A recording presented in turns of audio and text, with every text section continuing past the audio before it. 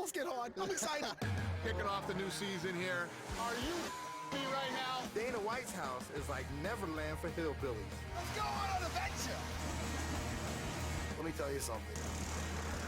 Oh my God. Disneyland. I want to thank Dana White for exposing me to a whole side of America that brothers ain't used to being exposed to. I decided that Dean Thomas and I would drag race. I felt like I was biting into a condom filled with bologna. Never judge a card until it's over. Everybody on that card came to fight. It's awesome, man. That's what this show is all about. UFC legend B Jey Penna returns to face rising young phenom Yair Rodraguez. My God, Rodríguez! UFC Fight Night, tonight at 7 Eastern on FS1. 2017 is going to be a huge year for me, and I'm going to kick that off tonight by getting my first win in the octagon against Jocelyn. I'm looking forward to coming out with a bang tonight. Super excited about it, and I look to get the W. I feel like I hold the edge over Jocelyn in the striking department, but I'm well-rounded, and I'm ready wherever the fight goes. Nina's in for a tough ride tonight, and I'm going to go home with the win.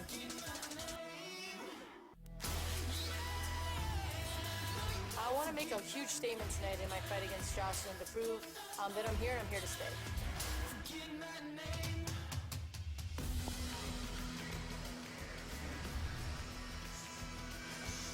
A good Sunday evening to you from the desert. We're live at the Talking Stick Resort Arena in Phoenix, Arizona for UFC Fight Night coming up in our featured Fight Pass prelim.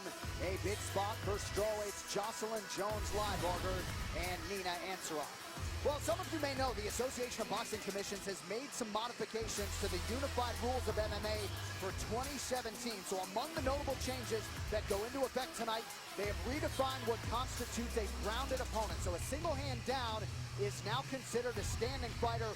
Also, DC, a fighter extending his or her arm with an open hand and fingers pointed towards the opponent is now in violation. Also, no longer a foul to heel strike the kidney from the bottom position. A lot to digest there. Yeah, for a long time, guys kind of played with those rules with that single hand down so that they didn't get kneed. So that's a very good rule. Really defines what a grounded opponent is. Secondly, the outstretched fingers towards your opponent is a really big one. I think it will help to curb a lot of the eye pokes and guys getting poked in the eye inside of the octagon. This is a very good change to the rule. Referees John McCarthy and Herb Dean met with the fighters here in Phoenix and explained the new rules to them in detail. Well, UFC Fight Pass stacked this week, 4 exclusive live events on 4 consecutive nights. We'll start with Alaska FC on Wednesday, then Kambache Americas on Thursday, Glory Kickboxing on Friday, and Titan FC on Saturday. It's all coming up this week right here on UFC Fight Pass. Well, it has been a tough week for our UFC production family with the passing of our colleague and friend Adam Snacks Geller.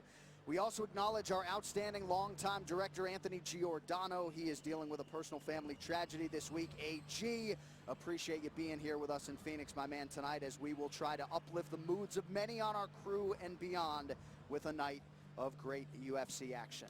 So to that end, we are now ready to go with the first of 4 exclusive UFC Fight Pass prelims. Russia's Dmitry Smolyakov has finished all 8 of his wins in the first round, but no W would be bigger than the one he hopes to secure tonight against France's Cyril Asker. The 2017 campaign begins with a crossroads battle in the heavyweight division, as European Cyril Asker and Dmitry Smolyakov will try to get into the UFC win column for the first time. France's Asker won 5 in a row before seeing his winning streak snapped by Jared Cannonier.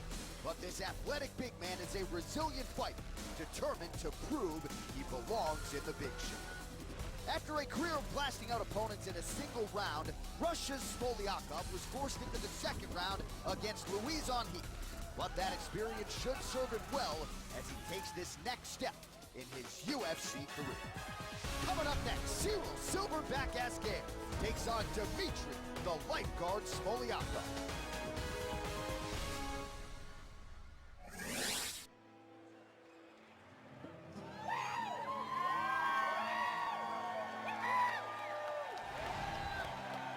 Fighting out of France, where mixed martial arts to this point is still not legal. Here is the 31-year-old Cyril Asker tonight, making the walk to the octagon for a second time. Yeah, you know, he's very excited. As I was walking into the arena, he was just kind of feeling the octagon. He was taking it all in, wanting to make a better impression in his second UFC fight. What I didn't expect was him to walk up to me and say, hey, do you remember when I came to AKA? I trained with Cain Velasquez before he fought Brock Lesnar. He said, I forgot my mouth guard, so I stuck a piece of toilet paper in my mouth, and I went there and did 2 rounds with Velasquez. He said, huge mistake I made by sticking a piece of toilet paper in my mouth and trying to fight Cain Velasquez. Well, Asker still has all of his teeth, perhaps in some part because he's pretty agile for a heavyweight.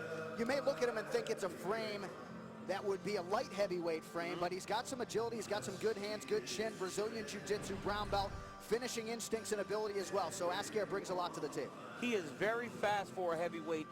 He does a very good job of being quicker than you expect him to, because he does kind of plod forward in the fights, but he throws nice straight punches, and he does what not many guys do in mixed martial arts, and that is he works behind his jab. So even though he's not the tallest guy, he extends himself by throwing everything off of that nice, crisp, fast jab. He had his first amateur fight at 20 years old, turned pro in 2012. He's competed professionally primarily in South Africa. His UFC debut last year, April, in Croatia against Jared the Killer Gorilla Cannonier. Obviously, we know what he's been turned doing into since. Yeah, so no shame there for Cyril Asker. Biggest win of his career over Ruin Potts back in 2015.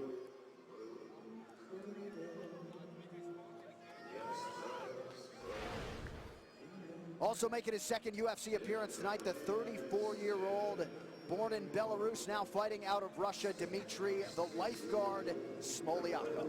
You know, I was in the hotel this weekend, and Dmitry Smolyakov walked up to me and he goes, do you remember me from when I was 16 years old? And I was like, no, how would I know that? He said, you guys came with the United States national team and worked out at our practice. And the coaches said, Daniel, go with this guy.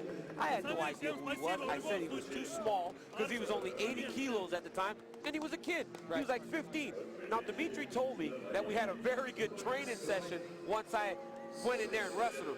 To my knowledge, I probably whipped him, but if he wants to tell it that way, then I'll let him. But this guy's a phenomenal wrestler. He showed me pictures on his Instagram, and he competed against some of the best wrestlers in the entire world. And not unlike a lot of wrestlers, got a little bit of a late start in mixed martial arts, so 34 years old, only a pro dating to 2013, and certainly coming in here motivated, obviously, after the UFC debut last year against Louise Anhique. Yeah, you know, man, because guys stay longer in the sport of wrestling when you're at the top, you do tend to get a little bit later start.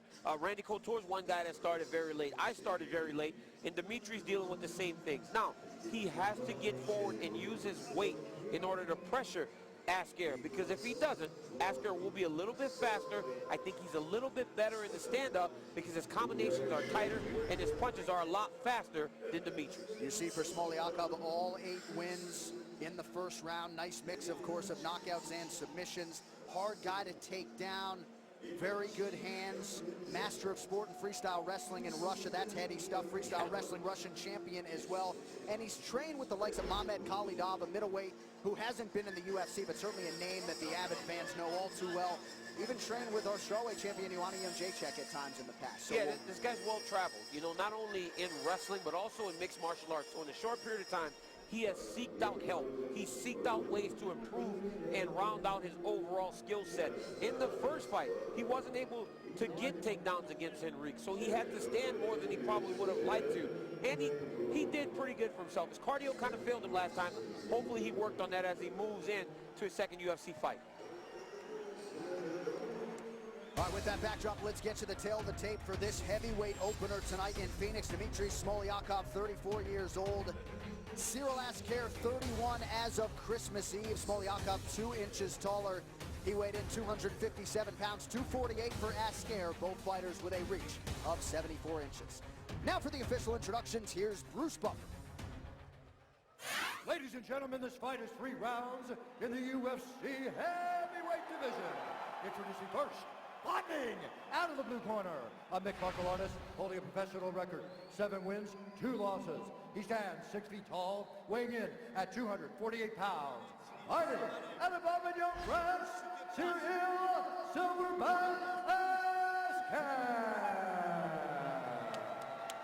Now introducing his opponent, fighting out of the red corner.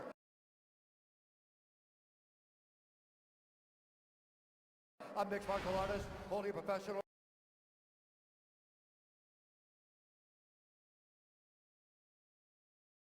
Oleksiy!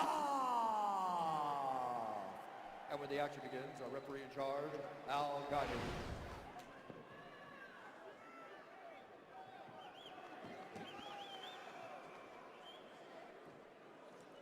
The beautiful Chrissy Blair with us here in Phoenix. Glad you are too, as we begin at UFC Fight Pass later tonight. 4 hours of live coverage on FS1.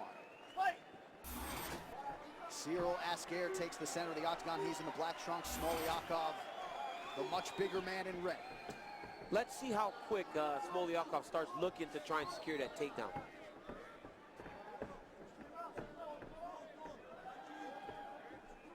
A lot of movement so far. You can see that Cyril Asker is a lot more active and a little more agile than Smoliakov just by them kind of posturing in the middle of the octagon.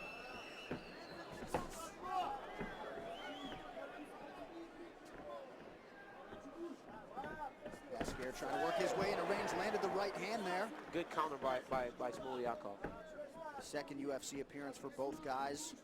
You get sick of hearing us talk about UFC jitters, but for a lot of fighters in that UFC debut, it's a very real thing. So figure to see some improvements, not just physically, from Smoliakov and Asker tonight. First fight of the night, main event, co-main event, it does not matter. The first time you step into the octagon, there are nerves, and you feel, I am one to tell you that 100%. Couple nice body shots from Smoliakov. That got Asker's attention, as did a potential eye poke here. Keep those fingers out. You're gonna watch those fingers, okay? Over here, sir. Over here. Come over here. Come over here. Over here. Over here. Over here. You okay? Got finger in the eye. I think it was more of a head. Okay? It looks like his head. It was accident. Yes. Okay. You all right? All right. Time in. Hard to see on that replay. Fight. Just a warning from the referee. Back underway here, early first round. You can see Asker starting to feel a little more confident there. That's like the third time he's thrown that overhand right. Kind of took a right uppercut there on the way in. This is not what we expected to see. You did not expect to see Asker, the one taking down Smoliakov in this fight. Those hammer fists count for Smoliakov. Asker seems unfazed, DC. He's getting busy on the bottom, but he needs to be getting back to his feet or trying to change his position. As you said, Asker is a Brazilian Jiu-Jitsu brown belt, so you got to be careful. Move right into the mountain, very easy there. Great Jiu-Jitsu by Asker. And this is a pretty good mount here for Cyril Asker. Just over 3 minutes to go, round one. Just posturing up. Smoliakov is doing nothing to try and control this guy's posture. He's just getting damaged and brutalized on the top, on the bottom. And now Asker's moving him towards the fence to try and make it harder for him to get back to his feet. Smoliakov covering up nicely here, but some of those shots from Asker are getting through. You can only cover up for so long. You have got to change the position. You need to be reaching up and controlling posture. Referee watching the action closely here, DC. I mean, not many of them are getting in, but I mean, he is getting beat up. Referee will have no choice but to stop this fight pretty soon. Fight back now. Smoliakov throws back some offense after that command from the referee. No bucket, he needs to... You didn't see the big damage and strike from the top, but the constant barrage of punches is what made the referee, gave him no choice but to stop this fight. So Cyril Asker with the biggest win of his career by a mile tonight. As he gets rid of Dmitry Smoliakov in the first round. Strong performance by the Frenchman tonight. That is why you don't call fights based on paper. On paper, we thought Smoliakov would be the guy trying to go and get the takedown. But here, you see Cyril Asker push into the fence, secured a double leg, locked his hands right under the butt. Once it was on the mat, this was no match. This was no competition. Asker goes to the north-south position and no problem slides right into the mount. It was like a hot knife through butter. Dmitry Smoliakov had no answer once Cyril Asker got to the top position. Here you see the hammer fist, the ground and pound, just constant barrage of punches that gave the referee no choice but to stop the fight. Great second fight by Cyril Asker. Asker sets a pretty good pace for a heavyweight, kept the pressure on, and gets Smolyakov out of there. Let's get to the official decision. We go inside the octagon now to Bruce Buffer. Ladies and gentlemen, referee Al Guidi has called a stop to this contest at 2 minutes, 41 seconds of the very first round. Declaring the winner by TKO, Cyril Silverback Asker. All right, Phoenix, here he is, Cyril Asker. Congratulations, man. All smiles, rightfully so. Biggest win of your career tonight. Outstanding performance. Congratulations. Thank you. The show begin good? You like it? Okay, I'm so happy to be in Phoenix. I love you guys. I come in this division and I will make the deal big. I won't fight one another. I love you, AC, I won't fight again. You certainly made a statement here tonight. We're going to take a look at the replay. If you could talk us through it. Some were surprised maybe that you went for the takedown early on, but you got it and pounded him out from there. Yeah, the game plan was go to the dark zone, shoot for the takedown, so you make it good, saying the coach. My head is here, you know, it goes very well, and I can't wait for another fight. Do you want to see me back in the cage? Thank you, guys! One final question. This was your second UFC appearance. How different did you feel making the walk tonight? Were you more confident walking out here tonight? Bro, I was so injured in my camp. For my last fight, I was like 25% of myself, you know, but I go because I'm a warrior and I'm hurt. I come in, I fight, I lost my last fight, and now I am 100%, and I want to kick every big ass. You proved you belong tonight. Go enjoy it. Ladies and gentlemen, the silverback Cyril Asker. Great job tonight by Cyril Asker. He says he wants to kick everybody's big ass, and he did just that tonight. Went in there, secured a takedown when he was thought to be the striker in this fight, and showed off his complete mixed martial arts game. Got down to the ground, moved to the mount, finished with just damaging ground and pound. Just stayed busy the whole time. Great job, Cyril Asker. The best way to rebound from your very first UFC loss is to come back and dominate and get a first-round finish. Great job, and only upwards and onwards for Cyril Asker as he moves forward in the UFC. All right, now let's get to look at what's coming your way on UFC Fight Pass. We are loaded, folks, live this Wednesday, January 18, Alaska Fighting Championship. Brian Ryan versus Julio Paulino. The following night, Thursday the 19th, Combate Americas is live, featuring a headliner between Steve Swanson and Gustavo Lopez. Friday night, the focus shifts to the Glory Super Fight Series, and then Saturday, January 21st, Titan FC 43 in the flyweight title fight between Jose Torres and Pedro Nobre. All you can handle, bro. Download the UFC app today.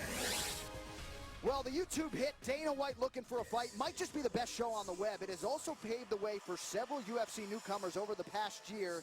Tonight, no different, as opportunity knocks for a Maynard.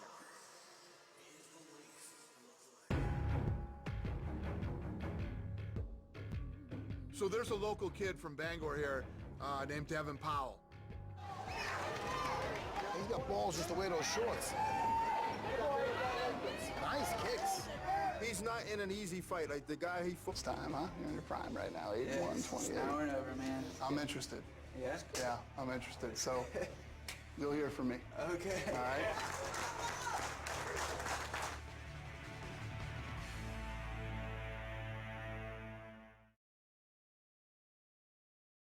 Get off the tippy toes. Last thing to leave the ground are the toes. Full extension, full extension. There it is. Come on. Training today is so much different than it was 10, 15, 5 years ago, even a year ago. Here we go, baby. Concentrate. There we go. Compose you, keep your core tight. There's a lot of things that you can do, like stretching moves and balancing techniques that people weren't doing years ago. Adapt to it, adapt to it. Doesn't matter what happens, adapt to it. Good, baby, looking good. Let's go. You know, there's a lot of people that come out of retirement or feel that they still have something to offer to the sport. Right into the sprint. Let's go. This round's not over. This round's not over. You see athletes do it all the time. Michael Jordan did it. Bring it back. You can rest when the round's over. but time is always against every athlete. There you go. Yair is younger. 180 hit. I think that BJ is going to have his hands full. 360 hit. All the way, all the way, all the way, all the way, all the way. And I think it's going to be a great fight. Time. Good. John, you want to talk about the future? I tell you what the future looks like. It looks like Yair Roдрiguez, a guy that can do everything inside the octagon. Not only can he strike, not only can he submit people, he has added wrestling to the equation. He's been trained at some of the best camps in the entire world. He has a confidence and a swag about him. This guy is ready to really make a statement tonight and move forward higher into the featherweight ranking, deeper into the top 10. Yair Roдрiguez balancing while doing the battle ropes. We didn't do stuff like that a year ago. I think I caught you wincing as you were watching that Rodríguez workout. Well, after years of slugging it out with heavyweight giant Serbia's Bojan Mihajlovic will now compete on a more level playing field. He makes his light heavyweight debut against Joachim Christensen. European talents intent on making a positive impression in the United States, Denmark's Joachim Christensen welcomes Serbia's Bojan Mihajlovic to the light heavyweight division here tonight. Well-versed in all areas of mixed martial arts, Christensen is equally deadly on the feet or the mat, making him a nightmare-style matchup for anyone. But the same could be said for Mihajlovic, a judo and luta livre black belt who has won 10 of his last 11 bouts, leading into this first foray at 205 pounds. Coming up next, it'll be Joachim Christensen versus Bojan Mihajlovic.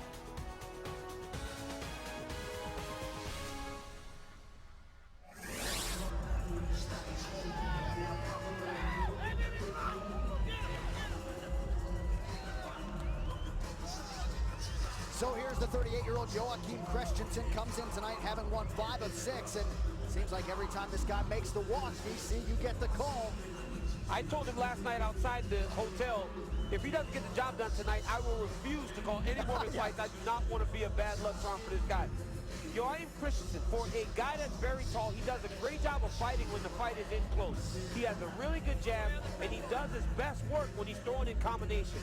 But when he gets pressed against the side of the octagon, he needs to go to that collar tie and just start working, just being busy. He does a fantastic job of throwing uppercuts, elbows, and that will also allow him to secure takedowns as he is a very good jiu-jitsu practitioner trained under the checkmat Brazilian Jiu-Jitsu program. You know that program. Yes, I do.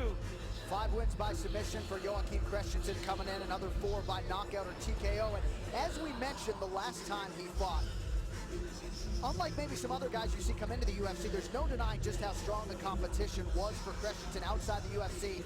Last 5 wins, opponents almost 50 fights over 500. So he brought with him some high-level pro experience to the octagon. Yeah, you never really know what you're going to get when you get a guy debuting, especially late in his career into the UFC. But Christensen had been in there with high-level competition, and he did make a good showing for himself in his UFC debut.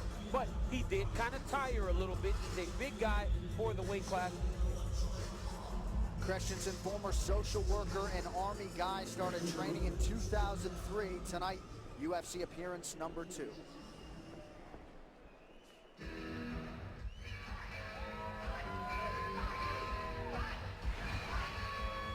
Also making his second UFC appearance here tonight, but the first as a 205-pound fighter, Serbia's Bojan Mihajlovic. Yeah, Mihajlovic is a guy that fought at 265 pounds, and he didn't get an easy fight at 265. He fought Francis Ngannou, who is a massive heavyweight. So he came down in weight class to a division that fits him more suitably.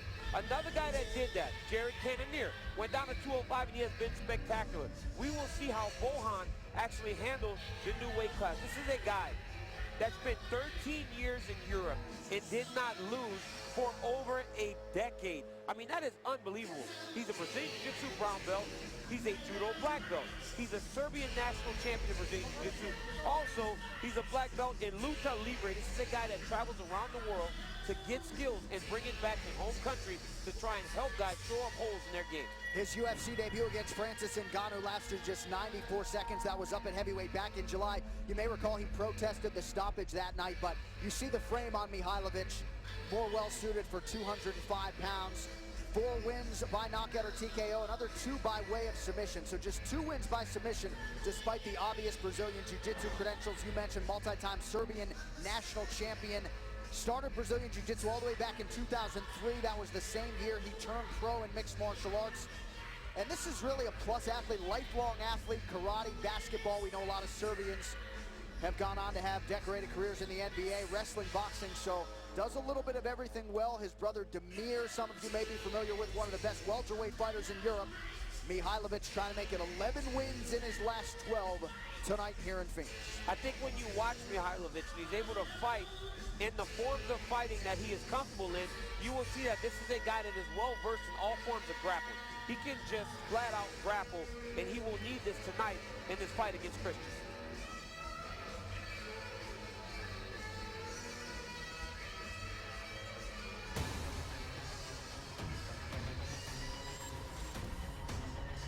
Here's your tail to tape. Bojan Mihajlovic, 36 years old. He'll be 37 in March. Joachim Christensen is 38. Big discrepancy in height. Christensen 4 inches taller. He will also have a reach advantage of 3 inches. All right, now for the particulars inside the octagon to Bruce Buffer. Ladies and gentlemen, this bout is a 3-round fight in the light heavyweight division. Introducing first, fighting out of the blue corner, a mixed martial artist holding a professional record, 13 wins, 4 losses. He stands 6 feet 3 inches tall, weighing in at 205 pounds. Fighting out of Copenhagen, Denmark, Joachim Christensen. And now introducing his opponent, fighting out of the red corner, a lutte livre fighter, holding a professional record, 10 wins, 4 losses. He stands 5 feet 11 inches tall, weighing in at 205 pounds. Fighting out of Azaki, Serbia, Bojan Mihajlovic. And when the action begins, our referee in charge, Nick Jones. Bojan Mihajlovic, not to be confused with Serbian UFC veteran Bojan Veličković. Get out the pronunciation guides, folks. That's easy work for John Anik. I tell you, anytime we need to find out how to pronounce someone's name, we call J.A. Well, thank you, man. The lovely Chanelette with us here tonight in Phoenix. Glad you are, too, as we get ready for light heavyweight action here. Joachim Christensen in white, Bojan Mihajlovic in black.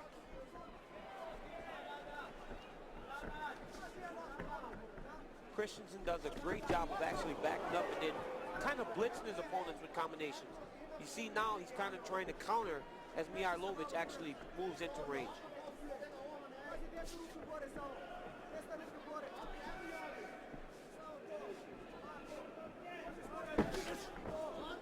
Good body kick by Christensen.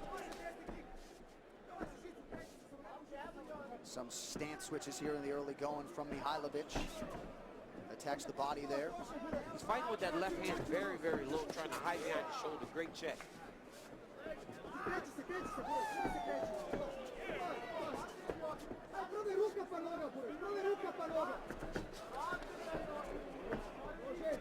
Christensen does good work in here. He does a fantastic job of actually just being busy when he's in the clinch. There you see that left hand working. Just over a minute gone by here in round 1.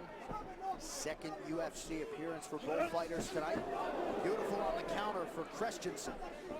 Mihajlovic actually really did show that overhand right. He paid for it.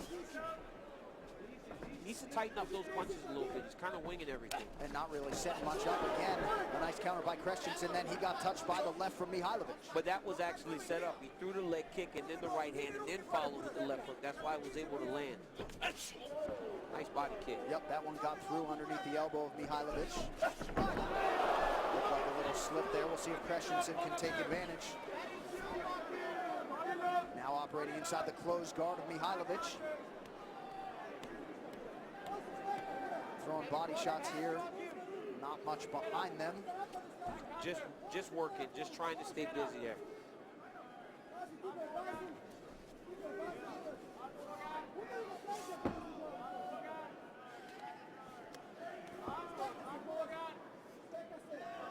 If the body's wide open, though, why not put some mustard on it? Just pace himself? Yeah, you've got to actually be putting a little bit more emphasis on those strikes. He's not really trying to land too much, but these elbows have some meaning behind it here. Even though it may not look like he's really winding them up, they do have meaning behind it. They can be short and still land with a lot of force. He needs to try and pass the guard here. He can't just sit in the guard. Referee will stand him up. Mihajlovic fought old friend Goran Relic all the way back in 2006. Comfortable fighting off of his back and being forced to do so here by the Dane Christensen. And he's doing a good job of actually controlling Christensen's posture. That's what we didn't see in the last fight. Guy was able to posture up very easy, whereas you see Mihajlovic now is actually holding Christensen in tight and really stopping the action. Christensen was trying to trap that right arm briefly. Under 2 minutes now to go, round one. Christensen's working. Now you can start to hear those strikes actually landing, and they sound a little more damaging sitting right next to the octagon. Those body shots really does affect your breathing. It may not seem like it's doing much, but as you're taking a breath, you know, you're just taking body shot after body shot after body shot. It's no fun. Some swelling around that left eye of Bojan Mihajlovic. Now he's got posture. Mihajlovic needs to try to get his feet on the hips and push Christensen away. He just took 2 big strikes from the top. Joachim Christensen doing a pretty good job staying busy to avoid any referee stand-up or thoughts of one. Yeah, every time it seems as though Big John is about to stand him up, Christensen gets his posture and gets off a couple big shots that actually gets the referee to let him work a little bit longer. You call it Nick Jones, Big John. Look at you. Oh, I'm sorry. I was looking at the fighters there. I think I wasn't paying attention. Wow. I'm looking at the fighters. Maybe I'm still harboring a little bit of emotion with Big John from the fight with Silva. There you go. He kept standing this up. Total strikes, you see 57-7. No surprise, all Christensen here through 4.5 minutes. And again, a telegraph there by Mihajlovic. Another big overhand right. That right uppercut. Oh, nice knee by Christensen. Here comes. Now these guys are going at it. Nice high kick. Oh, let's go. Let's go. Mihajlovic welcoming the firefight, but he's been on the wrong end of most of the action here in round one. Oh, big knee. And he's still talking. He's still talking. Strong first round for Joachim Christensen. He did a great job on the ground and on his feet. Big counter straight right. That was a good left hand by Mihajlovic. Again, telegraphing those strikes. He tried to throw the body shot, fell back. Christensen actually secured the position here and worked the majority of the round in the guard here. And then at the end of the round here, you see that right uppercut really does bother Mihajlovic, and that's when you see a guy start to posture. They'll start to talk to you whenever you're getting the best of them, but he did land a good left hand in there. Samo probaj da izađeš. Da izađeš. He's putting it to uppercut. You need to move out. Sele su svingovi. Use middle kick, molim te. Use your middle kick. Please use middle kick.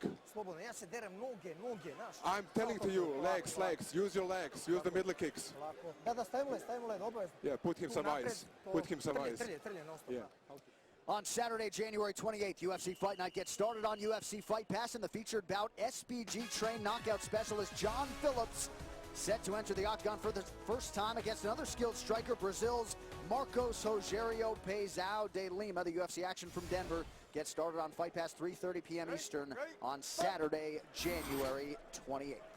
Mihajlovic's coaches were asking him to throw the middle kick, but he needs to actually set him up. If he just shows the kick before he actually throws it, he will get taken down and controlled again.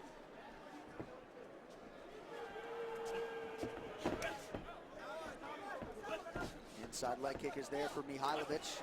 Just whiffed on the big left hook. Won't wow you with volume. Seems to be trying to end the fight really with every strike he's throwing. Yeah, he's throwing them with a lot of pepper on every single strike that he does throw. But he's getting hit with some nice combinations by Christensen. Another good combination by Christensen. Mihajlovic goes to the clinch position. It's exactly what he needs to do. He needs to be close. He doesn't need to be on the end of Christensen's punches. You've tried it. You know, you've tried to stand at range, and it hasn't worked for you, so you got to make an adjustment. And it looks like that's what he's doing now. One underhook here for Bojan Mihajlovic. 1 minute gone by round two. A lot of times when you get in this clinch position, man, it's all about the underhook. Whoever controls the underhook wins the position. And now you see Christensen starting to raise his left underhook. This will allow him to actually turn and change a position. He actually just gave Mihajlovic the underhook again on his left side. Christensen continuing to pepper away with that left hand, has the left foot between the fence and the canvas, preventing Mihajlovic from taking him down if he chooses to do so. Now Bojan actually needs to get close again. He has to keep this fight close. He cannot be at range against Christensen. Christensen's faster, he's a little cleaner with his strikes, and he's more aggressive and throws more volume. This is an easy turn for Mihajlovic. All he needs to do is lift that underhook and turn the position. He's right back where he needs to be. Great knee by Christensen. I was wondering how long it would take him to go back to that tie clinch. In the first round, at the end of the round, he landed a nasty knee, and he hasn't gone back to it yet. Those body shots will count from Christensen. Mihajlovic breathing heavy now here early round 2. And that's the thing, John. You never know how when a guy does cut down in weight classes, if they manage it correctly, that could actually take an effect on your cardio. If you cut too much weight too fast, and Mihajlovic may be actually dealing with that. Also with the damage that he's taken in this fight. He's took a low blow. Time. Okay. What? Right there. Go right there. Christensen acknowledged that he had landed a low strike immediately. Come on. Not intentionally. No, Not intentional, and you know that's the danger in inside kicks. It happens a lot. These guys are not trying to kick each other low.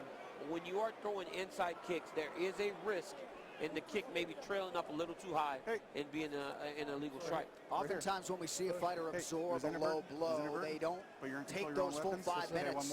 What is the mentality? I mean, there's got to be something in your head that says, hey, I should really take my time, but I want to fight. You know, when you train for these fights, your body is trained for 5 minutes straight. Sure so the break in the middle kind of does throw it out of whack if you're not careful. So I think guys are like, I'm trained to fight. I need to be back in there fighting and not take too much time. What if my body doesn't respond to the break as I hope it will? Another big right hand by Mihajlovic. Oh, that was checked.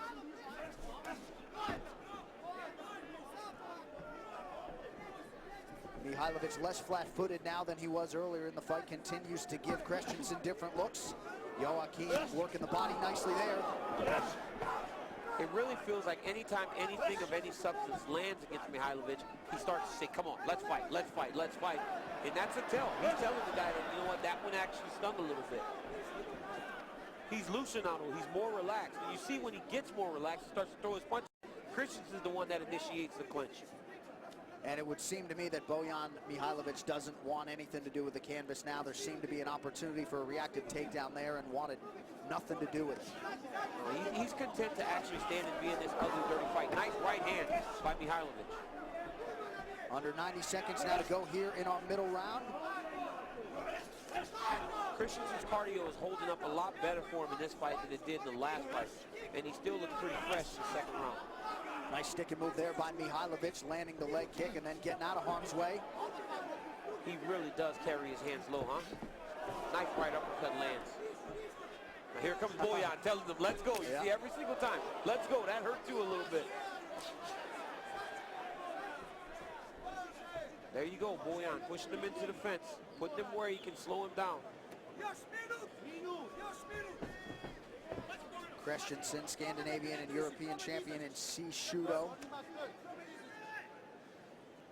For a guy that when I talked to him and his coaches and they bragged about his jiu-jitsu, he is not a guy that really pursues takedowns. And with his frame, you would think it would be pretty easy to lock around the body and do some trip takedowns, kind of drag guys down to the floor and put them in your wheelhouse. But he's very content with actually standing and striking with everybody that he's fighting. Christensen gets the knee to the body there. Seems like every time he's attacked the body, he has been able to land. Not much resistance from Bojan Mihajlovic. Well, Mihajlovic is content here. You know, he's getting the rest a little bit. The fight's not as frantic. He's able to actually control himself and is breathing a little better. Nice front headlock by Christensen, followed by a knee in the straight left right hand. Third and final round coming up. Mihajlovic figures to have some work to do. Mihajlovic right here lands a good combination, throws the left hand and loops the right hand over the top. once again, loops that right hand over the top. So he's done some good work inside. I know you're tired, but he's tired as well. There is no more explosivity, there is no strength. You have much more strength than him. Use your distance, use your distance. Pogađaš ga, one swinguje, Buraz, znaš koliko ih Use your swing, use your swings. Odlično je. It's great. Odlično. Swingove i kick. Swings and kick kicks. u telo, Buraz. Middle kick, swings. Zduvaćeš ga. Yeah, you're gonna do it, come on. He's dead, he's like tired. Samo polako. Just easy, breathe, breathe. Samo polako, samo na Just dišu dobro. easy, breathe. Dobro, Let's go, let's go, take some water. No. Got to be few worse feelings in all of pro sports than to be in a mixed martial arts fight and have the cardio abandon you. Oh, it is terrible, J.A. I mean, you don't want to be in there feeling gas where, like, the walls are closing around you and you have to go and fight another man for another 5 minutes. Now, I don't necessarily understand the cornering advice of Mihajlovic. They told him, use your distance. I don't know if that means get a little closer, because that would seem to be his distance. His distance isn't at the end of the strikes of Christensen. I think he needs to be closer. That's where he's doing his best work. And right away, Christensen actually closes the distance on him.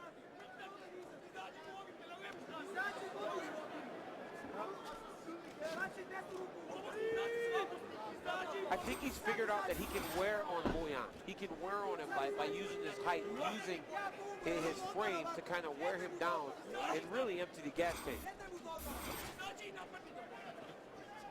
58 body strikes have landed thus far for Joachim Christensen. Unofficially has landed nearly 70% of his total strikes thus far and has Mihajlovic on the defensive here once more. It's just the activity. He's far more active than Mihajlovic has been over the course of these 3 rounds. And that body work is an investment. You know, it may not pay off early, but as the fight starts to wear out, you start to see there it is again. You know, come on and fight me if you get anything of substance against me.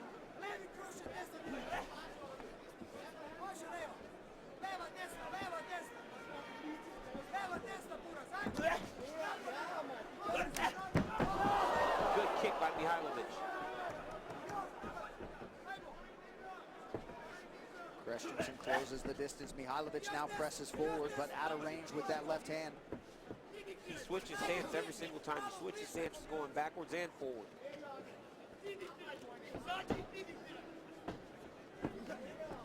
Another good knee by Christensen.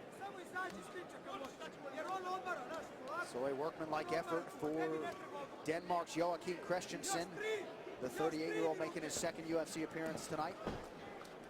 I mean, total strikes thrown are 210, 200. Joachim Christensen!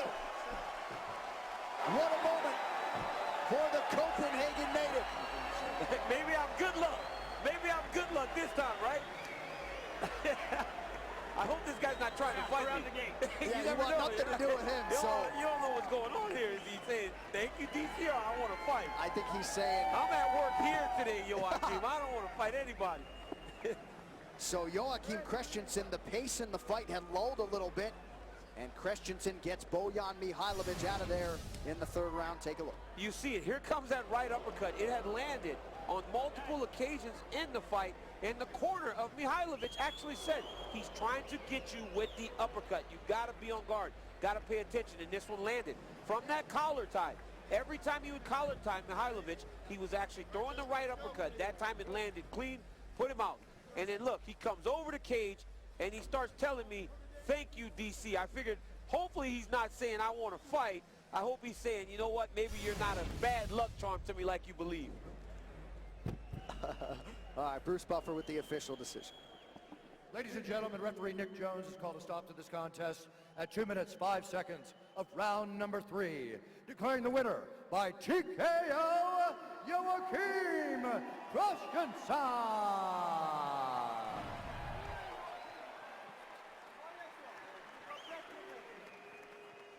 First UFC win tonight, Joachim Christensen. Man, congratulations. You controlled the fight really from the start. How do you feel about your performance?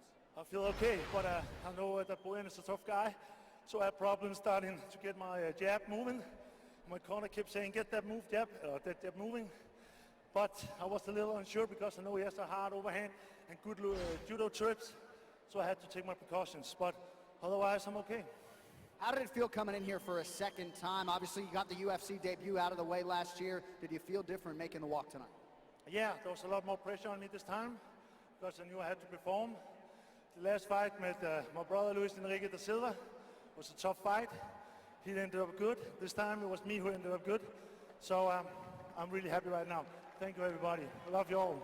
You attacked the body to great effect in this fight, and then you saw a window for the uppercut, and you put him out there in round 3. Yeah, exactly. He was putting his head down all the time, and I just had to wait for the right timing, and suddenly it was there. Lucky for me.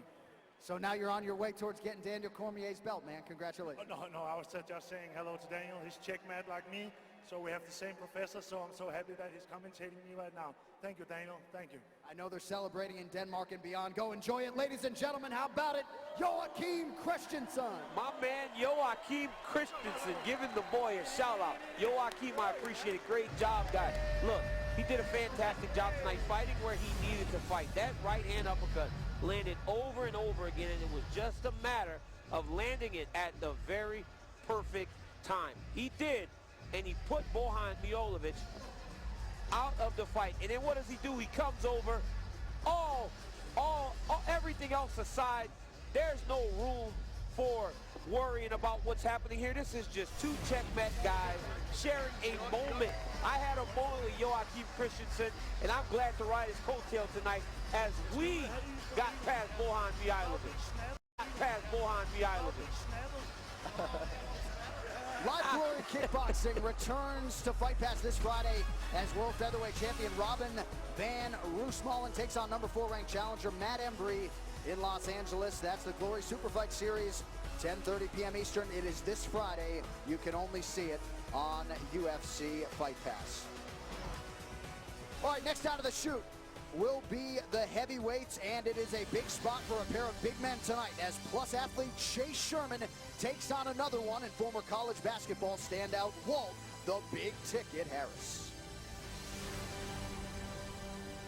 Heavyweights Chase Sherman and Walt Harris are known for fighting as if they're double parked out front, and fans are expecting more fast and furious action when they collide in the octagon tonight.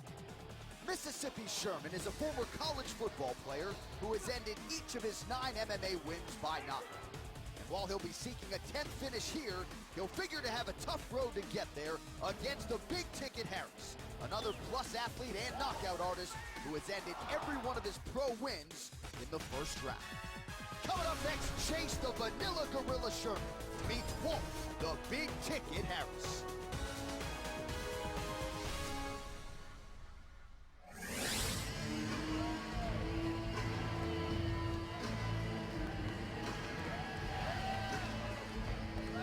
The Vanilla Gorilla. Fighting out of Mississippi, here is Chase Sherman. Comes in having won 4 of his last 5. Second UFC appearance comes tonight here in Phoenix. I love his nickname, the Vanilla Gorilla. A southern boy like myself from Mississippi. Trains with Alan Belcher. Really does look up to Alan Belcher.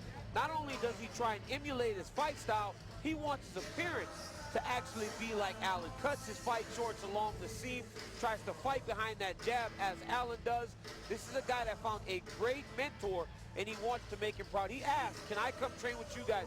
He's open to train anywhere around the country to try and accomplish his goals. You see Mike Winklejohn there in his corner alongside Alan Belcher. Chase Sherman has also worked extensively with Duke Rufus, purple belt kickboxing under Duke.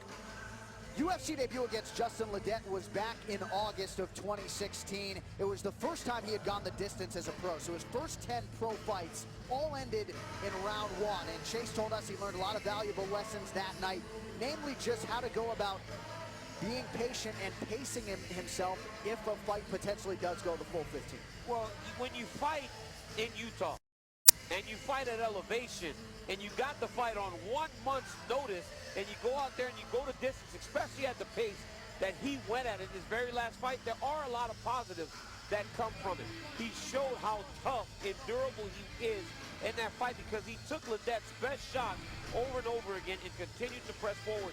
This guy is a very interesting prospect in the UFC heavyweight division. Tonight, he hopes that it goes a lot better. These guys all have an opportunity tonight to right the wrong of the debut, as we just saw in Joachim Christensen. Chase Sherman wants to do the same thing. Chase Sherman, former college football player at Division II Delta State University. I bet he could block, man. Offensive lineman. Also used to work as a sports performance coach, which figures to help him, at least on the mental side here, as he continues to cut his teeth in the UFC. He's also only been training 5 years, so this is still a developmental fighter. We'll see what type of strides Chase Sherman has made since his last fight in August. Y'all know what's about to happen. The same flow, what you call to action. Probably thought that we called the dogs off now. We still have those folks who smacked them. And now they're so pissed, the mouse are foaming. So here is the affable Walt Harris. Now, seems like all these fighters like coming over to the broadcast table when you call their fight. So when we worked Harris's last fight in October, after the fight, it went the distance. He came over to the table, and you told him he needed to do more. There's no denying, though, when he's active and when he's on, brings a whole lot to the table. I wish I could have given him a better assessment of his fight, a more positive assessment, but it was the truth. And his opponent went on to headline a card a couple months later. Walt Harris, when he is on his game, he has a fantastic jab. His best punch is his straight left hand. He's going to have to defend the takedown tonight and land that left hand. You see him throw it, he throws with conviction against Cody East here. You see that left hand land and put Cody East on his back. Now, because of his frame, the long arms, the long body of a basketball player, Walt Harris is able to land damaging, finishing type blows from the guard. If Walt is on his game, this is a fight that he thinks he can win, and he can win going away. Well, and he's favored to win the fight tonight at -145. Chase Sherman, the +115 underdog. You see Walt Harris trains at American Top Team. There's no denying the potential. I mean, when you watch him work in there, he moves like a man half his size. It's college football versus college hoops tonight. He started training in 2008 after a college basketball career at Jacksonville State University. Actually, at 6'5", had some NBA tryouts as well, but shortly thereafter switched his focus to mixed martial arts, and now tonight makes his 6th UFC appearance. And you mentioned the fight in October. That was against Shamil Abdurrahimov, who of course went on in December to headline against Derek the Black Beast Lewis. So this is a division of opportunity. There's no denying that. We'll see if Walt Harris can take advantage here in short order. It doesn't take much because heavyweights make statements and they make them quick. We talked to his coach, Dean Thomas, and he said the focus on this camp has been to work on the athleticism, on the movement, being that active, that great A-plus athlete that he knows Walt Harris can be. Once he achieves that potential, he believes that Walt Harris will be unstoppable. He's exciting. He can move. He can fight. He's from a great team. He needs to get better every time he steps into the octagon.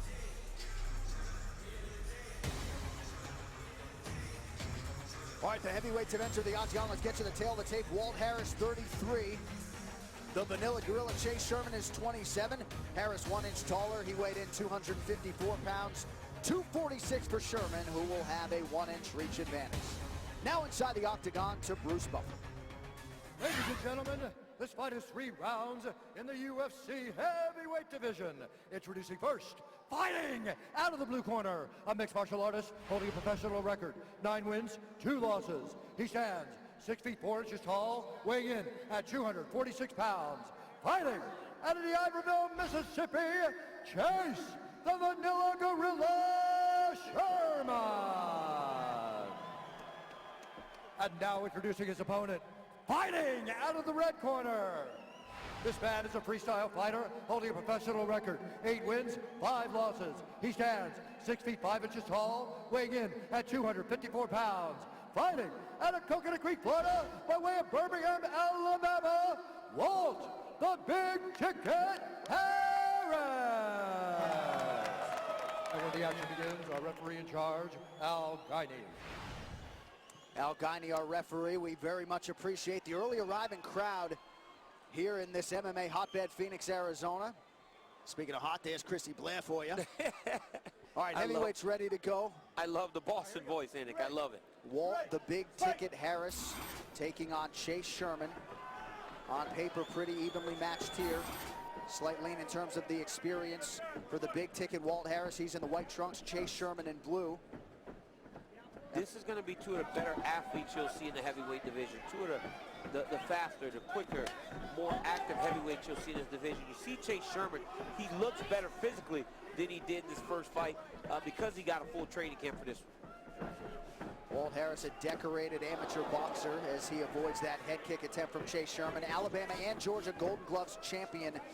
23-1 for Harris as an amateur in combat sports. All wins by knockout or TKO. Walt Harris it would benefit him to try and lead with the jab, as Sherman struggled with the jab of his opponent in his UFC debut. He tends to try and move his head after the punch is already thrown. He needs to move his head a little bit more before they actually start to engage. Pretty good 1-2 there from Walt Harris. 1 minute gone by round one. Watch those fingers. You see Chase doing a good job of keeping that left foot on the outside of Walt Harris's right leg. That's very important when you have a conventional fighter and a southpaw fighter. The guy that controls the foot placement is the guy that usually can land his punches a little bit faster and better.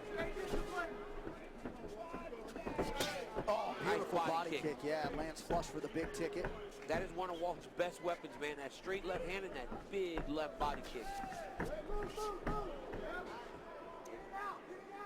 Looked like Harris was dealing with an eye poke there. Referee didn't see it. Didn't see it, told him, let's go. Yep. Correct decision by the referee. And the big boys fight on here. Just over 3 minutes to go in round one. I mean, is it fair to say Harris is one of the best pure athletes in this heavyweight division? He is, man, but he's got a guy in front of him that actually moves as well as he does. You know, I'm watching Walt, and Walt's a very athletic guy, you know, but Chase is actually a very athletic guy himself. But yeah, Walt Harris is a big, strong guy and very fast. Every time I watch these heavyweights, I cannot believe that was the weight class that I was advised to fight in. I can't believe I still have the same management team.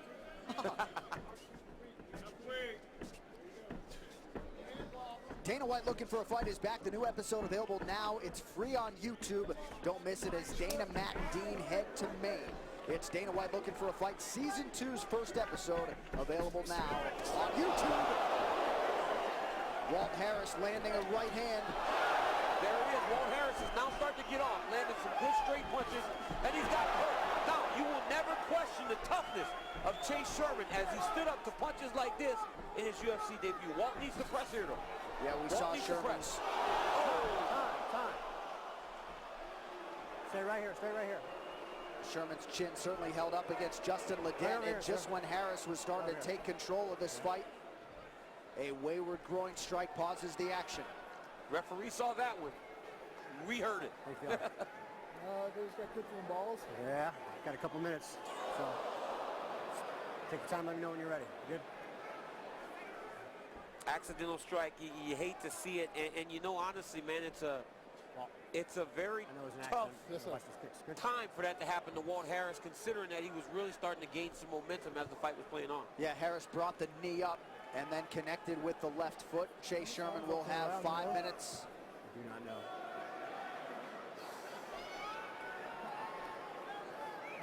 You feeling all right? There we go. Okay, give me a second. Chase just asked the referee something. I didn't catch it. I don't know what he said, but you could tell that he's taking some damage. Look at the right side of his body from those two body kicks, already starting to redden up.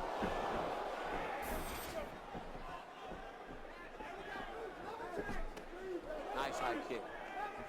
Harris able to get that left hand up to partially block it. Both of these guys move exceedingly well for this heavyweight division. Nice combination. Yes, sir. And he does have that. He does have the ability to throw in combination like that. He does need to finish, though, with a leg kick. He threw a real nasty leg kick earlier in the fight, but that's the problem is he's only done it one time. Sherman able to rip the body effectively there. A lot of potential for this 27-year-old out of Mississippi. You know, when Sherman started to take those big shots, it's because of what I said earlier. He tries to move after the punch is already at him, and his reflexes aren't fast enough to get out of the way. He needs to keep that head moving the entire time that he's in there, because he's doing a good job with his feet. It's just his head's not following.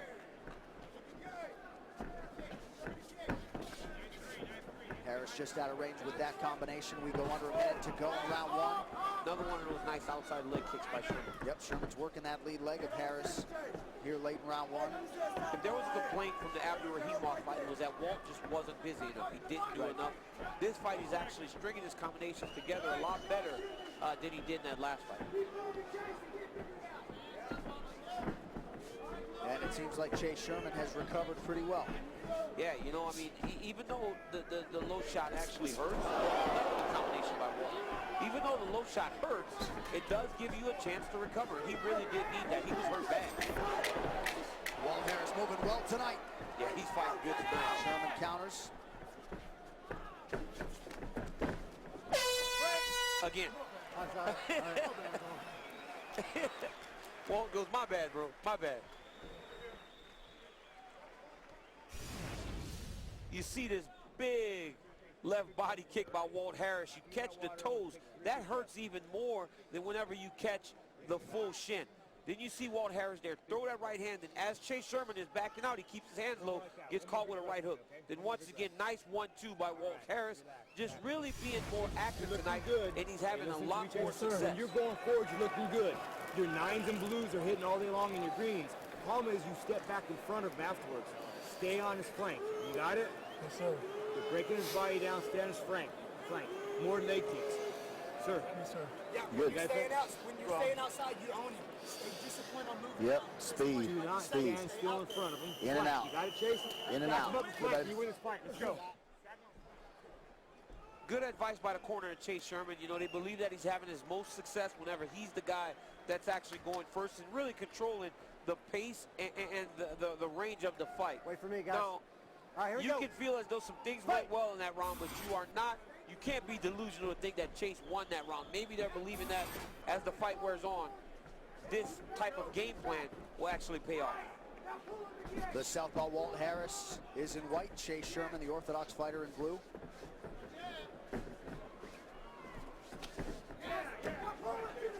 Sherman lands to the body. Harris continuing to close the distance.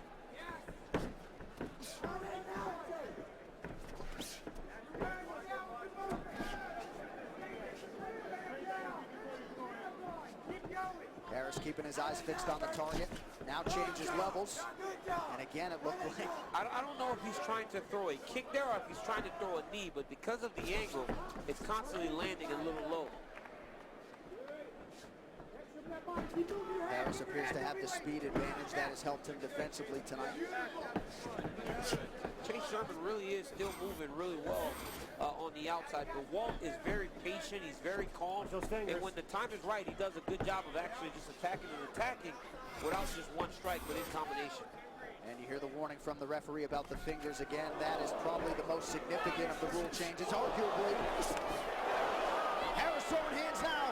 Once again, he threw that 3 times. Same combination. These boys are swinging some leather. Sherman's chin has held up to this point.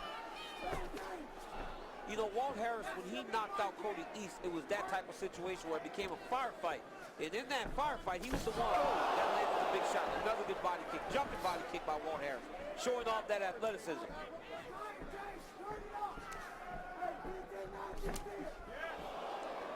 Sherman lands the leg kick. Beautiful left counter is there for Harris. No denying the Mississippi toughness of Chase Sherman. Needs another big right there. Wow, he can take some damage. I mean, these aren't punches from a 125-pound man either. Right. These are heavyweight shots being thrown with a lot of power, and he's taking them and still fighting in the way that he wants to fight. Straight jab by Walt Harris. And when Harris is at his best, he's working off of that straight jab. He's working off that jab, John, you're right. Under 3 minutes now to go round 2 into the corner of the big ticket. Let me get something to the body, Walt. Let me get something to the body. Oh, yes. Come on. Keep that jab on him. Halfway, Walt, halfway. Don't let him breathe, Walt. Don't let him breathe. Oh! Sherman goes down. That'll do it. The big ticket is back, ladies and gentlemen. Walt Harris. J.A., it does not matter what kind of chin you have, my man. If you take a knee, look at a shot like that, my goodness. Wow. Walt Harris told you, DC. I'm gonna go get him. Said I told you, DC. I don't know what I did to these guys. I'm telling you. What did I do to these dudes? Oh my goodness. Well, I think you did challenge Walt Harris after the fight against Shamil Abdurrahimov, and a laser-like focus for the big ticket tonight in getting Chase Sherman out of there in round 2. Nice knee, right hook, straight left hand, put Chase Sherman out. This big hammer fist wasn't really needed, but the killer instinct of Walt Harris. I've seen him finish 2 fights, and when he finishes them, it is nasty. Look at Dean Thomas celebrating. Dean said, when this kid puts it all together, you got a problem, UFC heavyweight division. Great job by the big ticket, Walt Harris. And his back was up against the proverbial wall tonight. And how about the toughness on Chase Sherman? He was, I thought he had recovered. Even, you know, when he got to the ground, it seemed like he had recovered, but a big win for Walt Harris tonight. Here's Bruce Buffer to wrap it up.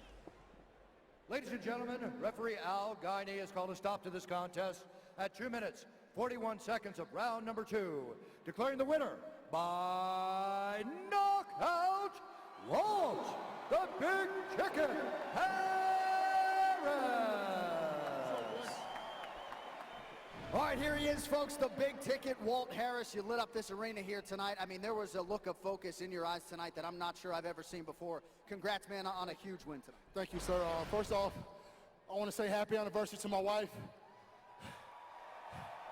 I also want to say I dedicated this fight to my college teammate, Chris Carroll. He was a huge fan of the UFC, huge fan of MMA. He passed away a couple months ago. I love you, Chris. That was for you. Happy birthday to my son, Elijah, and my kids back in Alabama. I love y'all, Daddy, coming home. There was no denying how big a spot this was for you coming in here tonight. What was your mentality making the walk and for this fight against Chase Sherman? Oh, man, I mean, my coaches, they instilled that killer back in me. They told me to fight like I was on a local circuit again, and that's what I did, man. And plus, I talked to Tyron Woodley. He told me to let my punches go in bunches, don't wait. So I took his advice. I also heard DC commentary on my last fight. He wasn't too impressed, so I was determined to, like, let him know I'm for real with this.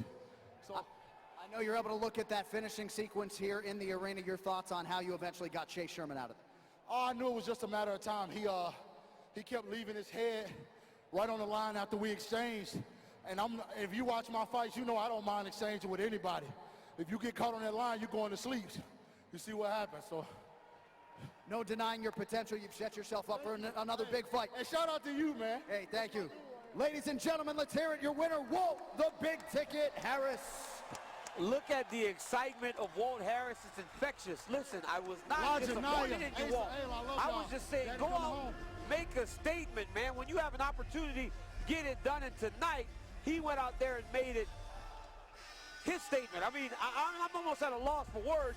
The guy came over here. I was just happy he didn't jump over the octagon and got in my face like the last dude. I'm sitting here with Mick Maynard and Sean Shelby saying, what did I do to these young men? Dude, why are you banging on him in the Abdurahimov fight? I was just saying get busy.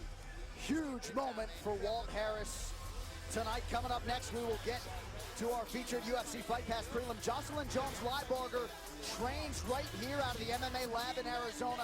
She will have the crowd behind her tonight as she takes on another fighter from another big camp, American top teams, Nina Ansaroff, the 31-year-old, also in search of her first UFC win tonight, the primary training partner and girlfriend of UFC bantamweight champion Amanda Nunes, has the spotlight firmly on her tonight here in Phoenix, Arizona. Well, a lot to look forward to here this evening, not the least of which will be the return of a mixed martial arts legend. B J Penn's made some changes in advance of this one, most notably training on the hallowed grounds of Jackson Wink MMA in the ABQ.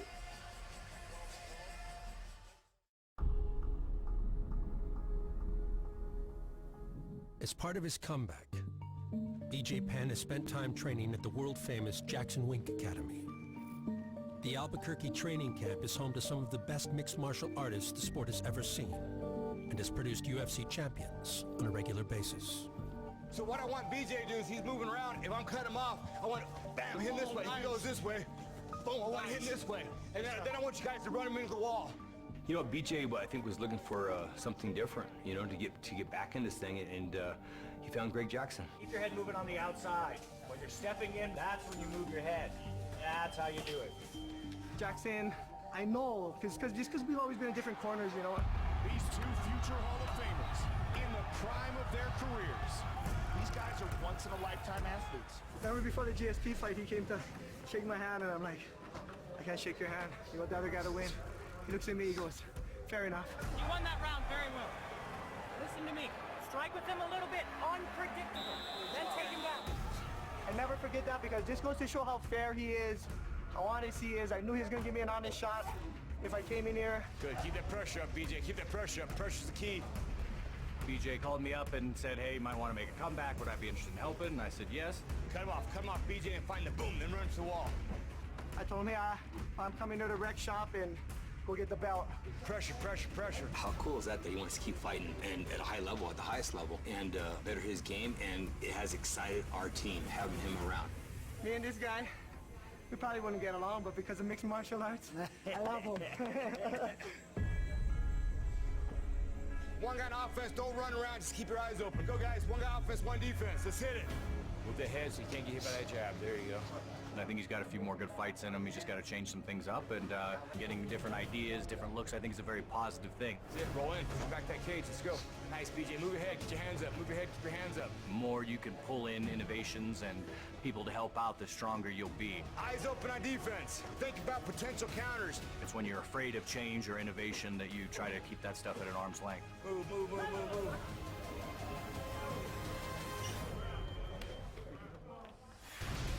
The legend B Jay Penn can get it done in a number of ways. 7 knockouts, 6 submissions, and 3 decisions. But when this fight hits the ground, you gotta believe this is where he holds the biggest advantage. B Jay Penn is a guy that has fought at the highest level for a very long time, his entire career. And he's fought the highest level guys over multiple weight classes. If B Jay Penn can get this fight to the ground, you gotta think, nobody can really go with him. He's the first American to win a Brazilian Jiu-Jitsu World Championship, and that's translated over to the octagon. This is a legend, guys. This is a guy that has fought so well for so long, he can never be counted out of a fight. So B Jay Penn headlining tonight, returning for the first time since the summer of 2014 against the 10th ranked featherweight in the world, Yair Rodraguez. That's the main event. Co-main event in the lightweight division, Joe Lozon and Mark Sheen held. Feature bout at welterweight, Court McGee and Ben Saunders, and we will open the main card with a big one in the flyweight division. John Moraga, fighting out of Phoenix, Arizona, taking on Sergio Pettis. All right, now to our UFC Fight Pass featured prelim.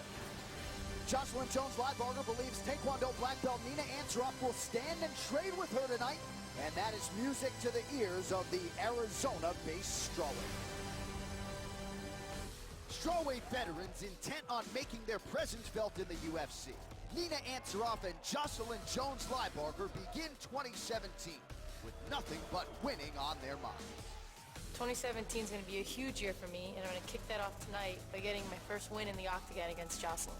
I'm looking forward to coming out with bang tonight, taking on Nina here in Phoenix today. I'm super excited about it, and I look to get the W. Now in her 7th year as a pro, the talented Ansaroff is a well-rounded fighter, one who is chomping at the bit to get back in the octagon after a year-long layoff. I've been out of the game for a year now with a knee injury, but I'm back now, strong as ever, and I'm going to go in there and show everybody what this year off has done for me. And she'll get welcomed back in a hurry by the aggressive Jones-Lybarger, whose first 2 UFC bouts against Tisha Torres and Randa Marcos proved that she was more than ready for the bright lights of the big show. You know, I think Nina's a great fighter. I feel I hold the edge in all aspects of the game. If Nina wants to go to the ground or stand and bang, I'm willing to do both.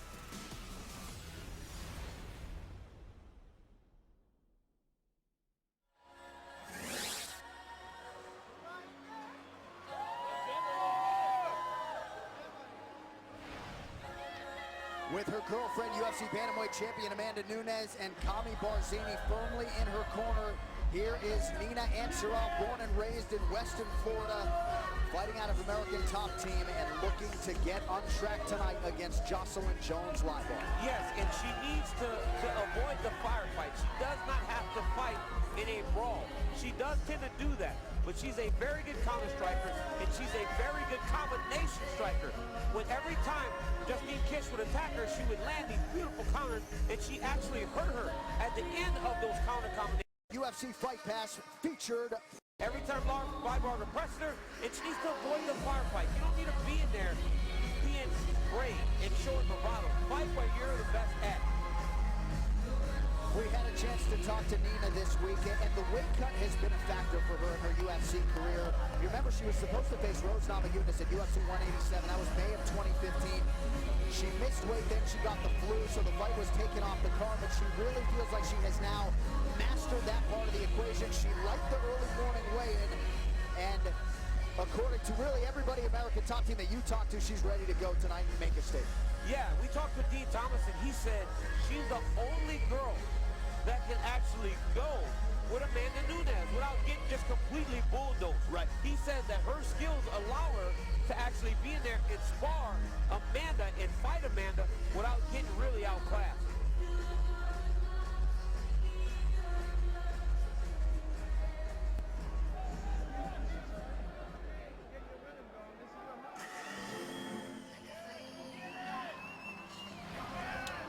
We'll see if Jocelyn Jones-Lybarger can bottle the emotions here. She figured to be buoyed by the Arizona crowd tonight and was so excited to get the opportunity to fight here in Phoenix, not far from her training home, the MMA lab in Glendale, Arizona. Yeah, she has fought tough competition in her first 2 UFC fights, so to get the opportunity to fight home is very big for Jocelyn Jones-Lybarger. I talked to her coach, John Crouch, and he said in her UFC debut, he felt she was a little stuck in the lights. The second fight, they headed in the right direction, and feels that tonight, everything will come together. The crowd being at home, fighting for the 3rd time in the octagon. They expect the best Jocelyn that we have all seen inside the octagon. The girl that they see every time they watch her inside the gym. 10th professional fight for the former RFA strawweight champion Jocelyn Jones-Lybarger. She's never been finished, and really little secret as to what she's trying to do tonight. She wants to strike. Had some good moments against Randa Marcos her last time out in June. We'll see if Jones-Lybarger can secure her first UFC win tonight. Also, we point out very close to her heart, DC, the Cancer Survivors of America. Yeah, she works very closely with the Cancer Survivors of America because her stepmother and her wife are both cancer survivors. So when you talk about people dealing with adversity, getting through tough situations, Jocelyn Jones-Lybarger is the epitome of that. She continues to press towards her goals, even though she's been dealt with a lot of adversity over the course of her life. So she fights for a great cause, and she is in the corner of a great organization. She has outstanding hands, a great jab. Her wife Jana in the building to watch Jones-Lybarger compete here tonight. All right, here's the tail of the tape. Jones-Lybarger and Ansaroff both 31 years old. Slight difference in height. 115 pounds for Jones-Lybarger, 116 for Ansaroff. Slight reach advantage for Jocelyn Jones-Lybarger. Here now, Bruce Buck. Ladies and gentlemen, this fight is 3 rounds in the UFC strawweight division. Introducing first, fighting out of the blue corner, a striker holding a professional record, 6 wins, 5 losses. She stands 5 feet 5 inches tall, weighing in at 116 pounds. Fighting out of Western Florida, Nina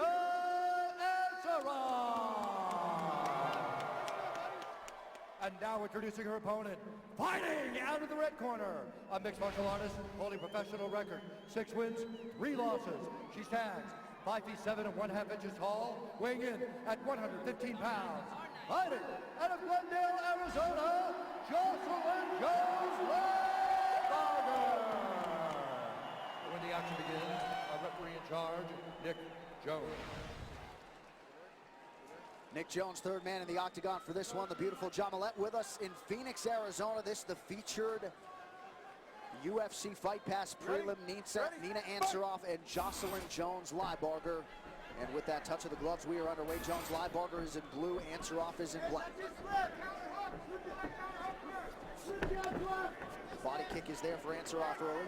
Ansaroff does a great job of landing that body kick, whether it be going backwards or finishing the combination with it. Lybarger is going to press forward because that's what she needs to do. She has to get close because Nina is actually a much sharper, cleaner striker than she is. Jones-Lybarger was hoping to fight this thing on a napkin in the center of the octagon. Nice combination by Jocelyn Jones-Lybarger. And in talking to both of these women this week, I mean, just both dripping with confidence. They understood the urgency for this one. Ansaroff lands an uppercut. Same type of uppercut we saw in the last fight. Every time she gets close, she throws that uppercut right off that collar top. Lybarger's doing a good job of actually timing her overhand right after she throws her jab. Nina's got to be careful. That left hand's a little bit low because she wants to counter as she's backing up. There it is, another overhand right. Lands again. It's landing every time. Ansaroff's hand's a little bit low. Jones-Lybarger working nicely off of that jab. Once again, that overhand right, because Nina's trying to counter with a left hook, and because she's trying to do that, she's carrying her hand a little bit low to throw the left hook. She needs to get those hands up.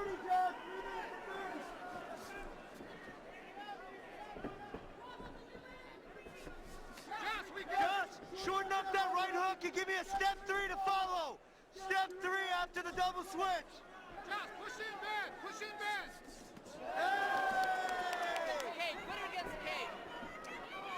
Great advice by the coach is shorten up that overhand right. Because it's looping so much, she's losing a little bit of the force on it as it lands. If she throws that thing with a little straighter, still loop it, but a little bit shorter on that loop, she may get full extension on that punch.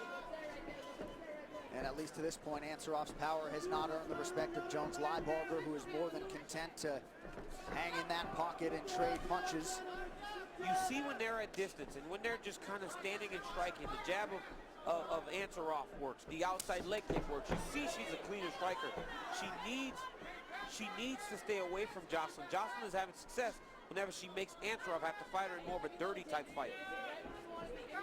And when you talk to the folks at American Top Team and ask them about the ceiling of Nina Ansaroff, as she lands a couple nice uppercuts there, they feel like the ceiling is a UFC World Championship. Yeah, man. Dean Thomas said that she's the best 115-pound fighter in their gym. Now, I could say, well, Luke Rockhold's the best 85-pounder in my gym, or Khabib Nurmagomedov is the best 155-pounder, but we don't have any more. Right. At American Top Team, Nina Ansaroff shares that gym in that weight class with Tisha Torres and the strawweight champion of the world, Joanna Jędrzejczyk. Dean was very specific, and he was very forceful in saying he wanted to be on record saying that Nina's the best of the bunch. Well, speaking of the women, the Octagon hits Brooklyn for the first pay-per-view of the year. Saturday, February 11th, main event will crown the inaugural women's featherweight champion. Former bantamweight champ Holly Holm faces Dutch striking specialist Germaine de Randamie. It is UFC 208 from Barclays Center in Brooklyn, New York, only on pay-per-view Saturday, February 11th. Tickets are still available.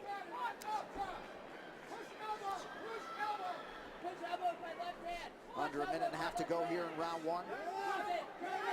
Closed guard now open for Jones-Lybarger. You see Nina Ansaroff actually change it up a little bit. You know, she went and secured a takedown because the striking was actually allowing Lybarger to gain confidence. So great job by Ansaroff for actually changing on the fly.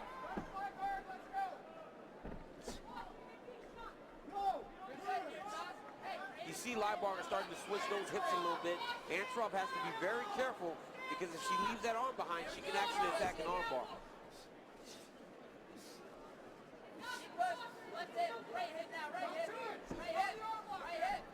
If Ansaroff wants to pass, she can, because Lybarger does not have her legs locked. Now she does in the guard.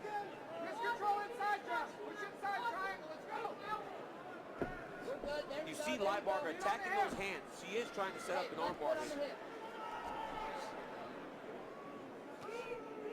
Ansaroff continuing to stay busy and land that right hand. Loads up on one there. Final seconds here of round one. Good job by Jocelyn Lybarger trying to get that left underhook to allow herself back up. Good punches by Nina Ansaroff. Yeah, and a good way to end the round for American Top Team's Nina Ansaroff. 5 minutes down, entertaining as we expected. The key to that is because she got her posture. She was able to posture up and get some big damaging shots off. Breathing right here. You take this water and listen. I need you to take 3 deep breaths. Hey, look at me. You got to be here right now. Okay, coach. You know how you're hitting that right hand? Yeah. You're getting a little bit wild at the end. That's why it's kind of getting wide.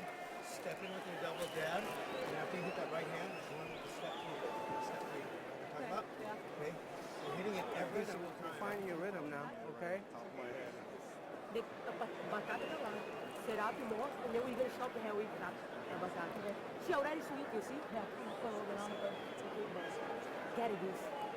You want this round. Like, keep it like, okay? Hey, feint. Well, one of the hottest prospects in MMA, undefeated flyweight Jose Shorty Torres, to be showcased live on UFC Fight Pass this Saturday. He'll defend his Titan FC title against Pedro Nobre at Titan FC 43. That is live this Saturday, 7 p.m. Eastern, only on UFC Fight Pass. You hear Jocelyn's corner telling her to shorten up that right hand. Don't be so wild. Try to throw it with a little more conviction, with a little more technique. She goes right out there and throws that overhand right again.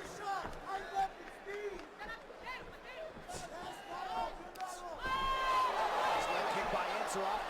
Cuts the legs out from underneath Jones-Lybarger. And goes right into the half guard. Ansaroff's trying to attack Kimura there. It'll be very difficult considering her body is on the opposite side of the arm she's trying to attack.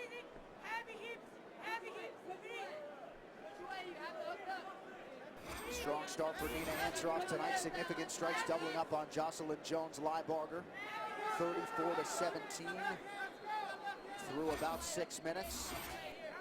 This is very smart by Nina Ansaroff because as a striker, when you knock somebody down with one of your techniques, you might want to stand up, but she had a lot of success on the ground at the end of round 1, so to go back to it is very smart.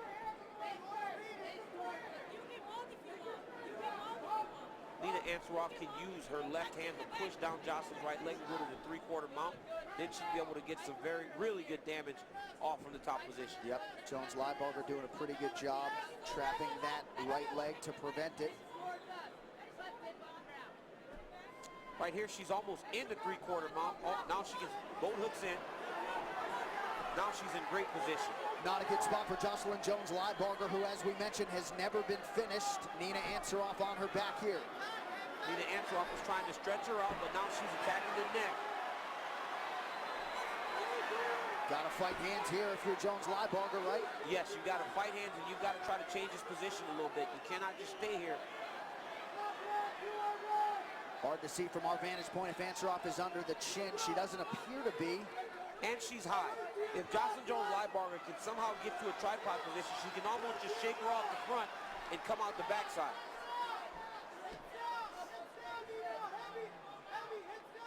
You hear Nina's corner screaming, hips down, heavy, heavy, heavy. Right now in this position, she can go right back to the three-quarter mount, and then Jocelyn will have a decision to make again. You see she's setting up the arm triangle here, Nina Ansaroff. One win by submission for Nina Ansaroff. It came by way of the armbar. She's a purple belt in Brazilian Jiu-Jitsu. You see, Jocelyn had to make a choice here. She had to re-give up her back because if she went to her back, she would have fell right into that arm triangle. So, great job by Ansaroff to make her make a decision to give up the bad position so that she can start to get off damage now. And that's a big right hand there that lands for Nina Ansaroff. Just over 2 minutes now to go round 2. The first step in defending this position is trying to clear these hooks. Lybarger's playing with her arms, when in reality, she needs to try to get these hooks out and get back to her back and get to the guard. This is dangerous. Right into the mouth. Beautiful grappling by Nina Ansaroff. And the clock figures to work against Jones-Lybarger here. Plenty of time for Ansaroff to work. She has certainly muted the crowd here in Phoenix with this performance here. Late round 2, 90 seconds to go. She's doing a fantastic job. There you go. Now you get to that tripod position and she can start to try to shake her forward, get her over the top. Sitting back in this position just allows her to start to work for her choke again. Nina Ansaroff is high. She's high over the head. She starts to shake. She might be able to actually drop her over the top of her body and change his position. Little cut now just above the left eye, maybe on the eyelid of Jocelyn Jones-Lybarger. In a hard position to defend here with under a minute to go. She's got to be. And Ansaroff fighting right in front of her power corner here. she's going to try to change it. She's got to shake. Ansaroff is high, but she needs to be very aware of her neck. She needs to shake. Just start to shake. Just use your body to move Ansaroff over the top. Great job by Nina. So Ansaroff maintains control of the back here. All this control, John, is coming from the hook. She has got to find a way to clear these hooks if she's going to change or reverse this position. She is not worried about the hooks at all, and Nina's controlling her with them. And you saw the control time there. It tells the story of this one, nearly 6 minutes of it for Nina Ansaroff, who continues to pound away on Jocelyn Jones-Lybarger. The road favorite, Nina Ansaroff, with a dominant round 2. Dominant round by Nina Ansaroff.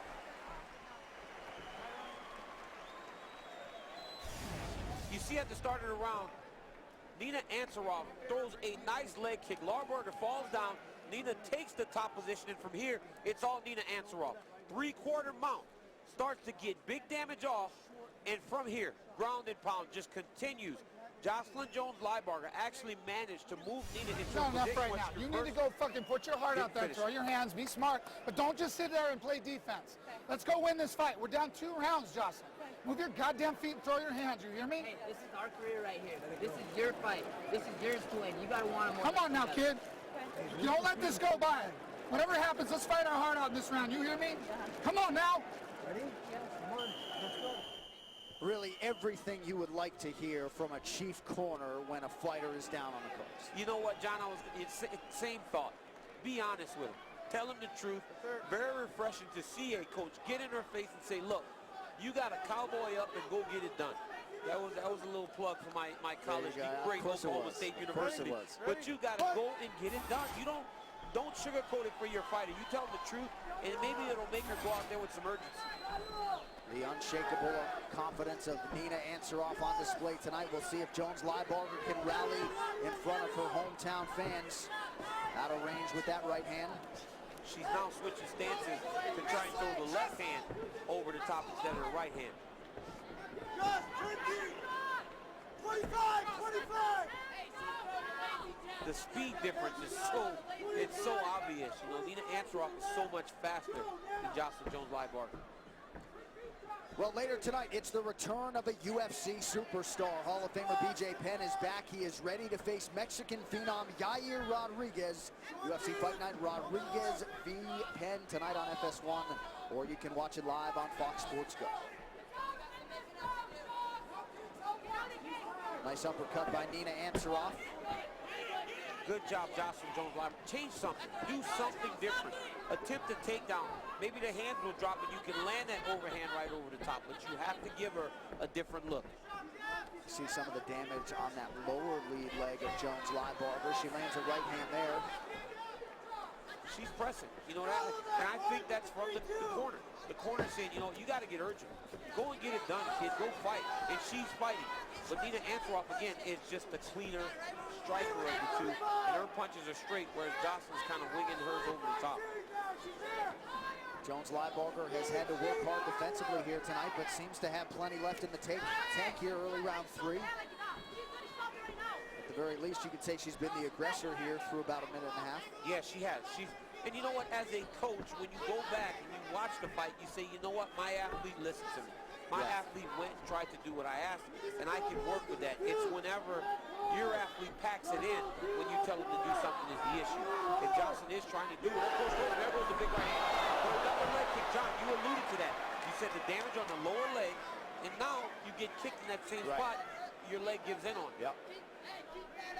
So with less than 3 minutes to go, a dominant position here for Nina Ansaroff once again. She has Jones-Lybarger mounted. Right back into the mount. I mean, we've seen this twice now, where you find some success in one position, you go back to it. Very smart by Nina Ansaroff. And I'm pretty sure her corners are telling her the same thing. On the ground, it's been a mismatch to this point. So pretty clean performance, really, from the start for Nina Ansaroff in what was a huge spot for her tonight. Now has the back partially of Jones-Lybarger. You watch Nina Ansaroff in that tight, low posture. Oh! That's more for control. Maybe she'll look for a submission. Those strikes are meant to actually open Jocelyn Jones-Lybarger up so that she can attack a neck, maybe get a choke, or maybe fall off for an armbar. Well, there you go. There you go. Right under the neck, looking for that choke. And might come here. Ansaroff still not under that chin. Oh, but this is trouble. This is over. This is over, Jay. Nina Ansaroff looking to be the first to finish Jocelyn Jones-Lybarger. Jocelyn is doing a fantastic job of trying to stay calm in a bad situation, but she's in some real danger here. There's the win, so there's the tap. Nina Ansaroff busts into the UFC win column, and she did it with style points on the road here tonight, champ. Yeah, man, you know, she kept her posture low, kept her weight down on Jocelyn Jones-Lybarger, landed a couple punches, made Jocelyn try and change positions, and the choke presented itself. Great job by Nina Ansaroff. Great job of showing her complete skill set. Not only the striking, but also the wrestling, the grappling. She did a phenomenal job tonight in getting her hand raised. And what a moment for the couple there, Nina Ansaroff and the UFC Bantamweight champion Amanda Nunes. And nice knowledgeable crowd here in Phoenix, even though their local fighter lost. A nice pop for Nina Ansaroff as she secures her first UFC win. And kicking out that leg, man. You see that nasty low leg kick to put Lybarger on the ground. You know, if I had my jiu-jitsu coach around, he would actually say she did everything I'm trying to teach you guys. Stay low, use damage to find the choke, and then she got the choke under the neck. She punched Jocelyn. When the neck presented itself, she just took it. She didn't force the submission. She allowed for the submission to come to her and got her first UFC victory. Great job, Nina. Certainly was buoyed by Amanda's performance a couple weeks ago. She was energized by it, and her performance reflected that. Once it goes into the books, it'll be the third latest finish in UFC strawweight history. Bruce Buffer with the official decision. Ladies and gentlemen, referee Nick Jones has called a stop to this contest at 3 minutes, 39 seconds of round number 3. Declaring the winner by submission due to a rear naked choke, Nina Ansaroff.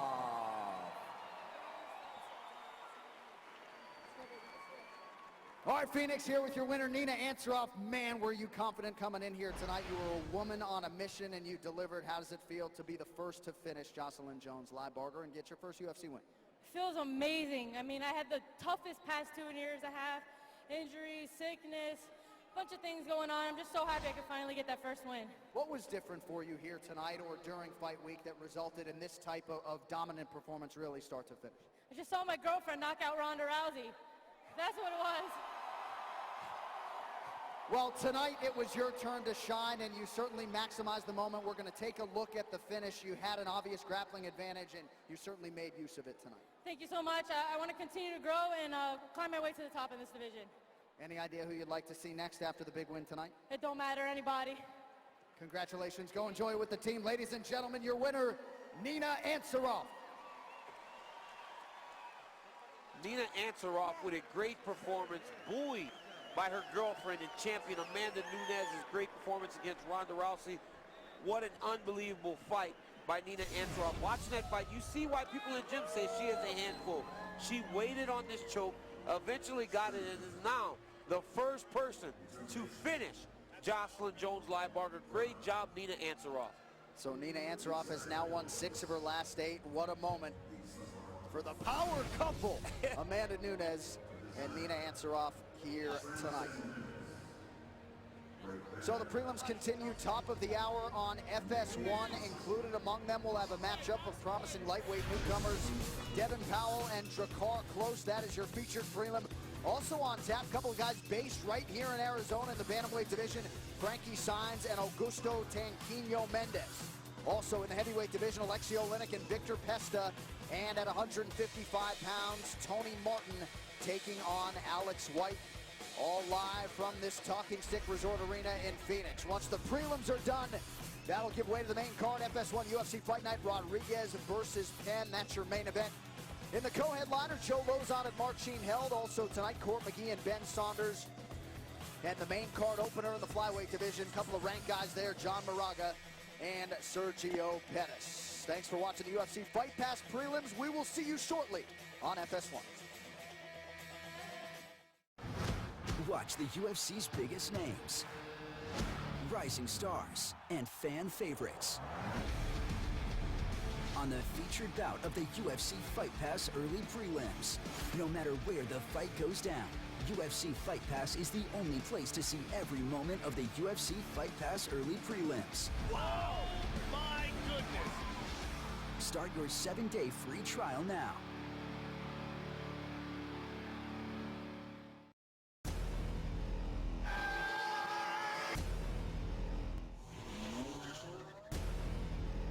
My nipples get hard. I'm excited.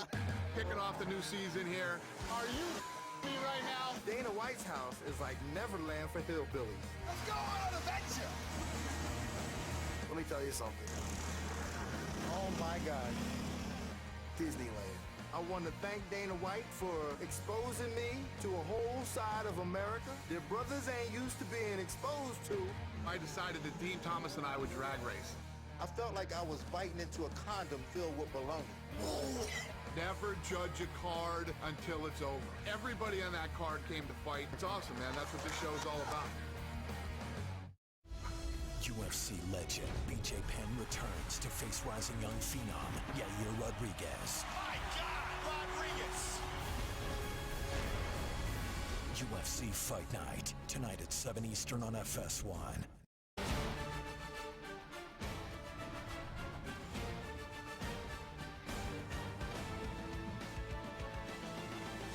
Sunday, January 15th, a legend returns to the octagon.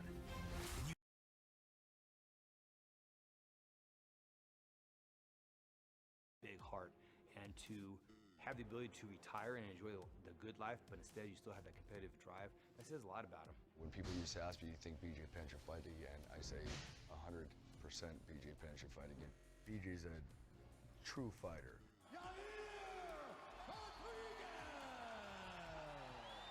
When Dana offered me this fight, I said, perfect, this is the kind of fight that I want. And, you know, I want to fight someone in the top. That's all I've ever known, was fighting the best guys. He's up against a very tough, strong, top 10 guy, you know, and that's where BJ fights his best. That right there, ladies and gentlemen, is the greatest lightweight in the history of the sport. Walk out, see the crowd, feel the energy, and they're going to get a night that they're not even going to believe what's going to happen. On Sunday, January 15th, a legend returns to the octagon. UFC Hall of Famer Би Джей Пенна faces electrifying striker Yair Roдрigez in the main event. Plus, fan favorite Joe Lozon takes on Polish finisher Marcin Held. And veterans Court McGee and Ben Saunders go to war. UFC Fight Night, Sunday, January 15th. Only on Fox Sports 1.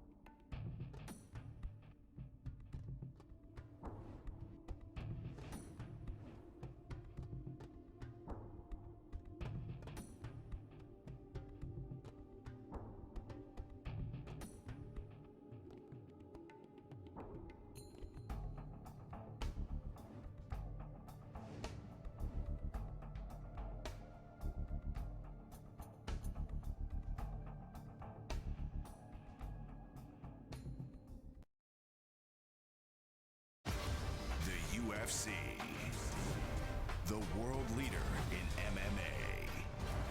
Experience it on FS1. A great time of year to be in beautiful Phoenix, Arizona. The UFC kicking off a loaded 2017 in the desert. 4 hours of action coming your way right here, right now on FS1.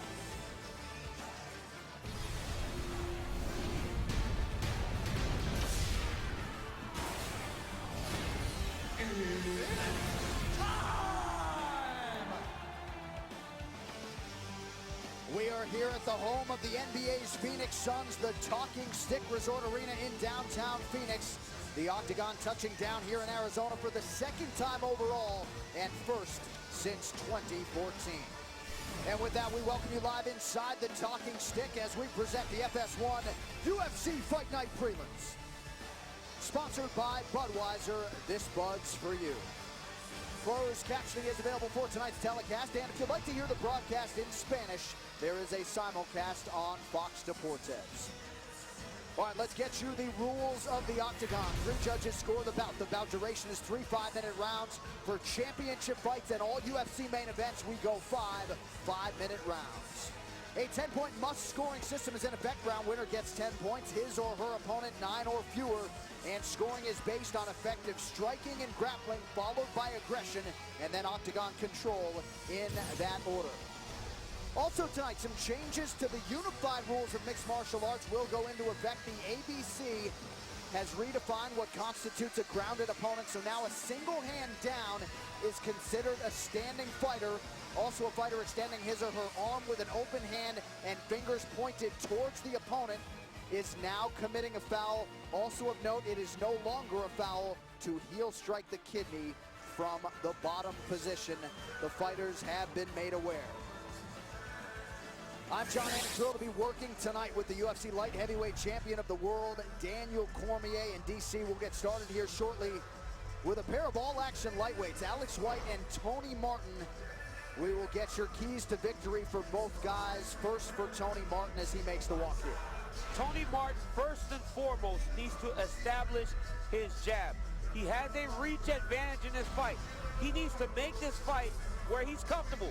Secondly, he needs to secure the takedown. He's a guy that can wrestle, can mix up his attacks high and low. Lastly, he needs to diversify his attacks. He cannot be just a boxer in here. He made the move to Rodríguez to learn his striking. To round out his striking, he needs to use every key. His opponent, Alex White, he needs to first and foremost establish the leg kicks. He's got to go high with his punches, low with the legs. Not only kick the legs, but do it after throwing combinations. He's got to use his footwork. He's very active. He did it against Artem Lobov. He was never where his opponent expected him to be. And lastly, he should throw his punches in bunches. Throw in combinations. Be active. He said that his opponent is a pretty fighter. He's a guy that likes the pretty fight. It looked good to the fans. They look clean. He wants to make it a dirty fight tonight if he's going to get his hands raised. And also of note tonight for Alex White, this will be his UFC lightweight debut. His previous 4 UFC fights have come down a division at featherweight. He was depleted. He is not depleted tonight. Our tale of the tape is sponsored by Budweiser. This Bud's for you. Tony Martin, 27. Alex White is 28, both fighters 6 feet even, both weighed in at 155 pounds. Tony Martin will have a reach advantage of 2 inches. All right, now to get us started, the veteran voice of the Octagon, Bruce Buffer. Ladies and gentlemen, we are live from the Talking Stick Resort Arena in Phoenix, Arizona for UFC Fight Night, Rodríguez versus Penn. And now, this fight is 3 rounds in the UFC lightweight division. Introducing first, fighting out of the blue corner, a mixed martial artist holding a professional record, 11 wins, 2 losses. He stands 6 feet tall, weighing in at 155 pounds. Fighting out of Farmington, Missouri, Alex the Spartan White. And now introducing his opponent, fighting out of the red corner, a mixed martial artist holding a professional record, 10 wins, 3 losses. He stands 6 feet tall, weighing in at 155 pounds. Fighting out of Boston, Massachusetts, Tony Martin. And when the action begins, our referee in charge, Al Guidi.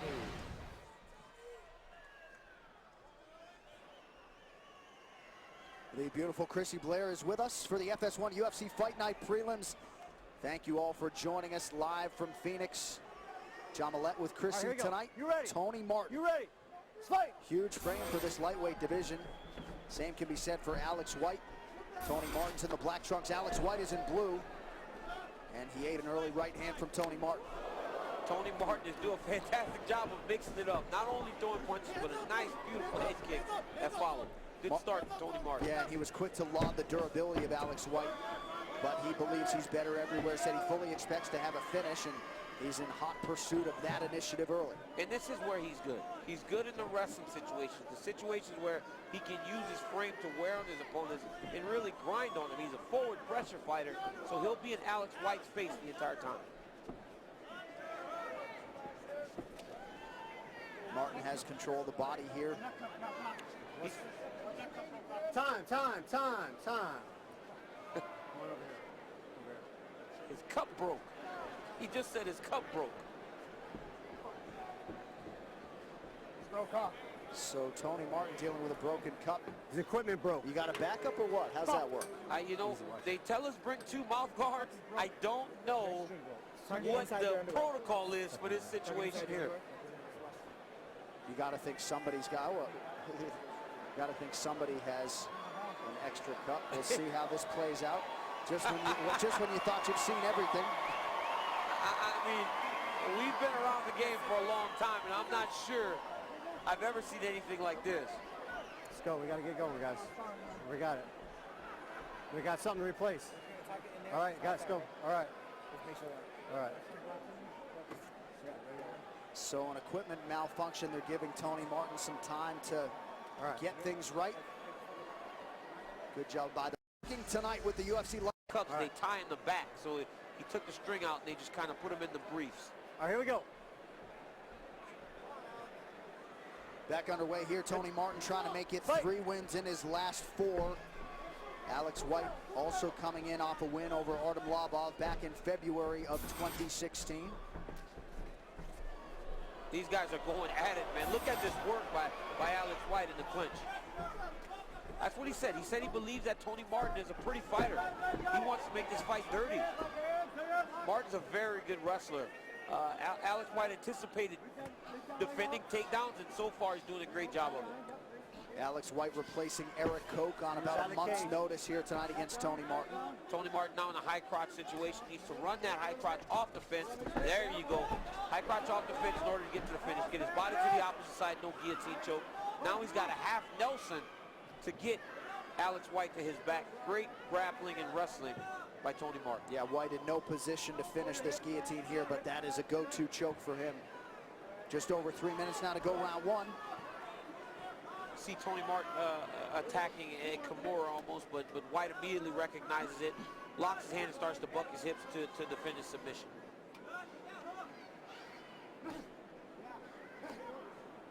Tony Martin, a Brazilian Jiu-Jitsu brown belt under Brock Lawson, who is in his corner tonight. Martin used to fight out of St. Cloud, Minnesota, now fighting out of Boston, Massachusetts, as you heard. Team City on Tong, Boston, Mark Delagrati. Tony Martin has done a great job of actually forcing Alex White's back to the side of the octagon where he can get his damage off. Back in the day, that was a very, very popular position to get ground and pound off, but then guys started to wall walk and climb up the back, so we started to try to turn him to the center. But now, because of his position and his posture, he really does have Alex White in a bad spot.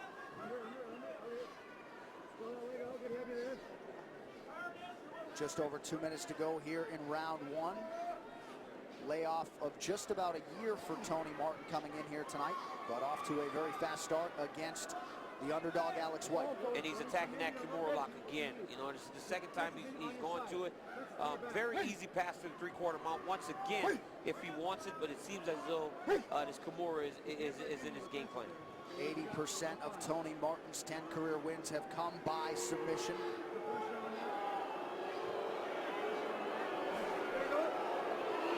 Now he's moved that Kimura off of the belly and starts to try to separate it from the body to try to get a finish. It'll be very difficult to finish the Kimura from the half guard. It better suit him to actually get the side control. There you go. Now start to work his body towards Alex White's head in order to finish the Kimura. 3 Kimura wins for Tony Martin in his career. You may recall back in 2014, beautiful first round Kimura to get the Brazilian Jiu-Jitsu black belt Fabricio Camois out of there. For Alex White, he needs to try and dig that left underhook to try to shift Tony Martin over the top of him so that he can escape and get back to his feet. Now you see Martin going to that three-quarter mount.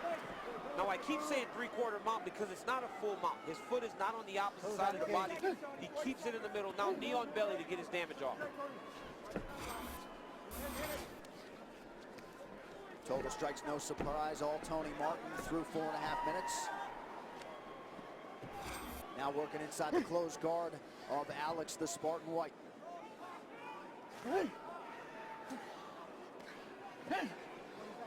Well, White is nothing if not durable. We have seen him take some punishment and keep on coming throughout his UFC career. And now he's doing a better job of controlling Tony Martin's posture. Oh, big right hand for Tony Martin down the stretch in round one. Nice round, guys. Water, water, go with him, tell him what to do.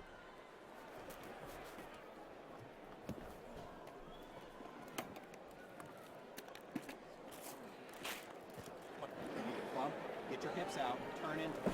You gotta turn into it, buddy. Get that far side underhook. You know you have to have that underhook. Underhook. Turn into him. You're awake now, all right? Come on, get in there and fight. What you gotta do? Get you down again. Nope. Get your hips out wide. Cover his head with your hips. Okay?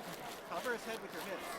You're doing good in the stand-up. He takes at your power. He does not like it. Don't let him get you close to the cage again, okay?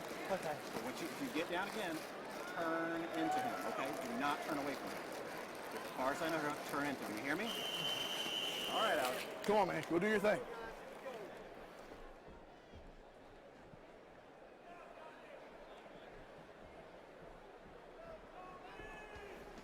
The Octagon hits Brooklyn for the first pay-per-view of the year. Saturday, February 11th, the main event to crown the inaugural women's featherweight champion, former 135-pound champ Holly Holm will face Dutch striking specialist Jermaine Durandamy. UFC 208 from Barclays Center, Brooklyn, New York. Only on pay-per-view. Tickets are still available. The corner of Alex White was very adamant about him not getting his back against the side of the octagon. They said that Tony Martin felt his power and he did not like it, so anticipate a takedown coming sooner.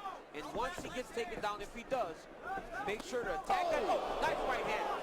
Nice recovery from Tony Martin after being knocked down, but White now lands to the body. So a window here, early round two for White. And White's doing a good job of pressing. Here comes that takedown. Nice job by Tony Martin, really recognizing where he needs to be in this fight. So if you're Alex White, what are you looking to do here as you try to minimize the time spent on your back? If you're Alex White, you're doing exactly what his corners told him to do. You got to attack far side underhook, turn into him, and try to get back to your feet. When you're on your feet, you are having success. But you cannot be head against the side of the octagon and getting beat up and not really controlling posture. Get your back against the cage now. Back against the cage. Back against the cage, Alex. Martin continuing to work here for a dominant position. Big takedown for him here after the early shot landed for Alex White. Alex's coach, he's right in front of him. He's telling him great advice. Tell him, get your back against the side of the octagon. Wall walk back to your feet. You need to get this fight. Back to your feet. But Tony Martin's doing a fantastic job of getting nice, good posture. He's shelving that outside leg and able to get some good damage off on Alex White. Now these right hands are landing very well. Up kick from White, landed partially, but Martin now back inside the open guard of Alex White. Now he's starting to pass to that half guard. Good job by Tony Martin. Under 3 minutes to go here in round two. There you go. Turn into him, Alex. Turn into him. All right, see, let go of his leg with your legs, Alex, and turn into him. Into the red corner now of Tony Martin. Keep that underhook. Keep that leg underhook.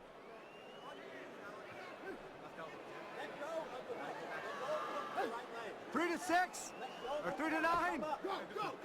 Let him in half side now and come up. Let him half side now and come up. Let him at the side now, Alex, and come up. Hold See some of that damage to the inside of that right leg of Alex White. Does not look pleasant. Push it. You hear the corner of Tony Martin screaming out 3 to 6, 3 to 9. All that's code. You know, you don't know exactly what they're calling for. You know, they're calling elbow, punch to the body, elbow. You don't know exactly what they're wanting from their fighter. But they're calling for something, and you see Tony Martin now move to the mount. White having a hard time bucking him off.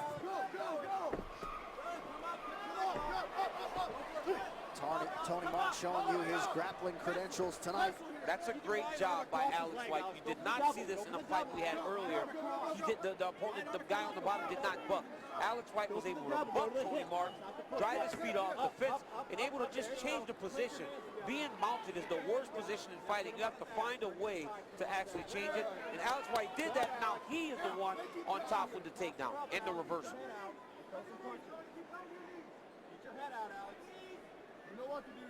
Don't let him pull it to more. White has a very good offensive submission game, but do you figure he's going to try to slip out here, get back to the feet? You see Tony Martin actually attacking that Kimura again, and that Kimura, he would take it if he got the finish, but the reality is that was more to actually stop himself and get it taken down. Under a minute to go, yeah, Alex White lands to the body, but Martin able to close the distance once more. Just unable is White to get that separation. White's coaches told him, when Tony Martin's on your legs, you have to get your weight over his head. That's the only way he's going to take you down. I mean, I've got to really commend both corners. They're doing a fantastic job tonight. Alex, push that elbow down with your right arm. Tony Martin's doing a fantastic job of controlling the underhook, man. It seems like a very simple position, but the underhook wins in most situations in a fight, especially against the side of the octagon. Continuing to pick his spots here with the strikes, even punching to the inside of the thigh of Alex White. So a good start to the round for Alex White, arguably a better finish to it for Tony Martin. We'll be right back.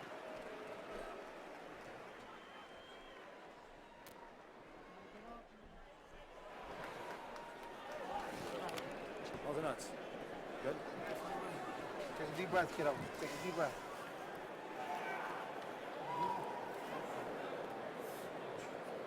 All right, I got the bag for you. Okay, thank you, sir.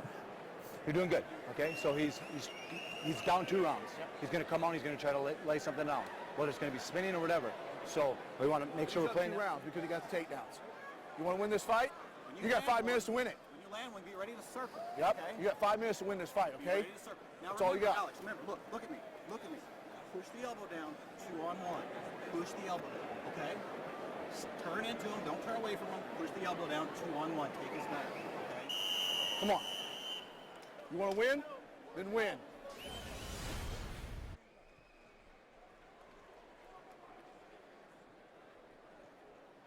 Here, you see the biggest shot of the fight by Alex White, a beautiful right hook over the top of a Tony Martin strike, and then here comes the takedown of Tony Martin. You knew where you needed to be in this fight. That's on the ground, and he got it there. Both corners gave great advice. The corner of White said, listen, you got 5 minutes. You're down 2 rounds, do you want to win this fight? And the corner of Tony Martin said, you know what, he's going to come out and he's going to try something crazy. Let's go take him down and secure and finish this victory off that we've worked so hard to get ahead in. Pretty good sprawl by Alex White to stay upright. He's doing a fantastic job of defending the initial takedown. It's when he is forced to wrestle in higher level, more advanced situations is when he's actually giving up the takedown. And he's not giving up too much size here, but this is a new division. He's used to being the bigger man, and he is not tonight. No, but his cardio looks good. You know, both of these guys look good considering they've done so much grappling. It has been a grinding type of fight where they're in contact the whole time. Some big shots has been landed on both sides. So it's a high-paced, tough fight, and both of these guys are holding up pretty well in it. But the key to this, Johnny, is just no underhook control by Alex White. He's allowing him to control both sides of his body. if a guy is controlling you on both sides of the body, how do you expect to win? Now you see him looking to dig the right underhook back inside, but he gives up on it too easy. And this clinch position about as exhausting as it gets in MMA, yeah, really for both sides. For both sides, because you start to build the lactic acid. Your muscles start to ache and cramp. These are the types of fights, outside of those all-out wars that you get yourself involved in at times, that you wake up the next day and you're like, oh man, I feel like I got hit by a truck.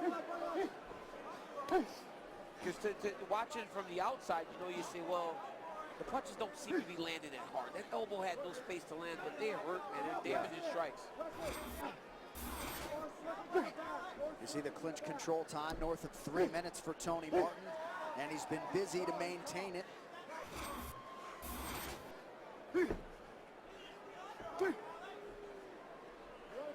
Interesting when you saw that replay in round 2, that early shot from Alex White, but not a knockdown. Tony Martin actually had the agility to stay upright, recovered quickly. He went right to that wrestling, but here he's attacking a little high elbow guillotine. He's looking for it.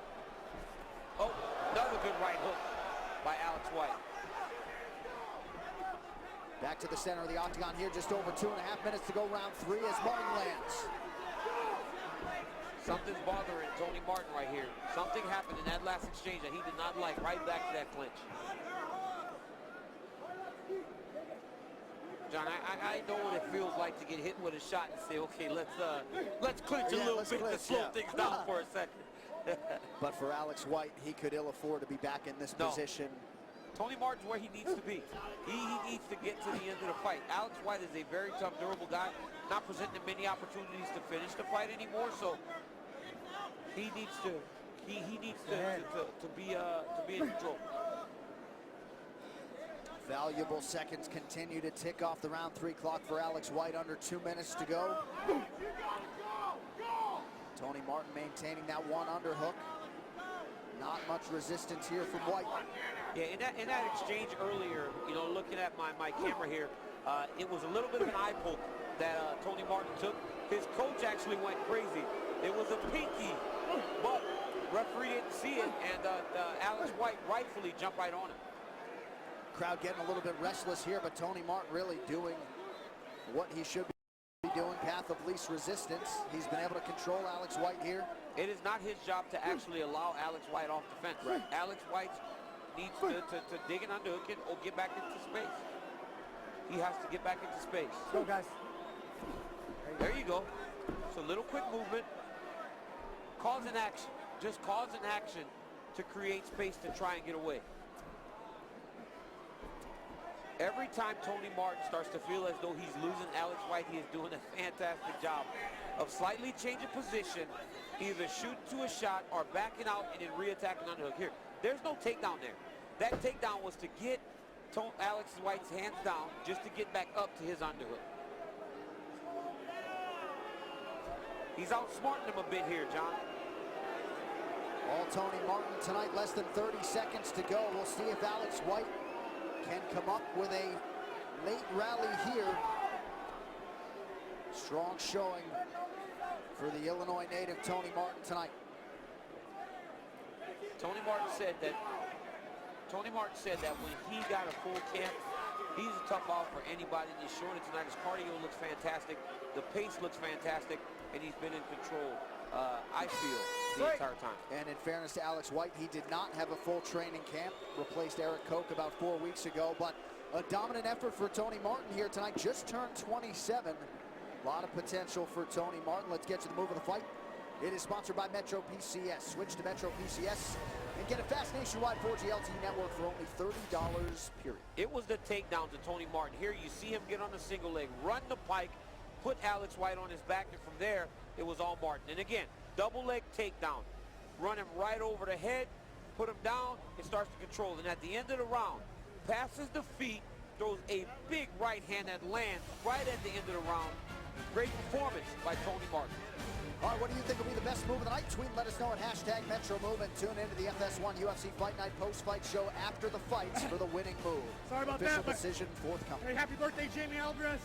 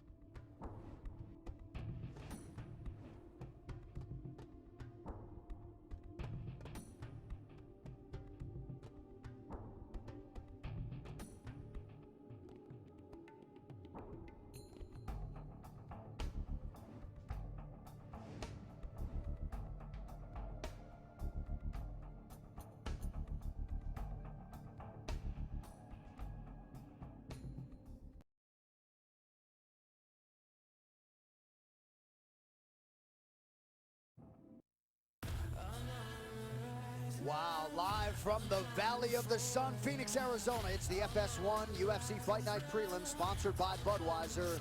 This Bud's for you.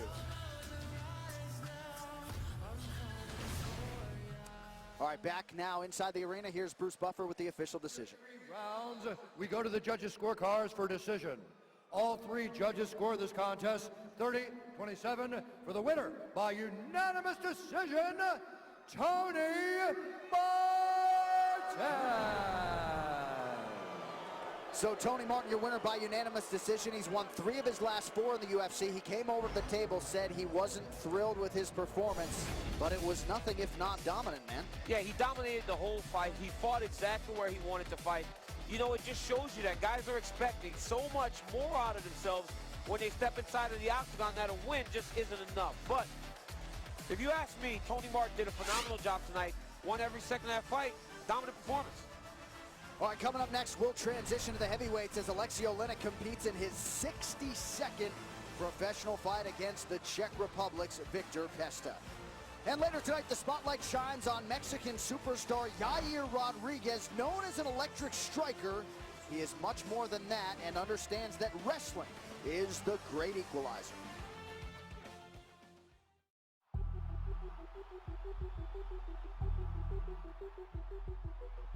The competition in the top 10 division, there are all wrestlers.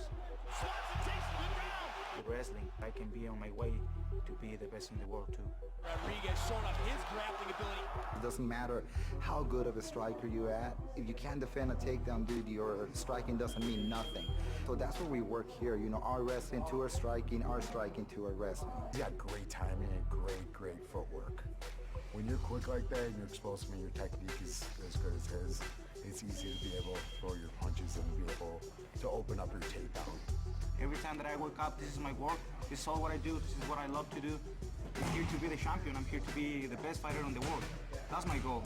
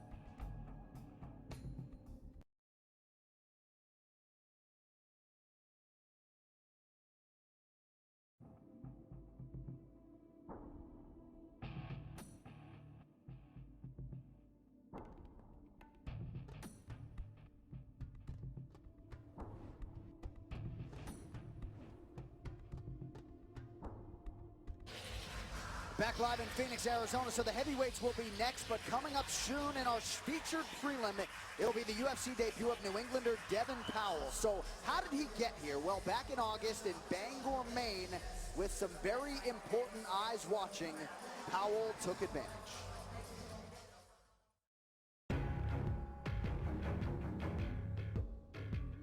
So there's a local kid from Bangor here named Devin Powell. He's got balls just to wear those shorts. Nice kicks. He's not in an easy fight. Like, the guy he fought wasn't an easy opponent. Dude, he's finding that leg. As the fight started going on, I love the way this kid fights. I think he broke his nose. He broke his nose. He just kicked him and it hurt him. Did you see that? Oh! This is a wrap. How about it's a wrap? It's a wrap and it hurt his leg. Keeps fighting and ends off pulling off a submission. Nice. Good. Good. Is this the after party? Hey, they put your nose back in place? Yeah, they did. Look at that. When he jumped on the ring, his nose was like this. I said, oh my God. So what's your record now? 8-1. Yeah. 8-1. 8-1. How old are you? 28. It's time, huh? You're in your prime right now. 8-1, 28. Now and over, man. I'm interested. Yeah? Yeah, I'm interested. So you'll hear from me. Okay. All right.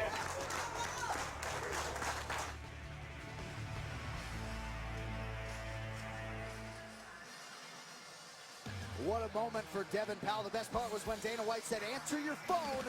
Dana White looking for a fight is back. That new episode available now, free on YouTube, as Dana, Matt, Sarah, and Dean Thomas head to Maine. Dana White looking for a fight. Season 2's first episode is available now. So, DC, we now go backstage inside the locker room of the UFC rookie, Devin Powell. How's he feeling right now? How are the nerves? You know, you go from fighting in a regional show to being in the biggest show there is. Some young men actually rise and they become a better version of themselves. How is Devin Powell feeling right now, moments from his debut? On the other side, also making his UFC debut tonight will be the undefeated Drakkar Klose. He is the betting favorite here tonight, nearly 3-1 over Devin Powell. Confident young man. I saw this young man in the elevator the other day, and he said, DC, I'm a huge fan of yours. I said, thank you, bud. I appreciate it. He goes, on Sunday night, you'll be a big fan of mine. There you go. Drakkar Klose and Devin Powell coming up shortly, set to make their respective UFC debuts. But before we get there, one of the most experienced submission machines in the UFC, Oleksiy, already with 50 wins in his career. Now he draws Victor Pesta as he continues to chase UFC glory. Following an upset decision loss to Daniel Omielanczuk in July that snapped a 4-year-long, 11-fight winning streak, heavyweight veteran Oleksiy doesn't just want to start a new string of excellence tonight against Victor Pesta, but he wants to do it with a statement-making finish. And after ending his last 12 wins by knockout or submission, the Boa Constrictor certainly has the tools to reach his goals. Of course, the Czech Republic's Pesta is not going to sit idly by in the octagon. And while he's had his ups and downs in the UFC, his wins over Konstantin Irokin and Christian Columba have proven that when he is on, he's a tough out for anyone in the division. Coming up next, it'll be Victor Pesta opposite Oleksiy, the Boa Constrictor Oleksiy.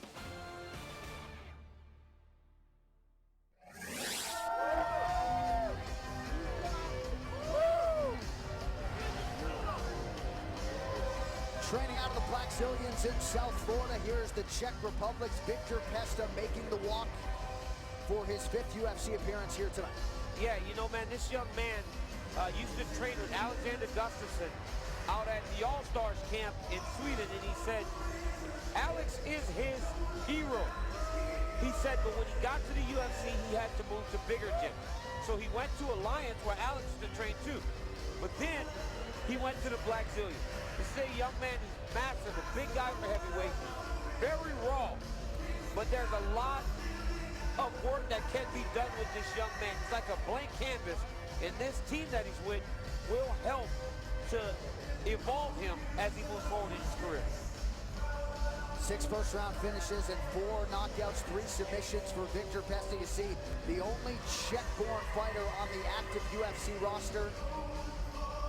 Last win came against Konstantin Irokin. That was in January of 2015. The takedown game has been there for Victor Pesta at times in the UFC. Figures to try to get Oleksiy down tonight. He's a big athletic guy that uses that size and athleticism to drag guys to the ground. He's a very good fighter from top control, and he needs to find a way to get this fight to the ground tonight.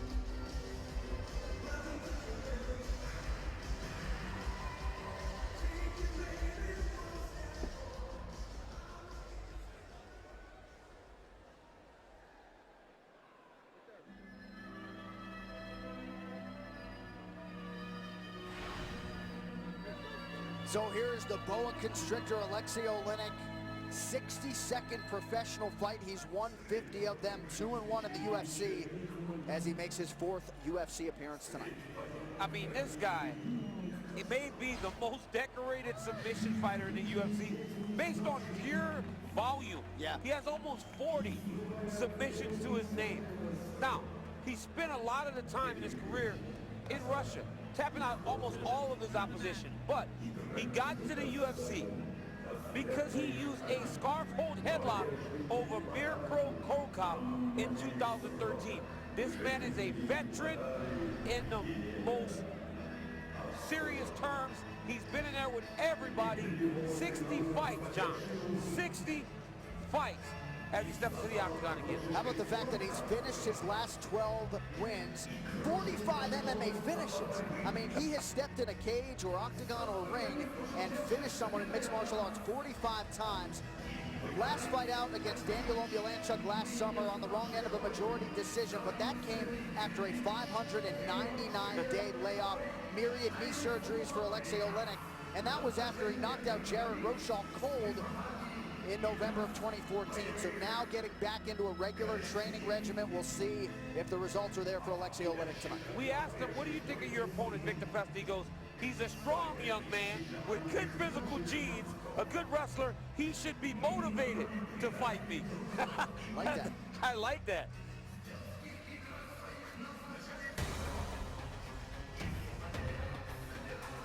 Just about set to go with the heavyweights. Here is your Budweiser tail the tape. Oleksiy Oliynyk will be 40 in June. Victor Pesta, 26 years old. Pesta 1 inch taller, 242 pounds for Oliynyk, 239 for Pesta. 3-inch reach advantage with Oleksiy Oliynyk. Now to Bruce Buffer. Ladies and gentlemen, this fight is 3 rounds in the UFC heavyweight division. Introducing first, fighting out of the blue corner, a mixed martial artist holding a professional record, 10 wins, 3 losses. He stands 6 feet 3 inches tall, weighing in at 239 pounds. Fighting out of Prague, Czech Republic, Victor Pesta. And now introducing his opponent, fighting out of the red corner, a mixed martial artist holding a professional record, 15 wins, 10 losses, 1 draw. He stands 6 feet 2 inches tall, weighing in at 242 pounds. Fighting out of Moscow, Russia, Oleksiy, the boa constrictor, Oliynyk. And when the action begins, our referee in charge, Nick Jones. Nick Jones, our referee. Victor Pesta, 10-3, taking on the far more experienced Oleksiy Oliynyk. We are underway. It's Oliynyk in the red trunks, Victor Pesta in black. Oliynyk is a guy that wants to get it done, and he wants to get it done early. He doesn't want to get paid by the minute, J.A. He wants to get in there and get the job done, preferably by submission. Especially after going the full 15 with Daniel Oleksiy his last time out in what was a grueling affair. Oliynyk seems to have some of the knee injuries behind him. Turning around here after the fight with Oleksiy in July. He is throwing. Yeah, clip Pesta there. He is throwing, and he is throwing hard, just constantly moving forward, kind of plodding, but he's moving and moving forward. But this is where he wants to fight. He wants to fight on the ground, where he can start to try to go for some submissions on the young Victor Pesta. 38 submission wins for Oleksiy Oliynyk, 11 different ways. 9 Ezekiel chokes. 9 Ezekiel chokes. I mean, these aren't chokes that you see people pulling off very often. Oliynyk, the two-time combat sambo world champion. International class master of sports in sambo. Working with an underhook here against Victor Pesta, who turns him into the fence.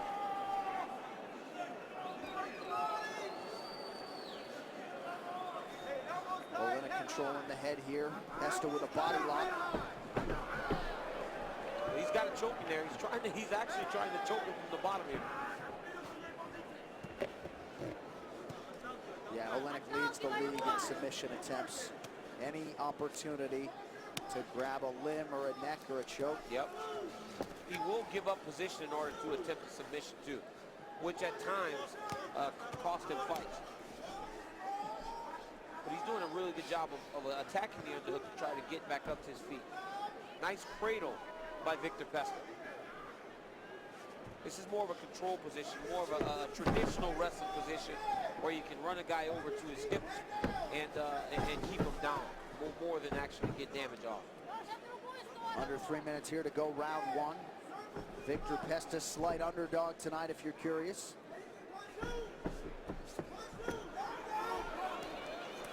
Pretty good right hand by Pesta, now another. Right back to that cradle. Now, he's done 2 different cradles today. He did a near side cradle, and there was a far side cradle just to really maintain control as he's now advancing position. Pesta has opened up a small cut on the forehead of Oleksiy Oliynyk, and you do wonder at some point if Father Time would ever creep in for Oliynyk. Still going strong, though, at 39 years old. A pro since 1997, now entering his 20th year as a professional mixed martial artist. I mean, this is great grappling, just using those punches to move himself into the mount position, but he got it. Whoa! He tried that twice. Hey, so hold up a minute. Hold up. Another one. Hey, do me a favor, just sit right here. And there, wow, I mean, Victor Pesta is still recovering. Oleksiy Oliynyk does it again. Another Ezekiel choke. Absolutely incredible what this man is able to do with his submission offense. Victor Pesta just stunned to go out like that. Our Move of the Fight, sponsored by Metro PCS. Switch to Metro PCS and get a fast nationwide 4G LTE network for only $30 period. You see Oleksiy Oliynyk get mounted, and for a guy that is such a great grappler, it's hard to understand how he can be mounted so easy, but it was all part of the master plan. He already has the choke in on the bottom. Victor Pesta starts to punch and realizes, wait, he's actually got me. I thought I was winning this fight. He got me. Another Ezekiel choke by Oleksiy Oliynyk. Unbelievable. I mean, you don't see this very often in MMA at all. So for him to have this many of that submission, crazy. All right, what do you think will be the best move of the night? Tweet, let us know at #MetroMove, and tune in to the FS1 UFC Fight Night post-fight show after the fights for the winning move. How about Oleksiy Oliynyk? We'll talk to him and get you the official decision when we return to Phoenix.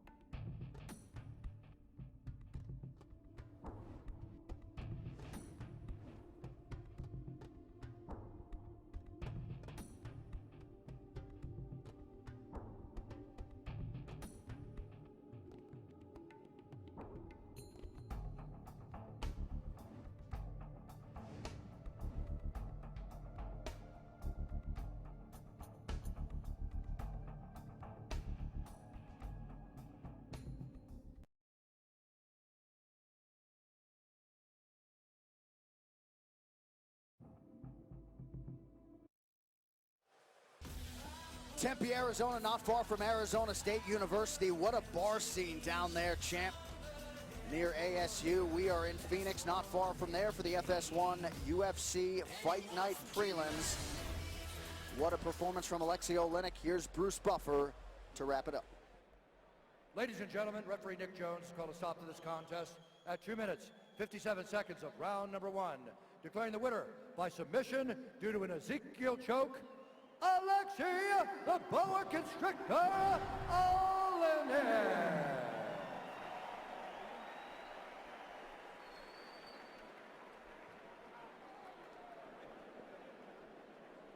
Some UFC history made tonight. Congratulations, Oleksiy Oliynyk, the first Ezekiel choke finish in UFC history.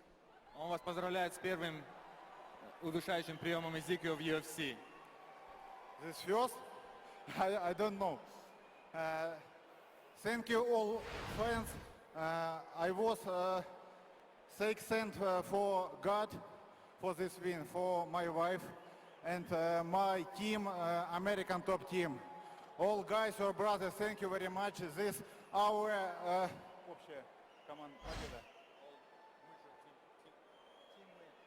this team win. Thank you very much. Oleksiy, this your 10th career win by Ezekiel choke. We're going to take a look at the replay. Can you talk us through a little bit and how you're able to finish this choke? Это ваша 10-я победа одним и тем же удушающим приемом. Мы хотим посмотреть и немного расскажите о том, как вы победили. Дайте мне кого-нибудь, я покажу. He said I can show it on someone if you give me. I don't think I'm going to volunteer for that. Congratulations on a big win tonight. Any final words?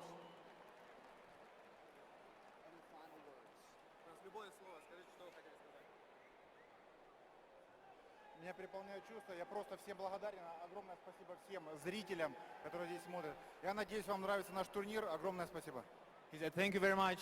I very appreciate the support of the public, and I hope I can continue in the same manner. An honor to watch you perform tonight. Ladies and gentlemen, Oleksiy, the boa constrictor Oliynyk. You see Oleksiy Oliynyk celebrating with his team. The first Ezekiel choke in UFC history. Now, it's very uncommon to see this in mixed martial arts, but with the gi, it is a more common submission.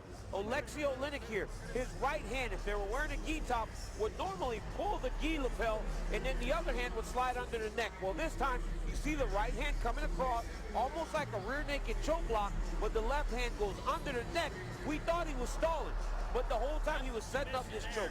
Uncommon in mixed martial arts, but with a gi, a very common submission that is at least attempted in jiu-jitsu competition. Incredible. It looked like Pesta maybe was going to go throw a strike and then had to tap quickly. Remarkable signature submission executed by Oleksiy Oliynyk tonight.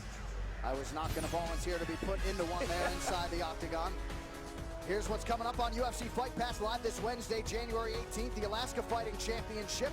The following night, Thursday the 19th, Combache Americas is live. The headliner, Steve Swanson and Gustavo Lopez.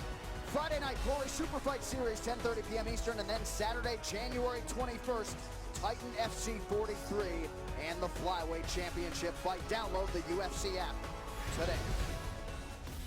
All right, coming up next from Phoenix, we'll have a matchup of Arizona-based bantamweights. Frankie Saenz will make his 6th UFC appearance against the Brazilian Jiu-Jitsu world champion, Augusto Tanquinho Mendes. Well, the last man to make the walk tonight will be 24-year-old Mexican Yair Rodraguez.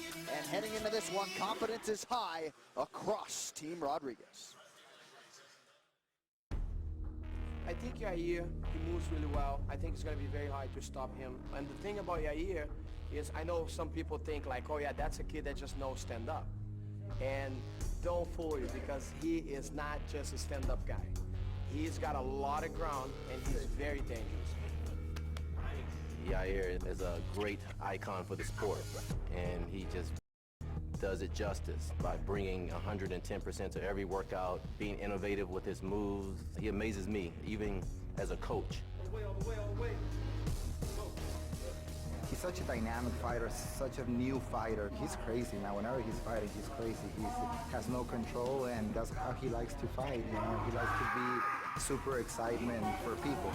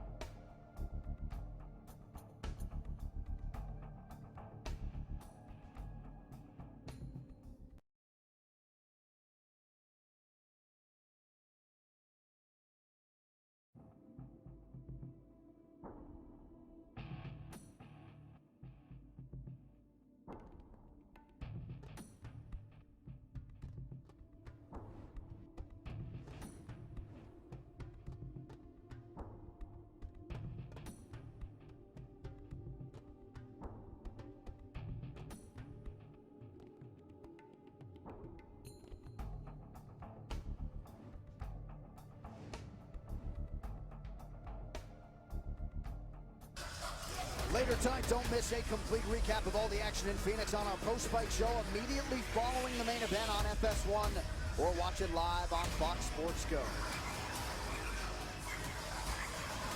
Well, there's the man many of these fans have come to see, the former two-division UFC champ, B J Penn, made his pro debut in the UFC all the way back in 2001. Now, as he readies for a 24th UFC appearance, the fighter's mentality has returned. It's probably the last time you're ever going to see me in here. I don't want to go home looking like this. I'm done. I shouldn't have came back. I shouldn't have been in the ring tonight. You know, everybody's asking me why I'm coming back, and I got 1,000 reasons, you know? Fighting really is my whole life. Every time you try to get out, it sucks you right back in. Birds fly and fish swim, and I do this. The trilogy to be completed here tonight, B J Penn and Frankie Edgar. You're only as good as your last fight, and B J Penn's a legend. So when people used to ask me, do you think B J Penn should fight again? I say 100% B J Penn should fight again. B J Penn needs to come out and show exactly who he is and who he was and who he's going to be. A hungry, motivated B J Penn, I've always said, is a dangerous. Oh, BJ with a kick. You know, someone beats you up, you have more respect for him. That right there, ladies and gentlemen, is the greatest lightweight in the history of the sport. For me, it's just a brother. We went to war, we fought each other, so it's a real special bond that we have. Having him come back, it's like, hell yeah, do it. I think I'm focused. I think I definitely matured over the years. I really want to complete a goal of getting the 3rd title, but I just love it, man. I just have too much pros, not enough cons to walk away. Everybody's got holes in their games. BJ finally gets to them. We would love to see this fight is him walking away with his hand raised. With the tools and the things that he's developed since he's been here with us, you know, he has a really good chance. I'm very excited. I want to show all these people, you know, like, this is who I am, and we're going to get a night that they're not even going to believe what's going to happen.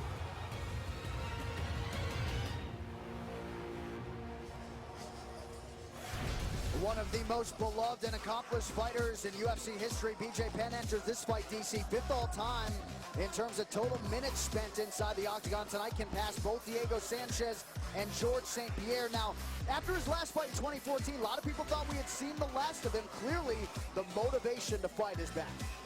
I was one of those people.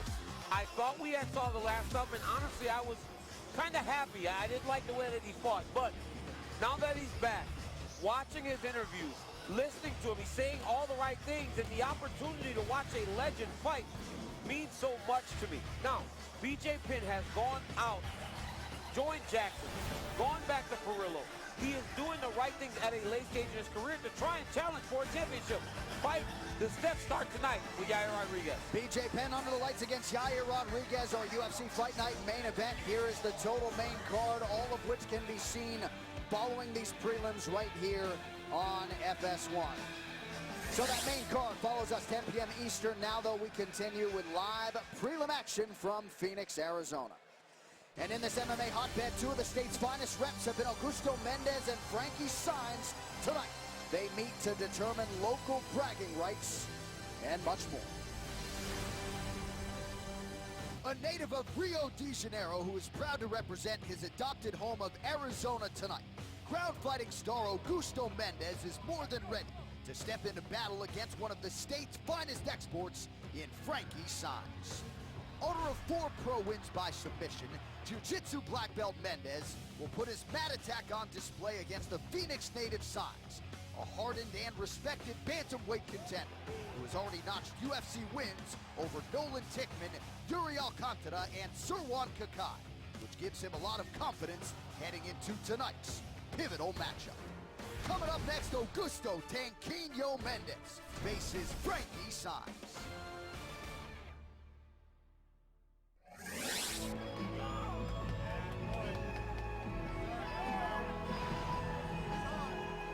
So as soon as Augusto Mendez put his name on the dotted line to replace John Lineker and fight Cody Garbrandt in February of last year, he immediately became one of the best grapplers in this division, if not in all of the UFC. IBJJF world champ as a black belt with a gi, twice without it.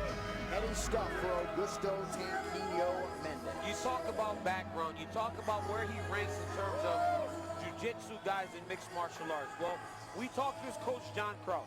He said that when guys are in the octagon with Augusto, they would be very wise to not engage him on the ground. He believes that he is the best jiu-jitsu guy he has ever seen live in mixed martial arts. Then he goes to another level. He mentions Damian Maia and says, I love Damian Maia's jiu-jitsu. But when comparing them, Augusto Mendez is better at Brazilian jiu-jitsu than Damian Maia when it comes to mixed martial arts. Now, he's putting them in some rarefied air, John. So when you make a statement like that, your guy better come to the show and perform. Tanquinho, translation Little Tank. His brother Bruno Tank brought him to a jiu-jitsu class in 1996. He has had his Brazilian jiu-jitsu black belt under the legend Francisco Mansour for more than a decade. 4 of his 5 pro wins have come by submission.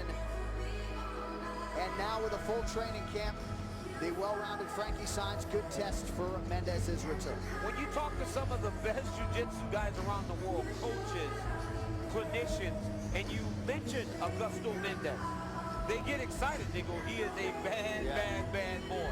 So he is actually going in there with a lot of expectation from the Brazilian jiu-jitsu community.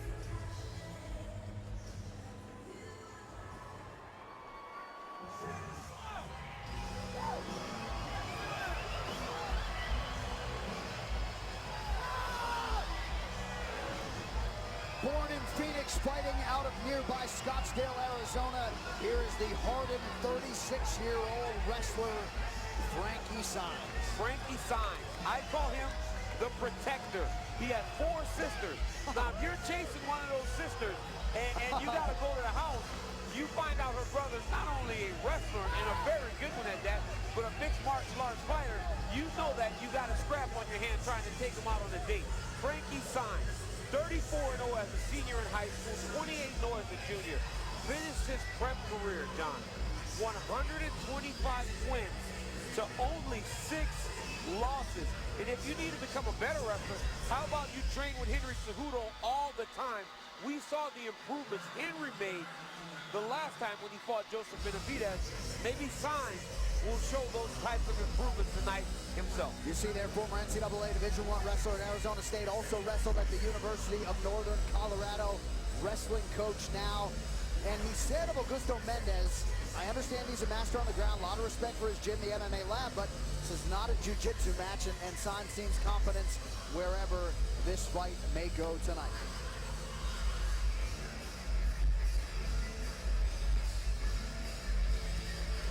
Back live in Phoenix, Arizona for the FS1 UFC Fight Night prelims. There is the wrestler Frankie Saenz in the inspection zone. Yeah, you know, and his style of fight may put him in the fire tonight because at heart he is a wrestler. And if things start to go sideways, as a wrestler, you want to go and secure a takedown. I'm not sure you want to be taking down Augusto Mendez inside of the octagon with a gi on, in no-gi grappling. I don't think you want to be grappling with this young man.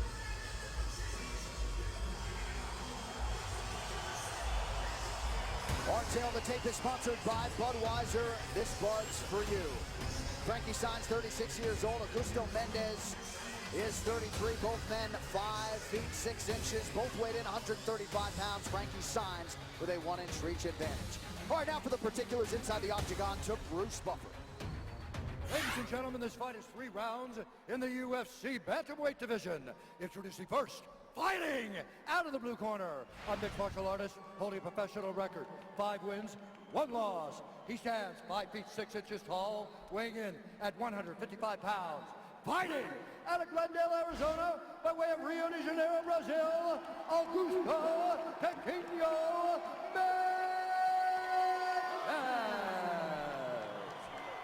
And now introducing his opponent, fighting out of the red corner, a mixed martial artist holding a professional record, 11 wins, 4 losses. He stands 5 feet 6 inches tall, weighing in at 135 pounds. Fighting out of Scottsdale, Arizona, Frankie Saenz. And when the action begins, our referee in charge, Herb Dean. Frankie Saenz, 6th UFC appearance tonight. 3 times as much pro experience than his counterpart, Augusto Tanquinho Mendez. Sainz, the -165 favorite. Mendez, the +135 underdog. Tanquino in the black trunks. Frankie Sainz is in blue. You know, Mendez actually took his first UFC fight on short notice and fought the now champion Cody Garbrandt. And honestly, he was doing a decent job on his feet before he got knocked out. I mean, I don't know if it means anything, but he had a good showing for himself, meaning that if he can't secure takedowns, he will be okay. Frankie Sainz with the inside leg kick, trains out of Fight Ready in Scottsdale, Arizona, but spent a few weeks at Team Elevation, Denver, Colorado, a few weeks at Bang Ludwig's gym out there as well, so some different looks for Frankie Sainz in advance of this showcase fight with Mendez. Yeah, mixing up that training a little bit. Good combination by Mendez. Mendez is actually starting to close the distance now, so don't be surprised if he sets a trap and tries to secure a takedown as they get along the side of the octagon.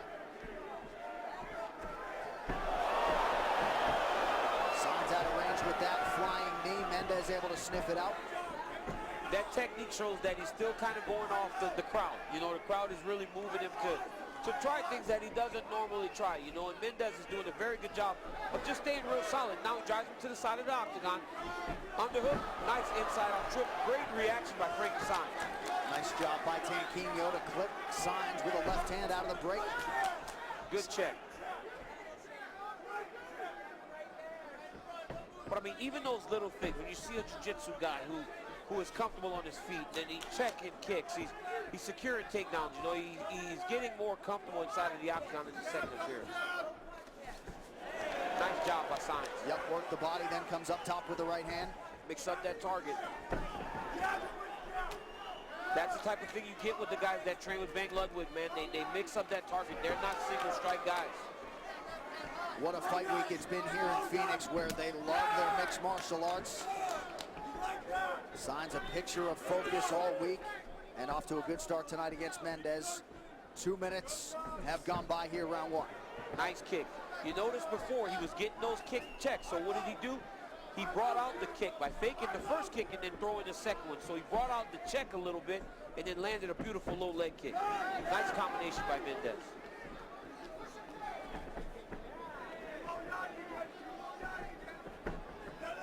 And Sainz with his striking, rarely one and done. You'll see him work up top and then go low. Mendez looked to land a right hand there. Mendez has landed a couple of those good right hands on the breaks. You know, when they go into combinations and then as they break, Mendez throws a nice right hook. So Sainz needs to be careful, make sure as he retreats and evades, his hands are up.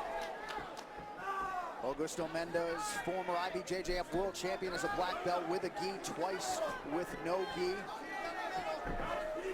All that no-gi experience, too, really does come into play because of the no shirts in the fights. You know, the gi training is great, but when you're in a fight with no shirt on, it really does benefit you to be a good no-gi grappler. He just took a really good right hand by Sainz. Mendez has been out of the octagon for almost a year since that short notice UFC debut against Cody Garbrandt last February in Pittsburgh. There goes the takedown. Yep. Now, you got to be very careful to limit the damage by Frankie Sainz. You don't worry too much about trying to get damage off from the bottom range. You got to get up and limit the damage. You see Augusto Mendez here, just trying to maintain position. He loses Sainz. Got his body too high in the transition. But he's right back in front of him. Good right hand by Mendez. Tanquino landing right hands. Few bantamweights are going to be able to hold Frankie Sainz down. Sainz back to his feet here, under a minute to go, round one. Man, this is an exciting fight. I mean, you get a wrestler and a jiu-jitsu guy, and we're getting these nice, beautiful striking combinations. Mendez is doing a fantastic job. Sainz right now is just trying to recover. He was hurt, so now take some time to recover, get the cobwebs out, and then go back to work.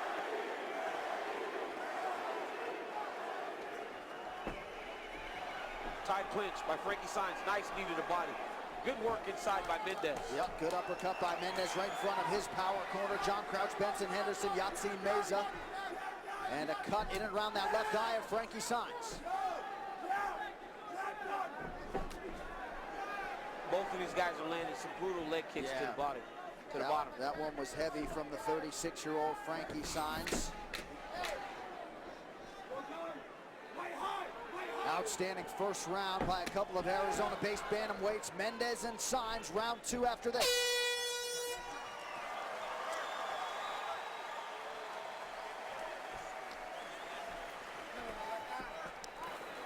Good, deep breath. You want to hold your water and drink it, or you want me to hold it? Deep breath, yeah. Slow everything down. There's only one thing we got to fix. I need your left hand to stay up. Every sequence of his is lead hand, overhand. They're trying to score with the overhand. Everything else we're winning on, okay? You hear me? Yeah. You're looking good out there, man. Yadi. Yes. Keep your left hand high. The Yadis are there. You get that clinch, take him down, put him on the ground again. Yeah, let's wrestle him up. I'd like to see you not back up as much. If he goes forward, let's go forward, okay? Let's clinch with him. Every Muay Thai clinch, I need you to get belly button to belly button. There every day. Take your time. You're standing right in front of them. Move left, move right, and keep your goddamn hands up. Keep your hands up. Left and right, left and right, left and right. Hold on. Hey.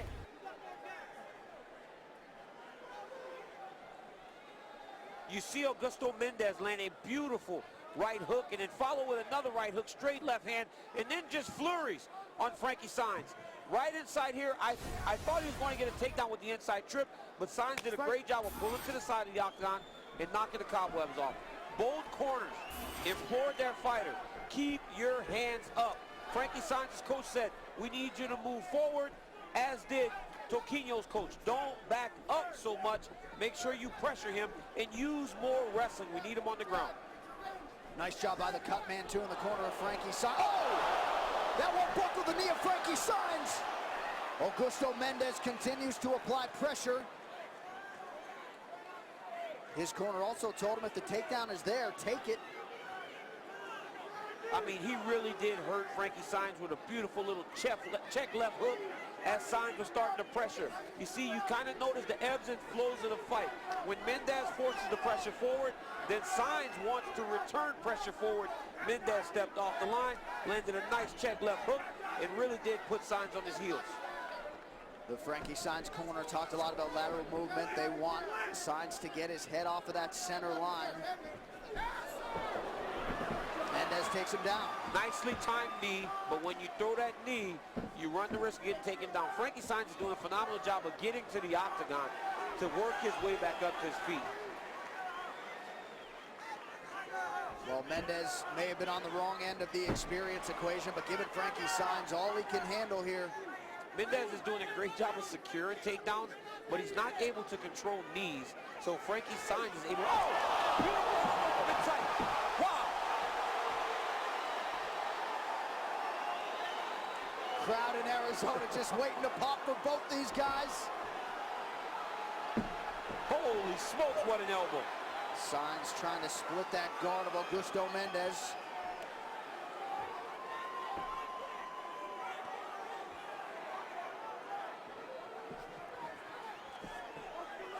Three minutes to go in round 2. This fight has had it all thus far. And now the momentum switch. Frankie Saenz now is in the driver's seat after that big elbow that put Mendez on his butt. You think Mendez has recovered? I think he's still a little shaky now. He's not moving forward as much. He seems a little more flat-footed. You'll see him start to move better on his feet once he recovers fully. Right now he's a little standing up in his fight stance. As you see, Frankie Saenz is still moving very well. Nice head kick by Mendez. But not a ton behind it, and if you're Frankie Saenz, probably don't want to force that finish. You might still have a compromised opponent in front of you. Saenz to that lead leg. But that's what he's done to this point. He's waited for his opportunities, and when they presented themselves, he landed that big old right elbow. Glancing right hand lands for Saenz.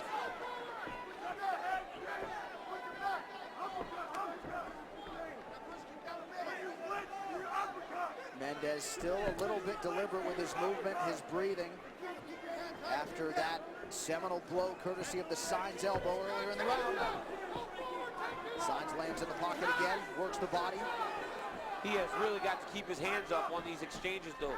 Mendez is doing a good job of timing that left hook.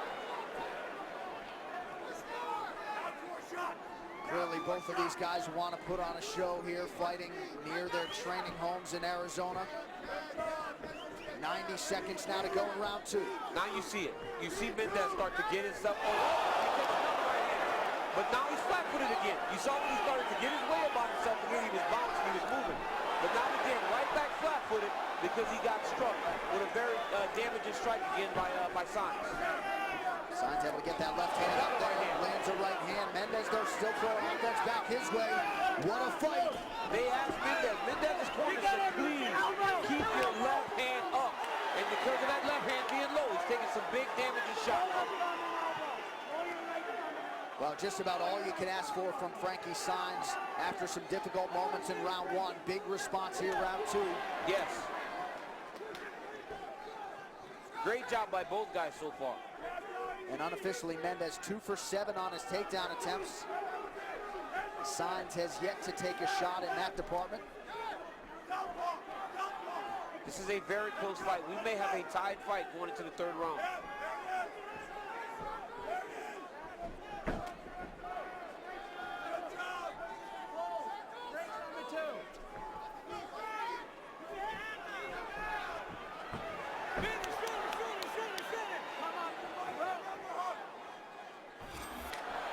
Sainz unable to take Mendez down, eats a right hand.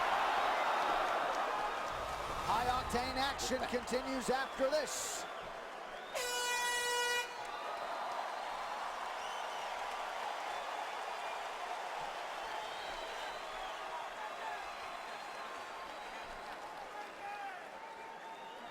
For me, okay?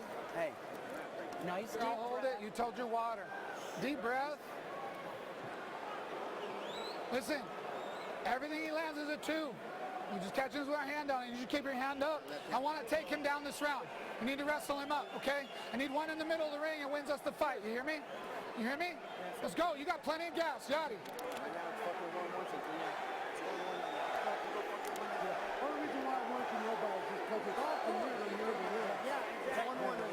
Every clinch, I need your hands up. You come in with elbows off every clinch. Off every clinch, your hands up, you break with something. Off every clinch, you break with something. You hear me? Hands up. Let's go get him. That's it. One round.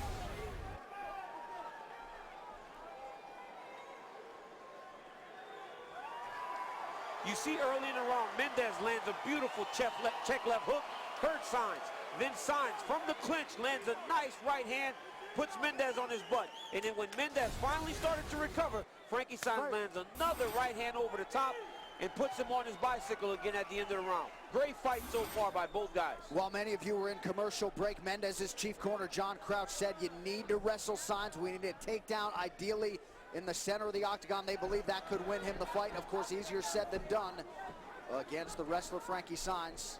Especially in the third round. Now they're sweaty. They've been working the whole time. They're a little tired. Oh, nice right hand by Mendez, right down the pipe. Right hand by Sainz. Sainz is hurt. Sainz is hurt bad. Mendez knows it. Oh, good combination from Mendez. Sainz with a knee to the body. These guys are going at it. My goodness. Appreciative crowd here in Phoenix. We all catch our breath. Just over 4 minutes to go, round 3. Significant strike numbers, fairly even, slight edge, Tanquino.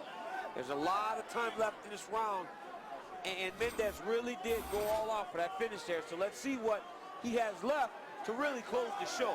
This fight's far from over. How about the heart on Frankie Sainz, on both of these guys, but Sainz just unwilling to give in. You know, he was hurt, and he didn't just go into a shell. He actually went back and started fighting again. Really big knee on the inside. Now, he's actually starting to take the fight to Augusto Mendez. Mendez does a good job of lifting that underhook and turning. Look at Sainz. Once again, it's all about the underhook in these positions. Chest to chest, 50-50 position. The guy that controls the underhook will most times win the position. What is Sainz doing with that left hand on the inside of the right thigh of Augusto? Man, it's gone now, but trying to prevent a knee attack. What is that? He's putting it inside so that Mendez cannot lift the underhook and rechange the position. Okay. He's really driving a lot of weight down on the arm that's under his arm in order to control the position. That's just higher level wrestling by Frankie Sainz. Under 3 minutes now to go in this third and final round. Conceivably could be anybody's fight. Fights on the table. Another good right hand by Mendez. Yeah, the counter left was there for him as well. Oh, nice knee off that right hand by Saenz. Mendez showing off a pretty good shin here.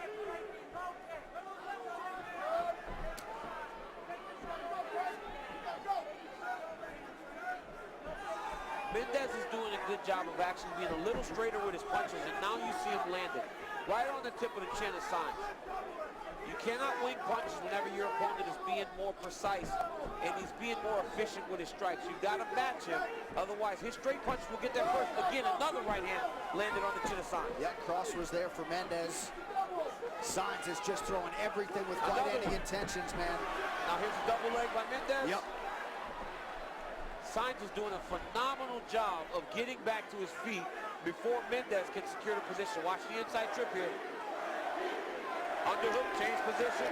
Now Frankie Saenz is in control. Frankie chants here at the Talking Stick Resort Arena. Mendez looking at his corner for advice. The elbow is there for Frankie Saenz. He acknowledges his corner. He actually is acknowledging his corner as they are talking to him.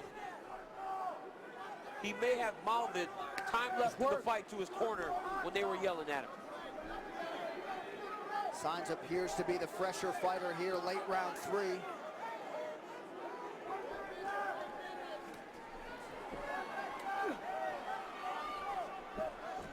So we get some separation here, just over a minute to go.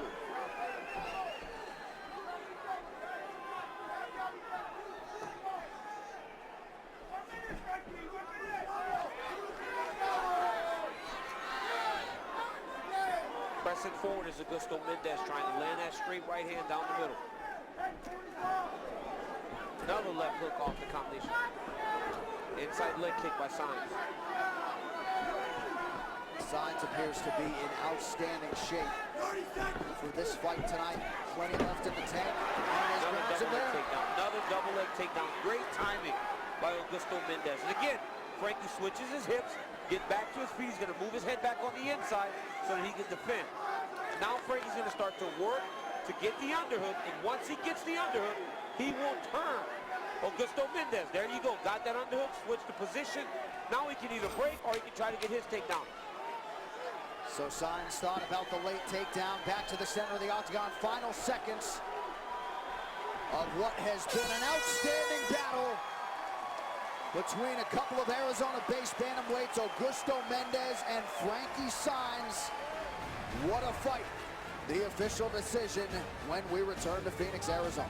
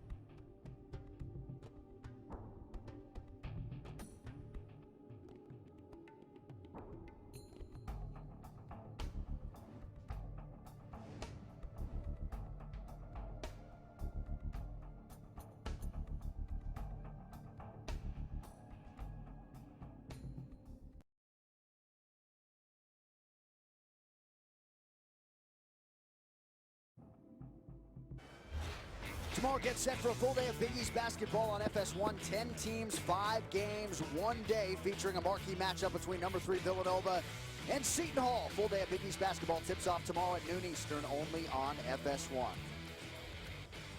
We now go inside the octagon where the venerable Bruce Buffer has the official decision. Ladies and gentlemen, after 3 rounds, we go to the judges' scorecards for a decision. Brad Frank scores the contest, 29-28, Saenz. Chris Flores scores it 29-28 Mendez. And Dennis Licano scores it 29-28 for the winner by split decision, Augusto Tequino Mendez.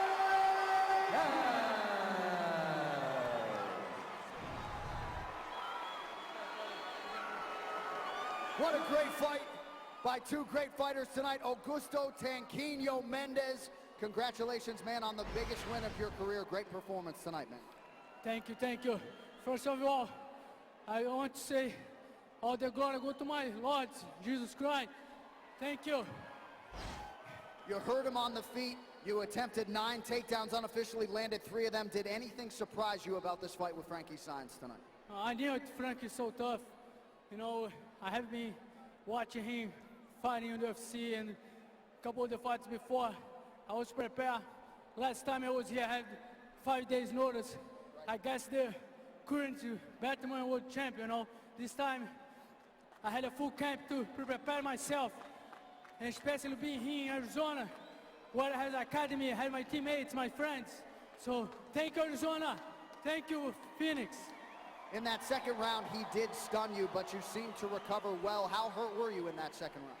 No, it's fine, you know.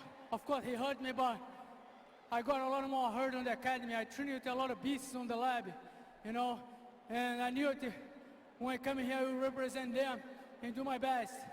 You couldn't have represented the lab any better. Great to see you off a full training camp. Thank you, thank you. One more thing. I would like to send a thank you for my people in Brazil. That's the first UFC of the year, and that was the first Brazilian compete. So, I'm going to say a couple words in Portuguese. Galera do Brasil, obrigado aí pela força. Representei vocês aí começar o ano com o pé direito, valeu? Grande abraço aí para todo mundo e vamos arrebentar em 2017.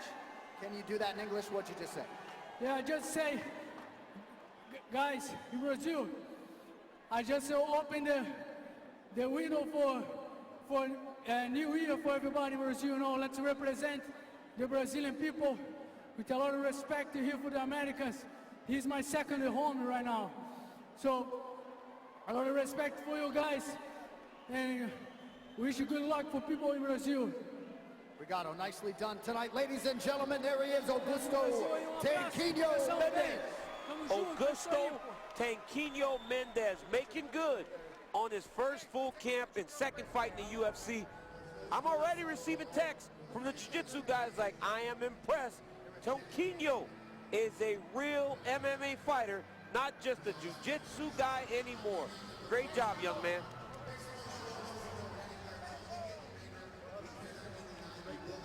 Nice moment there, Benson Henderson, John Crouch, Augusto Tequino Mendez, Yadi Meza as well. Our Move of the Fight is sponsored by Metro PCS. Switch to Metro PCS and get a fast nationwide 4G LTE network for only $30, period. Augusto Mendez, the guy that's supposed to be a jiu-jitsu guy, landed some really good strikes. Tonight, it was the overhand right and this beautiful check hook that put Frankie Saenz down for a second. Augusto Mendez was hurt. He dealt with a lot of adversity in this fight. This was not easy. Great performance by both men, but Augusto Mendez gets his hand raised in his first UFC win. Straight punches down the middle, staying calm and composed, got him the victory. Congratulations, Mendez, and your team at the MMA Lab. All right, what do you think will be the best move of the night? Tweet, let us know at #MetroMove. And tune into the FS1 UFC Fight Night post-fight show after the fights for the winning move. All right, straight ahead, it'll be our featured prelim of the night. Dana White told Devin Powell to answer his phone. He did, and here and now he is set to make his UFC debut. It comes against fellow newcomer Drakkar Klose. Klose is undefeated through 7 professional fights, 4 wins by way of knockout or TKO. And of course, later tonight, the great B. J. Penn returns to the spotlight. He's made some definite changes in advance of this one. That being said, Old Reliable is still firmly in his corner. Champs in the house. It's good to be back here. Push, nice. Don't push him right to the target. Brill's always my guy. You know, I always want him there. You know, we've trained together for years. picked up a world title together, lost a world title together. Me and him have had a roller coaster relationship as far as, coaching. He was on the top of the mountain, he came off that mountain and he went down to the valley. There's a guy, again, with the determination and the mental capability. He's going to climb back up to that mountain. I'm very excited. I want to show all these people, like, this is who I am, and they're going to get a night that they're not even going to believe what's going to happen.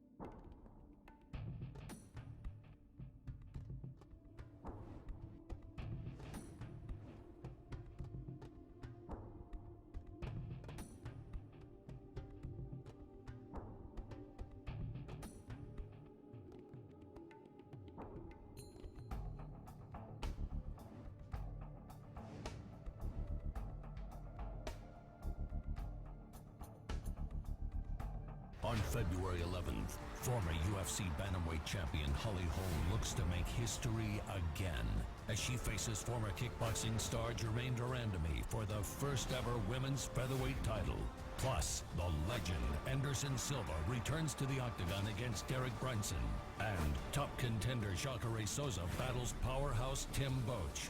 UFC 208. Holm versus Durandamy. Saturday, February 11th, live on pay-per-view. And that UFC 208 main card really came together. UFC 208 Holm versus Durandamy, Barclays Center, now less than a month away as the MMA leader returns to pay-per-view February 11th. But now Drakkar Klose and Devin Powell, they built stellar reputations on the regional scene tonight. They put it all on the line on the sport's ultimate proving ground, the UFC Octagon. When opportunity knocked recently for Devin Powell, the Maine native answered. Back in August, he turned a short-notice bout against Jonathan Lemke into a statement-making first-round win that caught the eye of UFC President Dana White, who in turn brought him to the Octagon for tonight's bout against Drakkar Klose. A member of the renowned MMA Lab team in Arizona, the unbeaten Klose has learned his craft from some of the best in the game. And now he is primed to test those skills on the sport's ultimate proving ground. Coming up next, Drakkar Klose squares off against Devin Powell.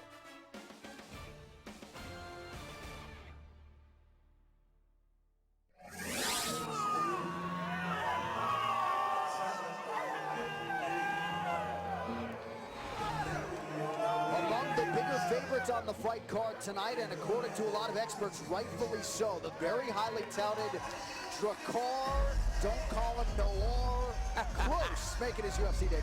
This young man has what we call swag. Look at him dancing his way to the octagon. I saw him in the elevator the other day and he said, DC, I'm a big fan of yours. I said, well, thank you. He goes, you know what, on Sunday you'll be a big fan of mine after you watch me fight. Not only is he a favorite because people have seen him around, but because of the style matchup this is for him, he feels as though he can really impose his will on Devin Powell. He's a really good wrestler, state champion wrestler, 3-time state finalist when he didn't win the championship, also wrestled in college. Started fighting when he ran into former UFC fighter Mike Whitehead at a bowling alley. Mike saw his cauliflower and said, "Would you like to try my gym?" The rest is history. That is one of the most fantastic starting openings to his career that I've ever seen. You know, just because you got cauliflower ear, I'm going to ask you to go and try fighting. See, that's why you like Drakkar Klose, because cauliflower ear actually paved the way for him in the mixed martial arts. Drakkar Klose turned pro back in 2014. You mentioned the collegiate wrestling career. He was ranked as the #1 lightweight in Arizona, 7-0 as an amateur as well. That's heady stuff. Trains out of the MMA lab. You see John Crouch, Ben Henderson in his corner. Says of Powell, he hasn't fought anyone tough. I will be the toughest fight of his career.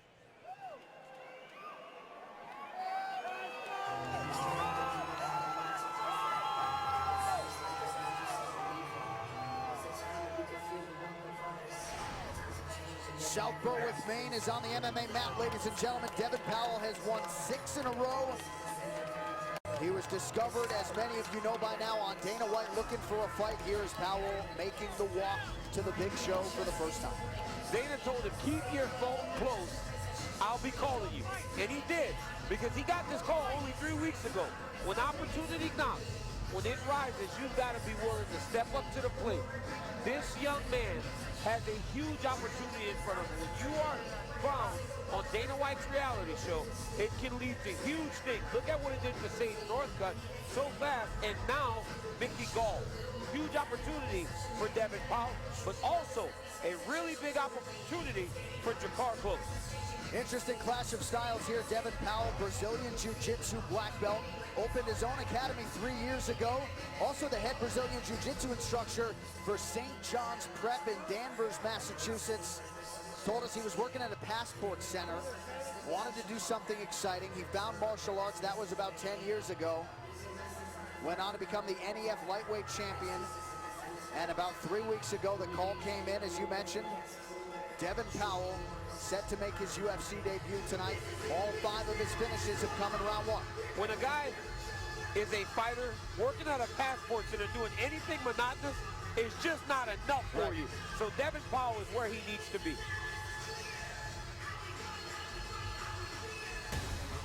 Ready to go with our featured prelim. Our tail to tape is sponsored by Budweiser. This Bud's for you. Drakkar Klose and Devin Powell, both men 28 years old. Powell, the taller man by a few inches, 155 pounds for the South Berwick, Maine native Devin Powell. 156 for Klose. 3-inch reach advantage for Devin Powell. All right, now inside the octagon of Bruce Buffer.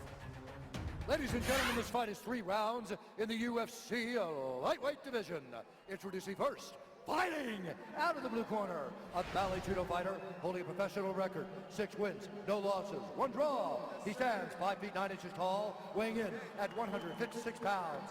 Fighting out of Glendale, Arizona, where we have South Haven, Michigan, Drakkar Klose. And now introducing his opponent, fighting out of the red corner, a mixed martial artist holding a professional record, 8 wins, 1 loss. He stands 6 feet tall, weighing in at 155 pounds. Fighting out of Somersworth, New Hampshire, Devin Powell. And when the action begins, our referee in charge, John McCarthy.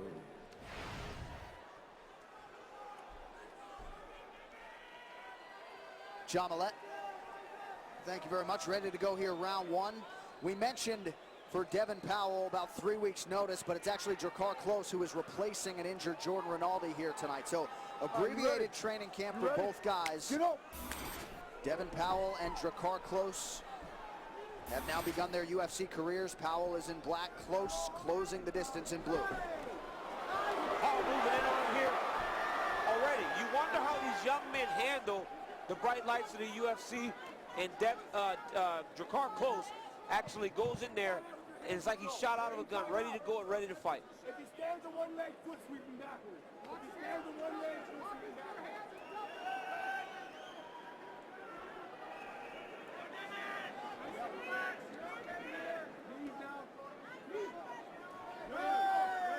Knee on knee by Drakkar Klose there. Good job by Paul lifting that underhook close, turning back. Nice knee again. Nice knee by Drakkar Klose. Open the gate! Open the gate! Open the gate! Devin Powell, no stranger to adversity. This kid is not going to crumble. No, he dealt with some adversity in his last fight when we saw him on Dana's show. Had his nose broken, stayed in the fight, eventually landed a nice uppercut. Beautiful, yeah. That led to the choke finish that he got to earn his UFC contract. Powell had a lot of respect for Drakkar Klose coming in here tonight, not just the camp he comes from, but all the skills he brings to the table. You can just see the difference in the physical abilities of the guys. As Klose is a little short, thicker guy, is really trying to impose his will on the taller Devin Powell. Coming up next, the return of a UFC superstar. B J Penna is back and ready to face Mexican phenom Yair Rodraguez. The legend versus the rising star of the featherweight division. UFC Fight Night, Rodríguez versus Penn. Coming up next here on FS1 or watch it live on Fox Sports Go. This type of fight really does benefit the smaller man. Devin Powell needs to find a way to get this fight at range. He's the bigger guy. And being this close while fighting Drakkar Klose really is going to cause him some problems. Under 3 minutes to go. Klose gets the knee to the target once more. You see how comfortable he is in here too. You can tell that he spends time training with a lot of high-level guys. You know, and you see the difference sometimes with the guy from the smaller gym going against the guy from the bigger gym. The guys like Vincent Henderson and Scott Holtzman, they said that Drakkar's been training in the gym for a really long time. He has been ready for this moment. Again, Klose going back to that knee to the body, continuing to keep this fight in the clinch. Nice job there, landing the knee to the side. Powell returns fire. These knees will weigh on him. Just over 2 minutes to go in the round. We'll see what Powell can do with the separation here as he tries to take advantage of what is some pretty good length here for this lightweight division. You know, it's a very small thing, but Powell just circling back to the center of the octagon gives him a chance to not be pushed against the side of the octagon and controlled as he was for the first 3.5 minutes of this fight almost. Oh, nice right hand by Powell. Nice right hand by Klose. Looked like a left from Powell might have been his best strike of the fight. Good counter on the right hand by Drakkar Klose, who is all pressure all the time. Nice mat return by Drakkar Klose. Pretty decent job defensively by Powell, though, to prevent that from being a high-amplitude takedown. That'll leave a mark.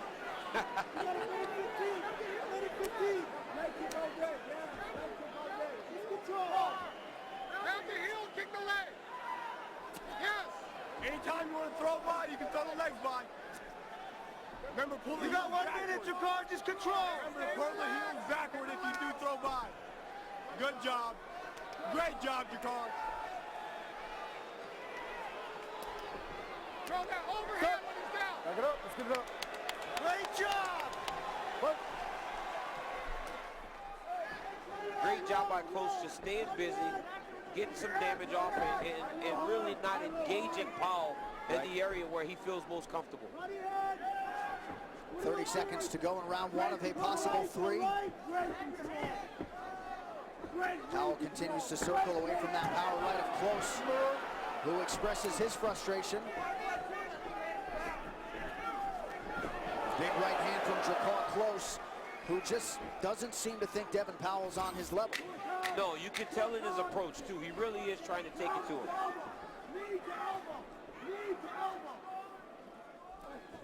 Round 2 coming up. Good job. Stay right where you're at. You're perfect.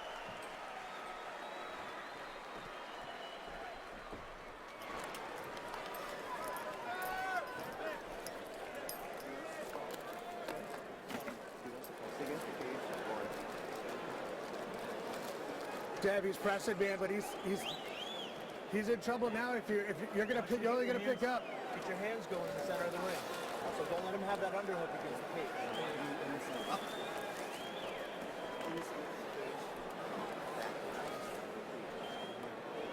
He's gonna keep trying to throw it over here. Jab 1-2 flip, baby.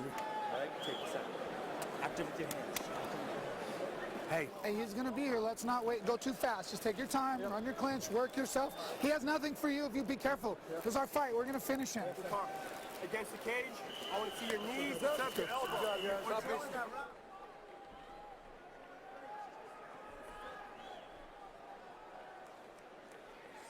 The FS1 UFC Fight Night prelims are sponsored by Budweiser. This Bud's for you. Ready?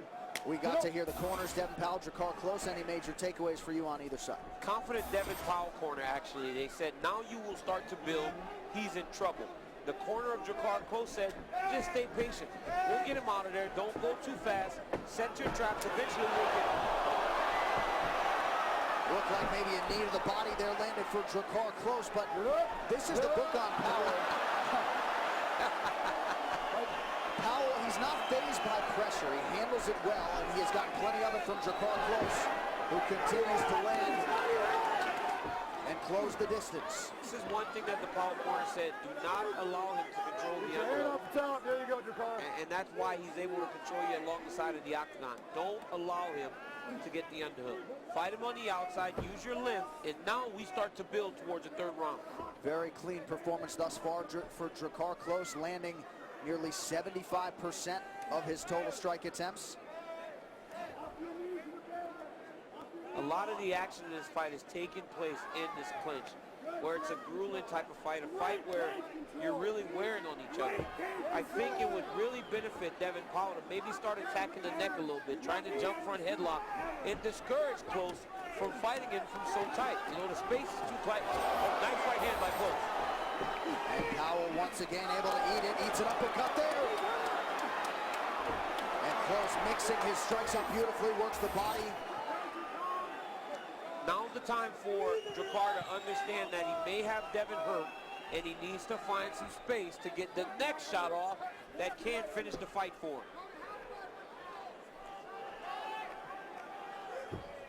him. Foot stops from Klose, who's done a pretty good job too, mixing up the velocity of his strikes as well, keeping Powell guessing. You cannot throw every punch with the intent of finishing the fight. You've got to find the spot that you throw that damage to fight. Nice elbows and tight by Devin Powell. Body kick. Oh! Wow! That was a really good body kick by Devin Powell. Good. Watch your fingers in his eyes. Back to the clinch where a lot of this fight has been contested. Just over 2.5 minutes to go in round 2. It would really benefit Devin Powell to start throwing elbows again. When he landed a couple elbows, Drakkar Klose had no choice but to give him space. This is what his coach believed. This is what his corner believed, that now is whenever they have the advantage. As this fight gets longer, they will be presented opportunities to actually go ahead in this fight. Powell's got a very effective kicking game. Hasn't been able to land all that consistently tonight. 2 minutes now to go round 2.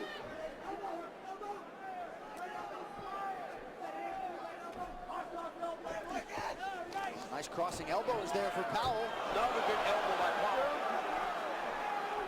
Every time they're breaking now, Powell is throwing those elbows, and they are now starting to land.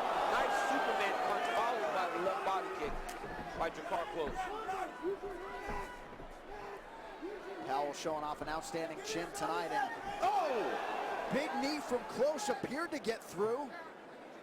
Powell once again seemed to eat it without issue. He's got a good chin on him, man, I'm telling you. In the last fight, he actually broke his nose and was able to keep fighting through the adversity. Foot stomp after foot stomp by Drakkar Klose. Just constantly wanting to get some sort of damage off on his opponent. A lot of output from Drakkar Klose tonight. And in the open, Devin Powell too. Both guys are being very active in this fight. Neither one has really slowed down much. No, that is true. Numbers almost identical in terms of the total strikes landed and thrown. Actually, slight advantage, at least in terms of total strikes for Devin Powell. Let's go, let's work. Clinch control time, obvious advantage for Klose. And in terms of the significant strikes, a decided advantage for the near 3-1 favorite, Drakkar Klose. There goes Big John with the break. You know, earlier I called somebody else Big John. I'm always thinking that Big John is the one that's breaking the clinch and also picking you up off the ground.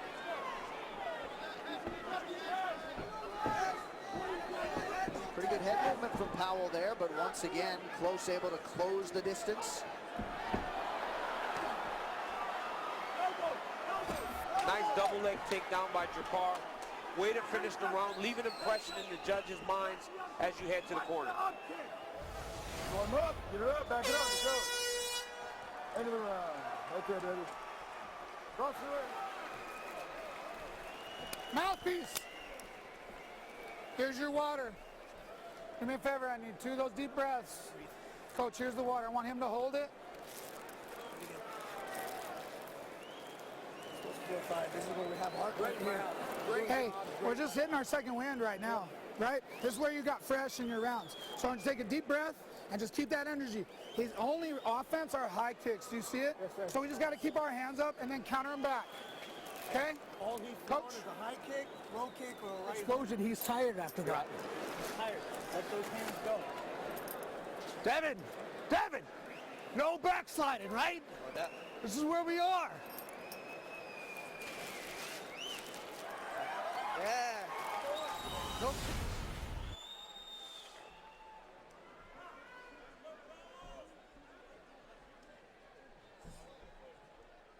You see Drakkar Close land a double knee right to the body of Devin Powell. And then as he's pursuing him along the side of the octagon, big right hand landed for Drakkar Close. Good fight by both of these young men at the start of their UFC career. And if the stools after round 2 were any indication, both of these guys have a lot of fight left as Close presses forward. Devin Powell, after 30 seconds, up off the stool, trying to get the crowd going. Fighter's fighter. He will need to rally here, though, if he's going to beat Drakkar Close in his UFC debut. The Close corner believes that all Devin Powell has is a high kick.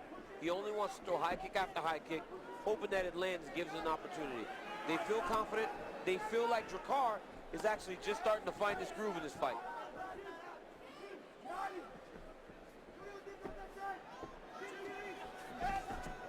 Powell just out of range with the hands. That's really been the story all night. Well, he's done it time and time again. Nice combination.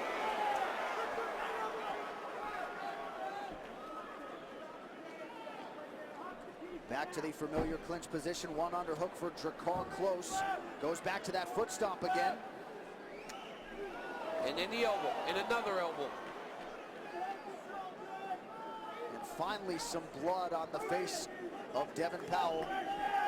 And he, he's talking to me. I feel a little uncomfortable, John.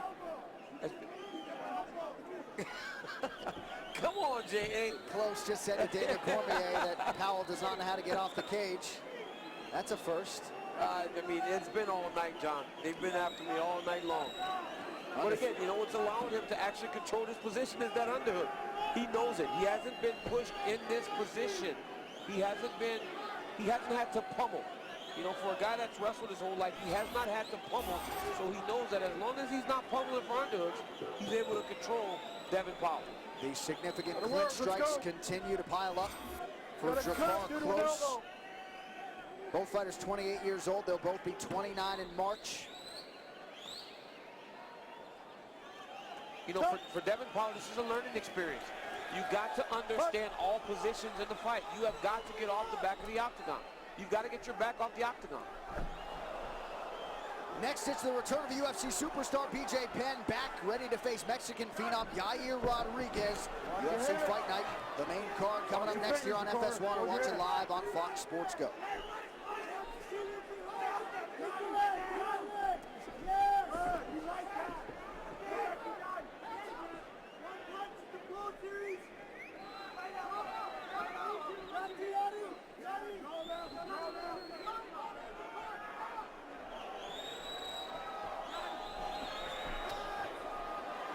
Every time Drakkar Close lands a punch and throws the left body kick after it, it's landing time and time again. He needs to go to that combination a little bit more. Nice uppercut by Powell. Good short counter left lands for Drakkar Close. Pretty good showing on both sides for my money for this UFC debut. It's not easy to do. Making your UFC debut is very tough, especially when there's expectation. Both of these young men came in here with expectation. I believe that they are living up to it. It's just been a super clean and efficient performance from Drakkar Klose, who lands a big right hand there, and now the jab is there. Whether he's attacked the head, the body, the legs, doing so with great accuracy. He's landed every takedown attempt he's tried. He looks seasoned. He looks like a guy that is mature beyond his years in this sport. You know, he's mixing up his takedowns, mixing up his punches. He's taking a few of these, though. He's winging overhands when Devin Powell kind of lunges in at him. Maybe keep his hands up a little bit higher as he evades.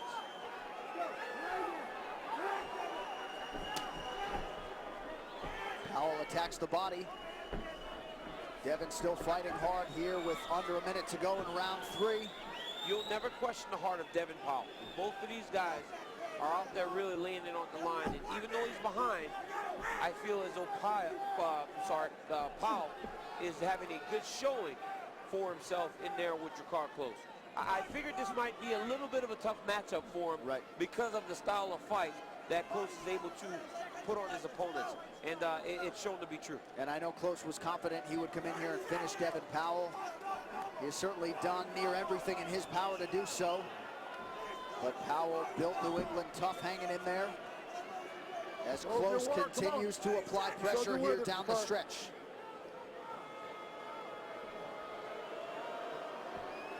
Quick check on the clock by Powell. It moves 10 seconds and counting.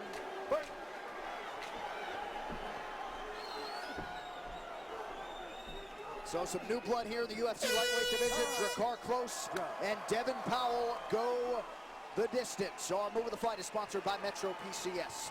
Switch to Metro PCS and get a fast nationwide 4G LTE network for only $30 period.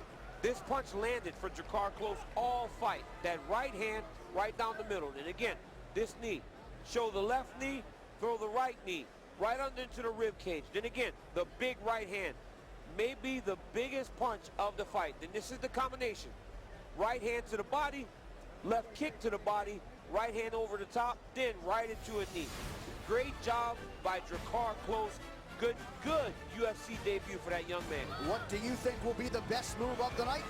Tweet, let us know at #MetroMove, and tune into the FS1 UFC Fight Night post-fight show after the fights for the winning move. Official decision after this.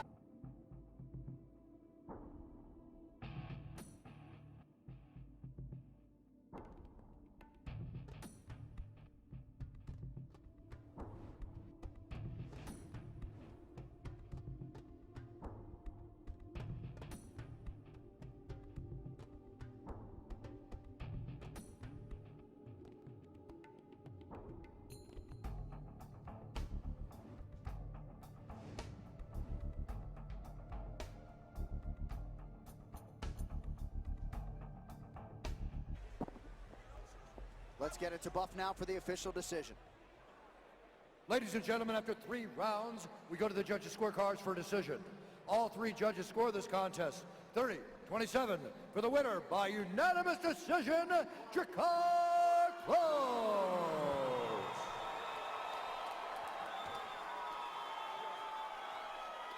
All right, I'm here with your winner, Drakkar Klose. I only got time for one question. We're up against the clock, but I just thought it was a super clean UFC debut. How do you feel about your performance, man? Next fight, I'm going to knock him out. What's up, Phoenix? Let's go! Ladies and gentlemen, Drakkar Klose. By Drakkar Klose. Great UFC performance, man. I know guys are hard on themselves, but he did a phenomenal job, handled the pressure, and it's onward and upwards. On his way to another fight in the UFC, at home, put on a good performance, another good prospect out of that great gym down in Glendale, Arizona. Nice job, Drakkar Klose. I just cannot believe these guys are so disappointed in themselves when we feel as though they have good performances. They're doing a great job. And Drakkar Klose says, don't worry about your TV clock, I got you. So Drakkar Klose improves to 7-0-1 as he wins his UFC debut. He had been a finisher really throughout his career coming into the UFC. Certainly a lot of potential for the MMA Lab product, Drakkar Klose. All right, a lot of finishes tonight. Outstanding set of prelims. Of course, the best is yet to come as we transition to the main card here shortly. B J Penna and 10th ranked featherweight Yair Rodraguez to collide in our 5-round featherweight main event. Joe Lozon Marcin held in the co-main event. With that, for Daniel Cormier, I'm John Anik. Thanks for watching the prelims. Go nowhere. The main card for UFC Fight Night starts now. On Sunday, January 15th, a legend returns to the octagon. UFC Hall.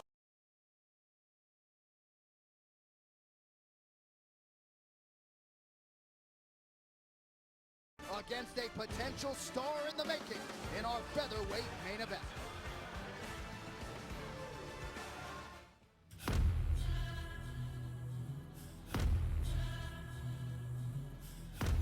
There was a time when a single name came to represent everything that was pure about fighting.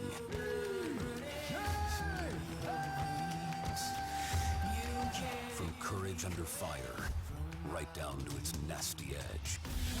A hard-nosed Hawaiian who welcomed all comers ready to try their hand against him, and inspired others to want to be like him. The Prodigy. Tonight, the pride of the Big Island makes his return. I'm very excited. I want to show all these people, you know, like, this is who I am, and they're going to get a night that they're not even going to believe what's going to happen. One of the brightest stars of the new generation will try and get his kicks against a legend. One of the most spectacular knockouts in UFC history. But first, in a welterweight clash, the Killer Bee is back with one of the UFC's most punishing clinch games. He'll set out to close the distance between him and Utah's own never-say-die brawler.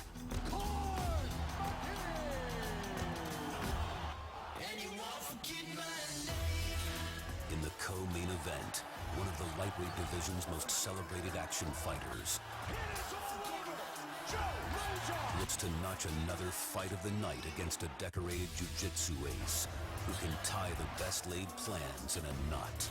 Then, the comeback.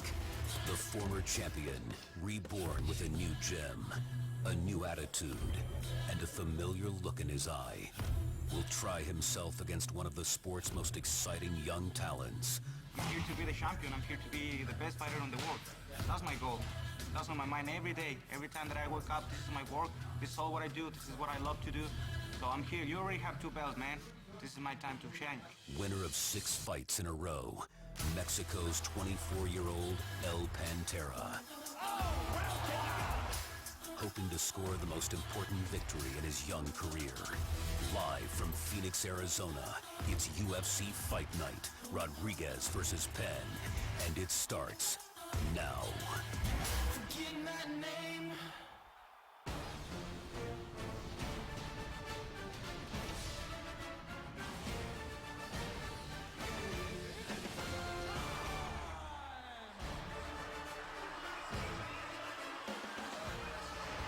Phenom, 24-year-old Yair Rodraguez.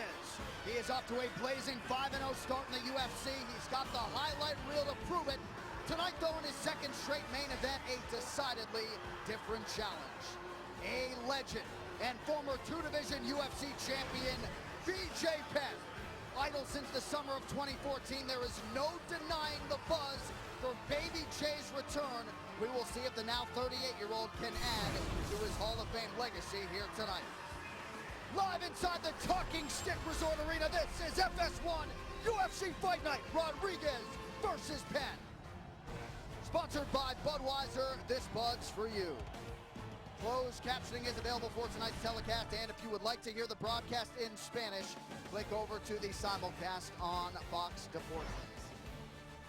And with that, a good Sunday night to you from Phoenix. Welcome to UFC Fight Night. John Anik alongside the United States Olympian UFC light heavyweight champion, Daniel Cormier. And I know you like this assignment here tonight, a wicked, compelling main event between Yair Rodraguez and B J Penne. Yeah, man, this is going to be a phenomenal fight. Yair Rodraguez is a guy that has everything, man. He has the skill, he has the ability, he has the look, he is the type of guy that you really build a division and an organization around.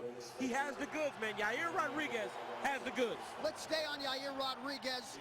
Young guy, appears to be the total package and really just getting going right now. He is just getting going. He's at the start of his career.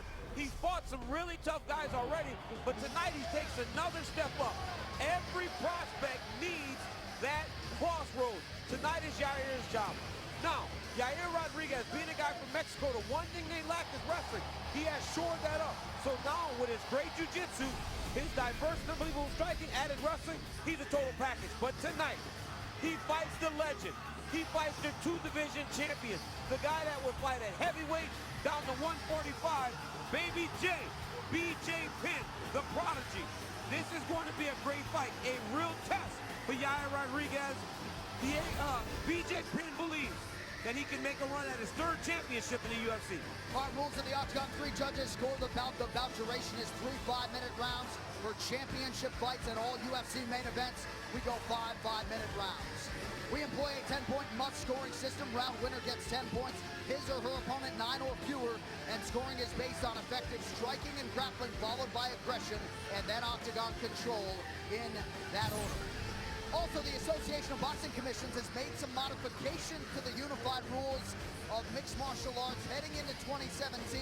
So among the notable changes that go into effect tonight, the redefinition of what constitutes a grounded opponent, and also that second bullet point there, DC, of particular interest to you. That one, that's a win for your boy, DC. Now listen, you cannot measure, if you're a tall guy, with your fingers towards your opponent. You can do the stop sign to measure. You can use your fist to measure. But the moment you take that hand out towards your opponent, you are in violation of the rules of fighting. It is a penalty, and you will be penalized. That's a win for your boy. Oh, in the eye pokes, I'm the shorter guy. I've got to get in close. Now I don't have to worry about getting my eyes poked out on the way in. So, hands can't go forward anymore, boys. Stop sign works, fist works, but when you point it out front, referee's gonna get you, then DC's gonna get you. The champ will take it. All right, we are just about ready to go with the main card. High stakes in the flyweight division here out of the chute. Sergio Pettis taking on the Phoenix local, John Moraga. This is a big fight for the division. Sergio Pettis, 23 years old, has been in the UFC for a long time. I talked to his coach and he said, you know what, Sergio is coming to his own as a man now, more than a fighter. John Moraga, back at home, a guy that's fought for the UFC championship, a veteran, looking to feed off the crowd tonight in Phoenix and get a big win and move himself right back into the top of the flyweight division. Great fight to start the night between Moraga and Sergio Pettis. Now, Sergio Pettis was to face Jussier Formiga tonight. Instead, Moraga steps in on a few weeks' notice. Of course, everyone at 125 pounds still chasing the champion, Demetrius Johnson, but no denying the stakes tonight for 15th ranked Sergio Pettis. Could get into the top 10 with a road win tonight. Well, he's been called a phenom, top prospect, but now Milwaukee's Sergio Pettis has become a legitimate threat at flyweight. He can stamp himself a contender if he can defeat John Moraga tonight. Born and raised in Phoenix, Arizona, John Moraga is unbeaten in his home state, and he is determined to keep it that way tonight when he takes on rising star Sergio Pettis. A former world title challenger, Moraga's no-nonsense style has made him a fan favorite, and he will likely be involved in another fight to remember against Milwaukee's Pettis. Still a prospect, but one with definite visions of contention. Pettis is coming off back-to-back wins over Chris Carriazo and Chris Kalidas that lifted his UFC record to 5-2 as he heads into this big spot to kick off 2017. Coming up next, Sergio Pettis takes on John Moraga.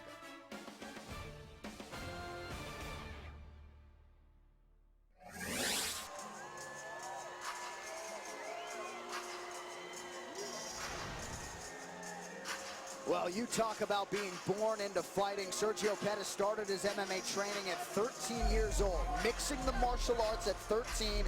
He saw his brother, former UFC lightweight champion Anthony Showtime Pettis' first 3 fights. First amateur fight for Pettis at 15, and now at 23 years old, youngest fighter on the card tonight, making the walk to the octagon for an 8th time. You talk about being born and living in the sport. We talked to his coach, Duke Rufus, and he said, in high school, we already knew this was the path for Sergio. Yeah. We got him on the wrestling team because we knew he would need to round out all of his skills. He couldn't just be a striker. So Pettis knew what he was going to do for a really long time, and you're starting to see it. Before, guys thought, I just got to go take Serge down. I just got to go take Anthony down, and I can win the fight. But these guys aren't giving up takedowns anymore. So Coach believes that Pettis is evolving as a man and a fighter, and it's all coming together. In 2017, we'll see the best version of Sergio Pettis that we've ever seen. Well, the results of late have been strong to quite strong for Sergio Pettis. He comes in tonight having won 2 straight, 4 of his last 5. Now, all of those wins by way of unanimous decision. So, a road win tonight. Well, he's been called a phenom, top prospect, but now Milwaukee's Sergio Pettis has become a legitimate threat at flyweight.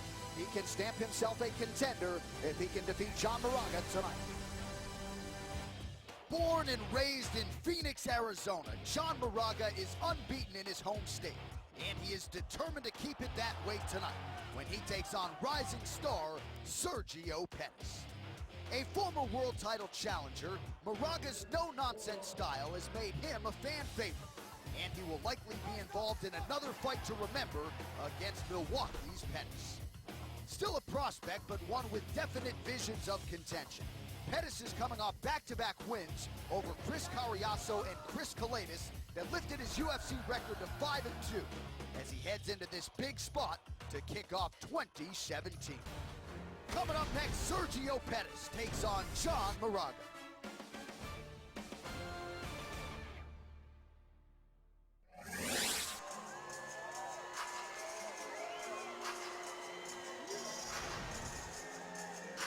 Well, you talk about being born into fighting. Sergio Pettis started his MMA training at 13 years old, mixing the martial arts at 13. He saw his brother, former UFC lightweight champion Anthony Showtime Pettis' first 3 fights. First amateur fight for Pettis at 15, and now at 23 years old, youngest fighter on the card tonight, making the walk to the octagon for an 8th time. You talk about being born and living in the sport. We talked to his coach, Duke Rufus, and he said, in high school, we already knew this was the path for Sergio. Yeah. We got him on the wrestling team because we knew he would need to round out all of his skills. He couldn't just be a striker. So Pettis knew what he was going to do for a really long time, and you're starting to see it. Before, guys thought, I just got to go take Serge down. I just got to go take Anthony down, and I can win the fight. But these guys aren't giving up takedowns anymore. So Coach believes that Pettis is evolving as a man and a fighter, and it's all coming together. In 2017, we'll see the best version of Sergio Pettis that we've ever seen. Well, the results of late have been strong to quite strong for Sergio Pettis. He comes in tonight having won 2 straight, 4 of his last 5. Now, all of those wins by way of unanimous decision. So Pettis still in search of that elusive first UFC finish, and that type of highlight could take him to the next level. Yes, it will, because people want to see him go to the next level. He's the type of guy, like I said, that the UFC gets behind. He's a guy that has it all. He has this fighting style that's aggressive. He has the look, everything. He needs to go out and make a statement tonight.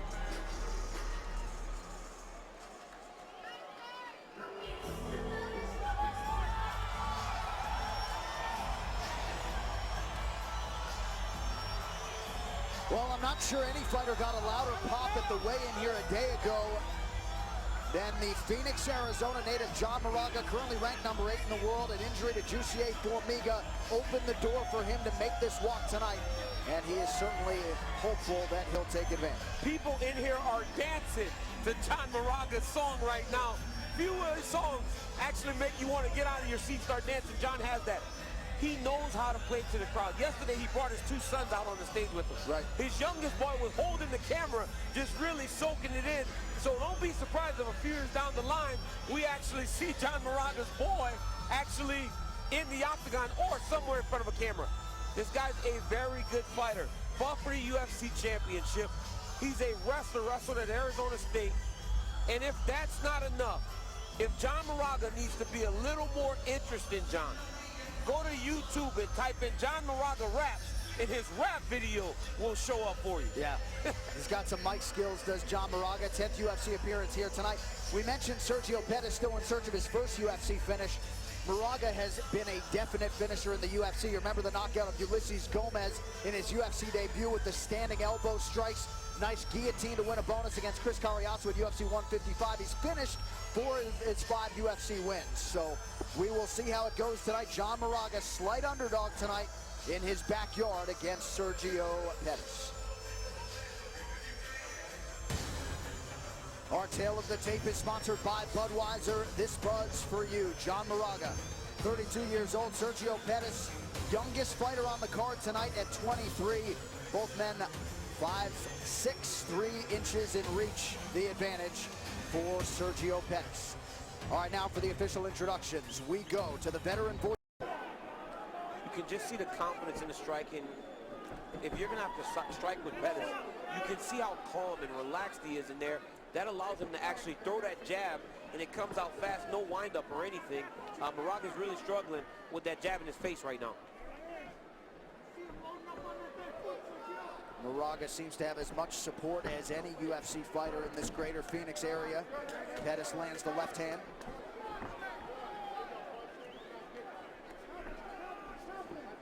Both guys are switching their stances. Yep. Looked like Moraga landed the left hand there, now into the clinch. One underhook for Moraga. You see Pettis trying to work that right hand inside to dig that right underhook in order to try to change his position. Back in 2013, John Moraga fought Demetrius Johnson for the UFC Flyweight Championship. That fight went into a 5th round.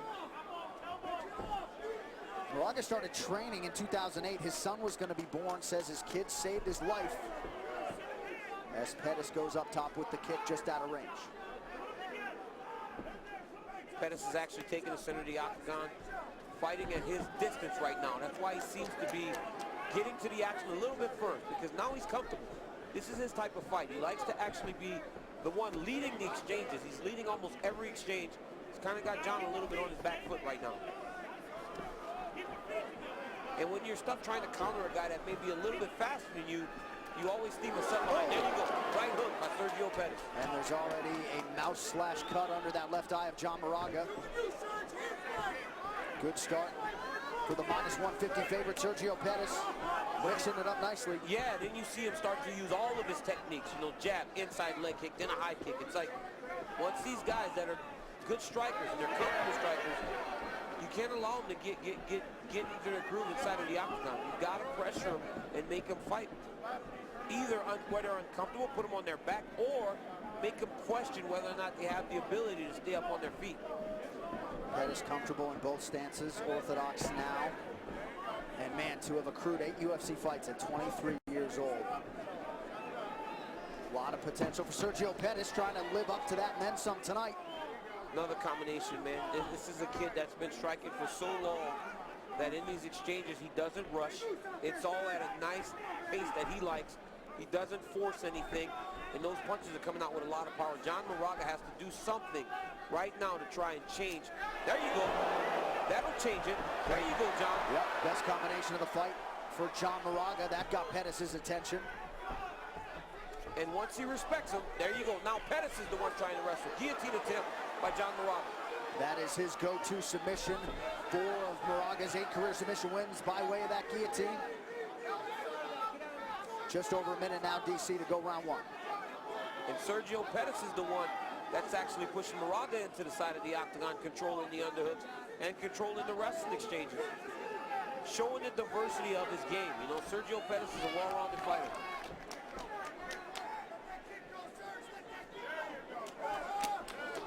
You hear the Pettis corner calling for him to let that kick go. Yeah, Izzy Martinez is a guy that's he's loud and he's heard in the side of the corner. You know, you hear what he's telling you. He's a great corner.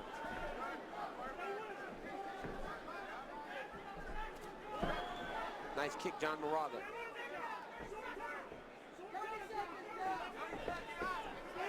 Moraga needs to. There he goes. Oh, countered by Penn. He's hurt. He's hurt. Moraga went to the poker face, but he got buckled by that shot from Pettis. Now Moraga returns fire. Pettis lands again. These exchanges favor Sergio exchanges because he's oh, there he goes again. Dr. Pettis, late round one. There's the horn, round two coming up. Stay with us. Sit down, Johnny, sit down. Come on, look at me. Hey, I'm gonna hand you a water. I want you to drink when you're ready. Open your hand. Here's your ice. You do me a favor and relax a little bit. Got hectic right there at the end. Just relax. Look at me. Deep breath. Coach. John, you keep circling right to the right all the time. Circle to the left. Once you get around him, you got to punch. You get to that hip, you got to not hesitate. Let them things go. More than one at a time, okay? You got to bring him right back tight and stay in the hips. He's coming right at you with it. Angel? Hey, we look for takedowns too, John. All right, when there's enough. You go ahead and get those takedowns, okay? Look for those. Hey, buddy, I need you to circle to your left and throw. That 3-2, 2-3 is landing. Every time you do it, quick. Don't wait for him, okay? Circle to your left. As soon as you circle, go. Circle and go. Let's go, baby. Wrestle.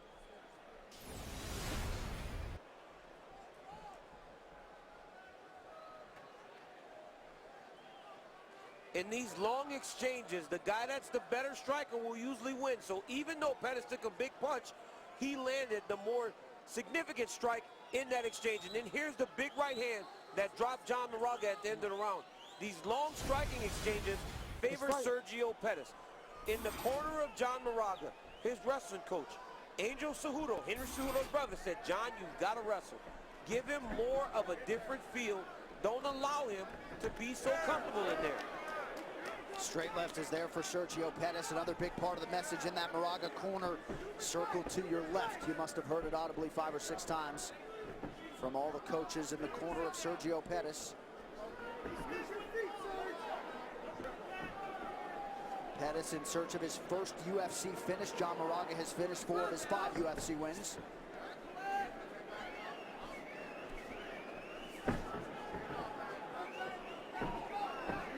Nice inside leg kick by Moraga. But once again, this is the type of fight that Pettis wants. He wants that type of fight, that standing fight where, let me test my striking skills against yours. Look at the difference there.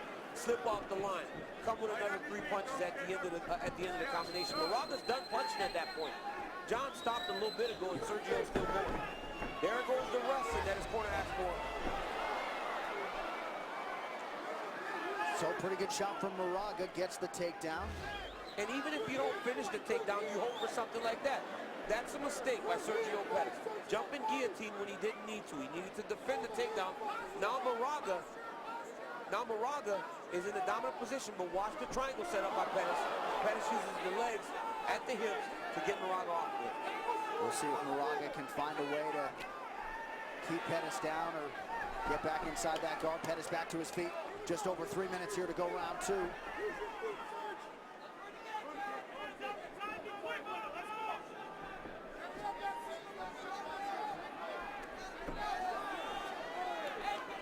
Another good right hand by John Moraga there.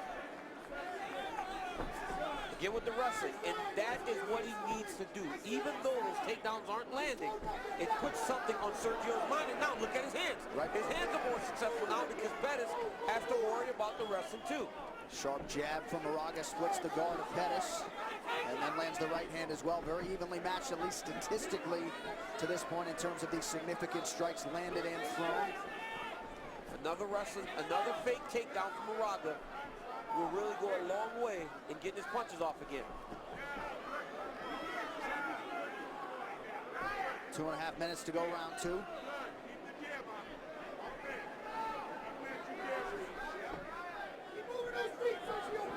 Pettis corner calls for him to get back to that jab, move his feet.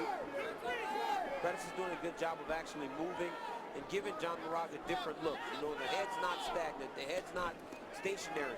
He's moving, he's switching positions, he's moving his feet to the outside, really controlling the foot placement against Moraga as you have a southpaw versus a conventional fighter.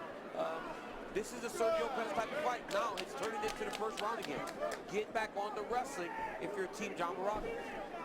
Both sides have been aggressive really throughout. Sergio seems willing to take a shot to land one of his own. Moraga in on a single here. This does not have to land. Again, this will lead to more success in the striking and everything else for John Moraga. Because now you're giving him levels. You're going low, you're going high, not only with the punches and kicks, but also the takedowns. Sergio lands out of the break. Under 90 seconds now to go in round 2.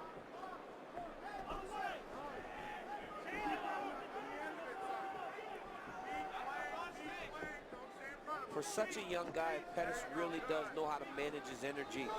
Every punch is not thrown for a knockout. It's to land and set up the next shot. Does a phenomenal job. You can tell this young man has been striking for a really long time. Under a minute now to go round 2. We show you the significant strikes. Slight edge for Pettis in round 1. Deadlocked at 11 landed on both sides in round 2. Another takedown attempt by John Moraga. Now, you see this.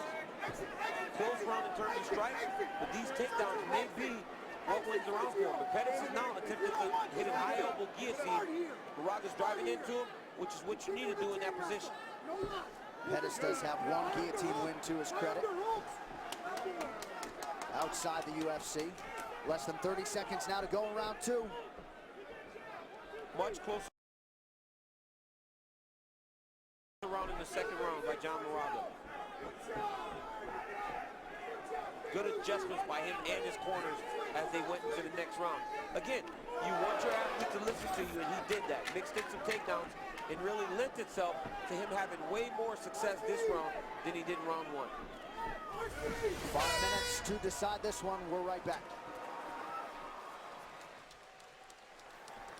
Good round, Sergio. Good. The jab's doing great for you, okay? Take a breath. We're close? Yeah, no, we're doing good, man. We're doing good, all right, Bubba? That's it. But we're in his hometown, so we can't let up, okay? Doing great. That was a good job of switching from guillotine to defense, what Coach said, okay? Good. Yeah. Okay. Yeah. Yeah.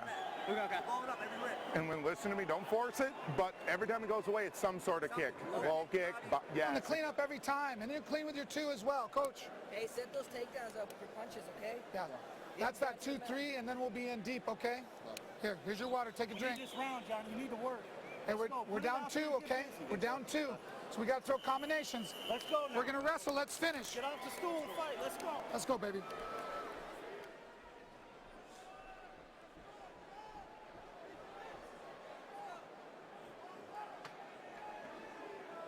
FS1 UFC Fight Night is sponsored by Budweiser. This Bud's for you. So John Crouch telling John Moraga he believes he's down 2 rounds to love. You see it that way? You know, I thought the second round was much closer, but in the corner of Sergio Pettis, they're saying it's his hometown. We really don't know how to score it. Second round was a lot closer, but Sergio, you're doing great. But very close second round. John, real hard to score for me, actually. Duke Roof is also mentioning to Sergio Pettis, don't be afraid to bail on that guillotine in favor of takedown defense. He was very happy with that defense right here along the side of the octagon right in front of us. Guillotine attempt led to some takedown defense. He liked that. Nice check left hook by John Moraga. So really nice response from John Moraga after the way round 1 ended. He really is trying to sit down on that left hook as Pettis enters. So Sergio needs to make sure that when he enters, he's got to keep his right hand up. Or Moraga will land that punch. There it is again. Keeps on throwing it.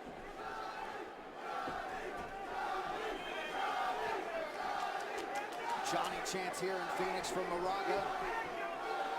Pettis' output has waned a little bit here. Pettis is starting to find his range again. As you see, look at that. There he is. He's starting to find his range again in these striking combinations. Head kick for Pettis, partially blocked by Moraga. And they don't, there you go, mixing the takedowns again. Pettis is doing a good job of actually attacking his neck, and it's forcing Moraga to bail on his takedown attempts. Once again, though, it allows him to close the distance, and get close to his opponent and fight where he's more comfortable, not out in space.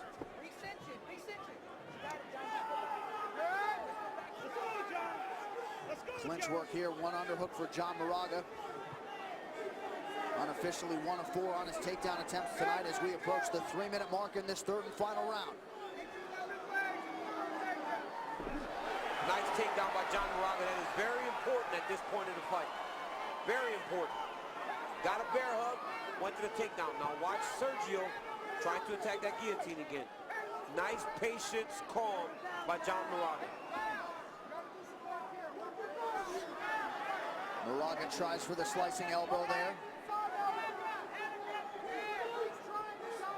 Sergio Pettis is really looking to try to either get to a triangle or use the triangle to try to get away. Moraga falls back for a heel hook.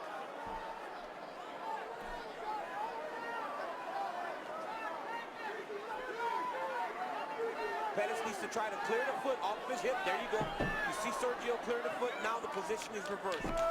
The key to fighting the heel hook is just clearing the foot off the hip, and then you're going to be able to actually fight. So a risky proposition for John Moraga. It does not pay off there.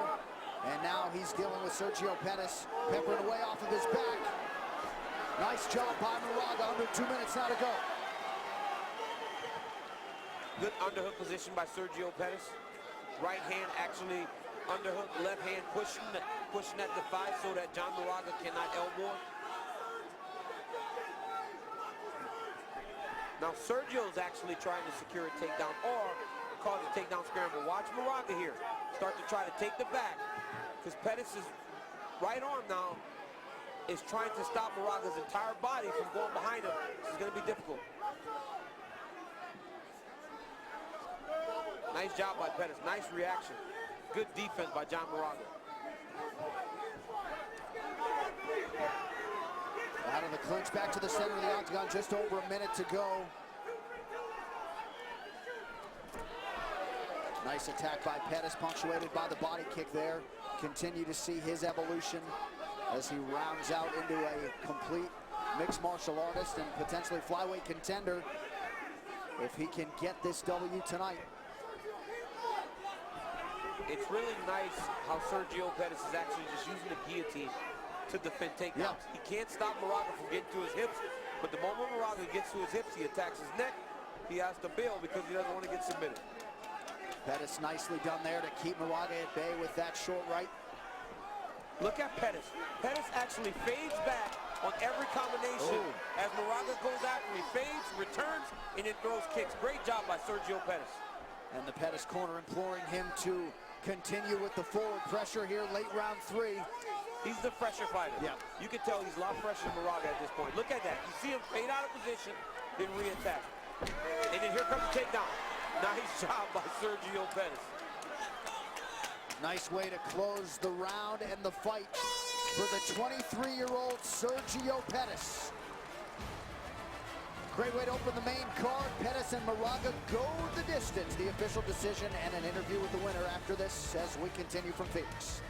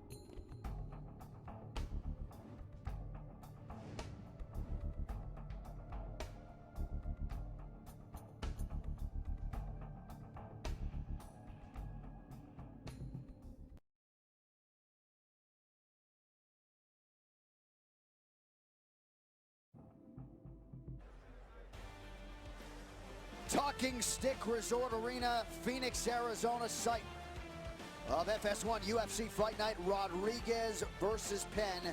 Yair Rodríguez, BJ Penn coming up shortly in our main event. All right, back inside the arena now. Bruce Buffer has the official decision.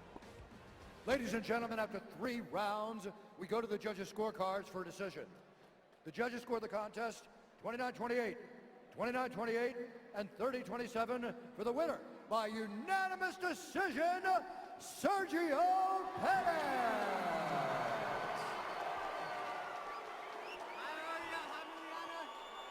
So making 3 straight wins for the 23-year-old Sergio Pettis. Strong performance, horn to horn tonight. How do you feel? I feel great. You know, Moraga's a tough guy coming out in his hometown. It's crazy to hear the crowd against me. But big shout out to Moraga, man. He stepped up to the plate before me got injured, so very thankful that he did that. What did you prove to yourself tonight, if anything, coming in here on the road against a former world title challenger in John Moraga? Man, you know, he's fought for the title. He's fought some of the best in my division. Only 23 years old, man. I came in here and I'm seeing my progression as a martial artist, so very excited. It's been 9 months since I fought, so I felt pretty good in here. And we're excited for you. It's been a pleasure to watch your evolution. 3rd round in particular, we felt like you were the fresher fighter down the stretch and really put it on him. Did you feel strong in that 3rd and final round? Yeah, I felt my cardio was still good. You know, I didn't push myself as hard as I could have, but definitely felt good this camp. I trained really hard, put in a lot of time. I want to give a shout out to everybody back at home, Milwaukee, Wisconsin. Thank you guys for the support, the love, and it's an honor representing us. The results certainly speak for themselves, man. This figures to move you into the top 10. You don't strike me as the calling out type, but any idea who you'd like to share this octagon with next? I'd like to fight for Miga again, possibly March 4th on the Woodley card. I believe I put a lot of time in dissecting his game, and I want to expose him. Congratulations on a big win tonight. Go enjoy it. Ladies and gentlemen, your winner, Sergio Pettis. At 23 years old, Sergio Pettis is coming into his own. 3 wins in a row. Great performance tonight over a tough John Moraga. You saw the evolution of his game tonight.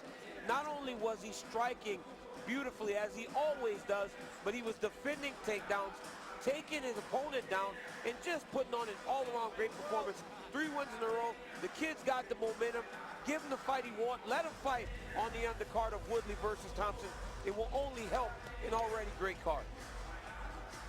All right, our Move of the Fight is sponsored by Metro PCS. Switch to Metro PCS and get a fast nationwide 4G LTE network for only $30, period. When you think of Sergio Pettis, you think of striking. You take the punch, but know that as long as we're striking, I am going to get the best of the situations. Left hook, right hand, drops John Moraga. And at the end of the fight, when you want to put a stamp on it, what do? You're the striker. You go and take down the wrestler. Great job by Sergio Pettis, showing his progression as a fighter and getting his 3rd win in a row. Great job, Sergio. All right, what do you think will be the best move of the night? Tweet and let us know at #MetroMove and tune in to the FS1 UFC Fight Night post-fight show after the fights for the winning move. And here now, look at what's coming your way on UFC Fight Pass live this Wednesday, January 18th. It'll be Alaska Fighting Championship, Brian Ryan versus Julio Paulino in the headliner there. Then the following night, Thursday the 19th, Combache Americas is live. Friday night, Glory Super Fight Series at 10:30 p.m. Eastern. And then Saturday, January 21, Titan FC 43, the Flyweight Championship between Jose Torres and Pedro Nobre. Download the UFC app today. All right, coming up next should be a good one. Pick'em fight according to Las Vegas. It will be the 12th UFC appearance for both Ben Saunders and Court McGee straight ahead. Well, the MMA community, Daniel, continues to mourn the passing of a valued member of our UFC production team. Adam Snacks Geller passed away earlier this month at the age of 39 after a lengthy battle with colon cancer. This was a special man, husband, father, and I get chills talking about it. Just a guy who could make you smile and laugh with the best of them. You know, Adam was a guy that lived life to the fullest. He was a guy that made us all appreciate everything we have in this world. He loved his wife, Deb, was very proud of his new daughter, and he's a guy that we are all going to miss so much. An all-around good guy. Adam Geller, man, you are going to be missed. Thank you for all the smiles, all the laughs. We're going to miss you, Snacks. The weigh-in rehearsals will never be the same. To Deb and Sydney, we love you. Adam Snacks Geller, what a legacy he leaves behind. We love you, Snacks.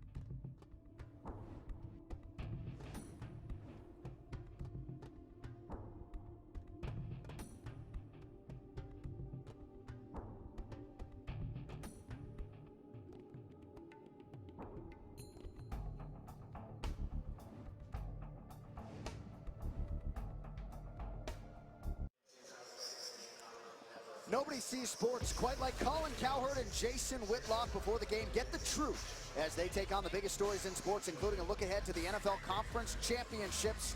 Speak for yourself, sometimes starring Daniel Cormier, weekdays 5 p.m. Eastern, only on FS1. John and Daniel Cormier here in Phoenix, Arizona. Champ, some breaking news for you now. The next season of The Ultimate Fighter will be The Ultimate Fighter Redemption, and the coaches will be the UFC Bantamweight champ Cody Garbrandt and the former champion TJ Dillashaw. It's what we all wanted. We wanted to see these guys go at it. Could you imagine two guys that are as fiery as these two are being in the same room for 6 weeks? Dominic Cruz said after the fight, TJ Dillashaw is as angry as I am, Cody. So you get no break. This is going to be fun. It's going to be phenomenal. You got two guys with great personalities, two guys that went into the octagon as massive underdogs and did what many people did not think they could do and beat long-reigning champions.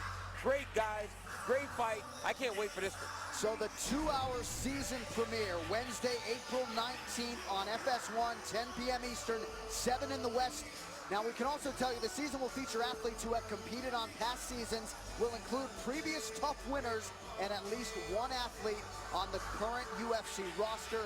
As for the coaches, Cody Garbrandt and TJ Dillashaw, they will fight for the UFC Bantamweight Championship on a date to be determined. So here in Phoenix now, the welterweights will be up next. Court McGee and Ben Saunders, DC. A lot of experience on both sides. Both come in with 7 UFC wins to their credit. Ben Saunders, every time things don't go well with the UFC, he goes out, fights the toughest guy he can find, beats him, and then comes right back to the UFC. Tonight he gets a guy, Court McGee, who will bring the fight to him, will pressure him, and will honestly put Ben Saunders in some of the best positions that he wants to be in. 30th pro fight for Ben Saunders, the more prolific finisher, especially of late. We'll see how it plays out right now. Veterans of the Ultimate Fighter who have gone on to make their respective marks, Ben Saunders and Court McGee finally square off in this pivotal welterweight showdown to kick off 2017. After winning 3 of his last 4 UFC bouts, including finishes of Chris Heatherly and Joe Riggs, Ben Saunders took himself to the regional circuit last September. Promptly needed just 17 seconds to finish UFC vet Jacob Volkman. Now back in the octagon to resume his pursuit of welterweight glory, Killer B will face fellow Ultimate Fighter alumnus, Court McGee. Winner of Season 11 of Tough, McGee began his UFC career at 185 pounds. But since moving to welterweight, the Crusher has won 4 bouts, most recently taking a thriller over Dominique Steele. And tonight, McGee looks to continue his ascent. Coming up next, it should be a good one, as Ben Killer B Saunders faces Court the Crusher McGee.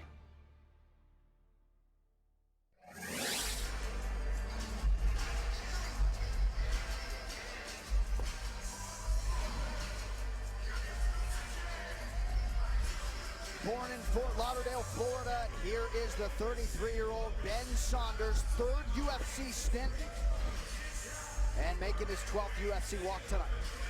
Ben Saunders is the only guy to actually do the omoplata submission, and he says he wants to give us a submission that we actually have never seen inside of the octagon. He said there are submissions in his arsenal that we have never even seen, much less seen in the UFC. He says tonight he wants to make a statement as he re-enters the UFC for the 3rd time. He will get the opportunity because Court McGee will take him down. Going into his last UFC fight, which was against Patrick Cote about a year ago, his grandmother died 3 weeks before. He had also lost a grandfather and an uncle, and it really was that personal adversity that resulted in him leaving the UFC because he had won 3 of 4, so he takes a little break. Then in September, returned outside the UFC, defeated UFC veteran Jacob Volkman with an armbar in 17 seconds, and that facilitated this UFC return against a guy he is acutely familiar with in Court McGee. Well, we saw Jacob Volkman frustrate people in the UFC for years. Yeah. So for Ben Saunders to go in there and take him out in 17 seconds, that is a massive feather in his cap. He says he's very excited tonight to fight on the same card as B J Penna, because B J Penna is his favorite fighter. He's always been his favorite fighter, and he will always be his favorite fighter going forward.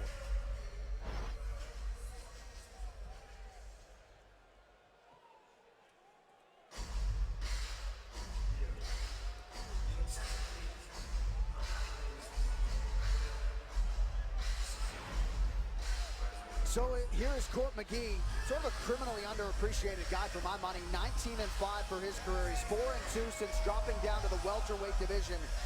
I'm not the biggest stats guy in the world, but I can tell you he lands 5 1/4 significant strikes a minute. It's the highest rate among active welterweights in the UFC. Very sharp striker, Court McGee. Maybe doesn't have the finishes to prove it, but man can crack.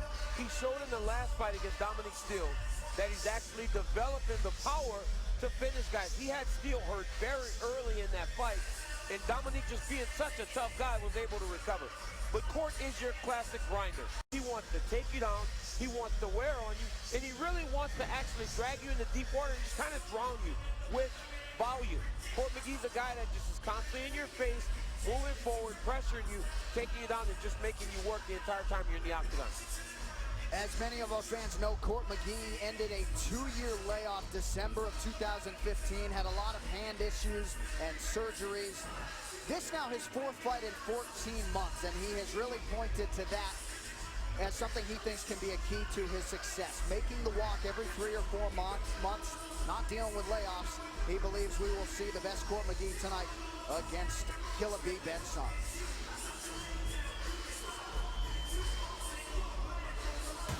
Our tale of the tape is sponsored by Budweiser. This Bud's for you. Court McGee, 32 years old. Ben Saunders is 33.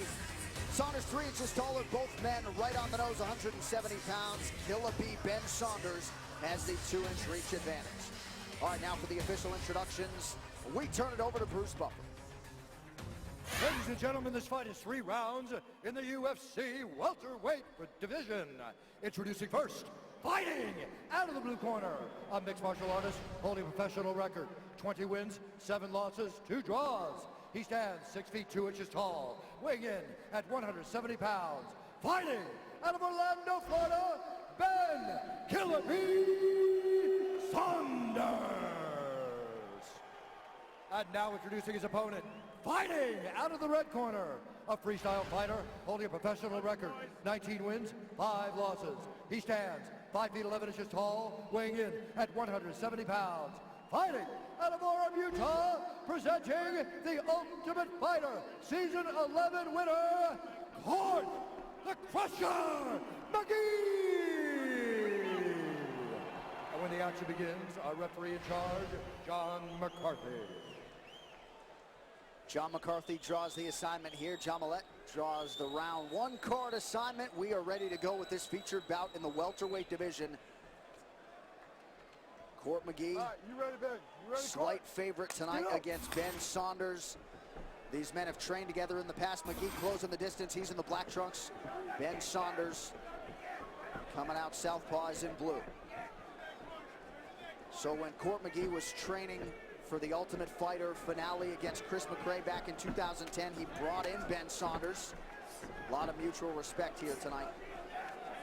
Ben Saunders is very good here because he has a good tie clinch. He's long, so he lands knees when people get close. Now, Court McGee's a guy that usually is going forward every time, but he has to stay on the outside a little bit against Ben Saunders because he knows how powerful and how strong he is. Like you said, John, they've trained together before, so Court McGee may know something that we don't know in terms of how they actually match up against each other.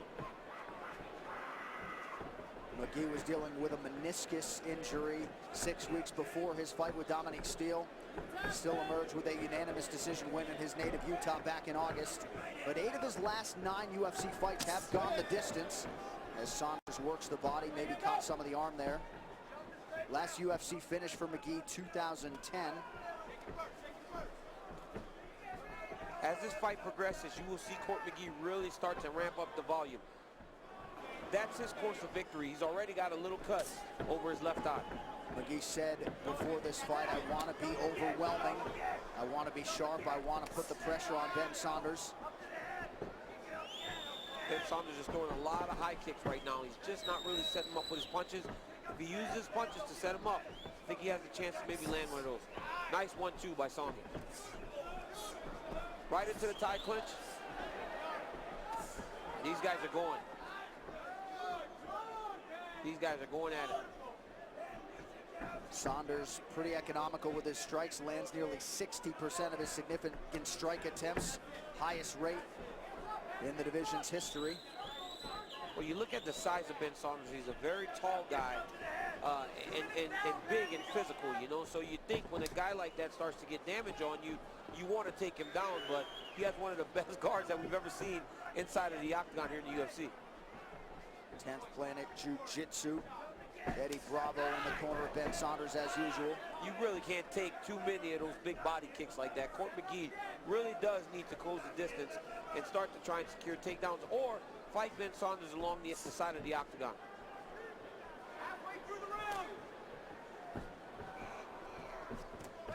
McGee goes to the head kick. Saunders counters. That head kick landed because of the double jab. Nice job by Court McGee mixing it up. Dana White Looking for a Fight is back. The new episode, season 2, episode 1. Available now free on YouTube. Don't miss it as Dana, Matt, and Dean head to Maine.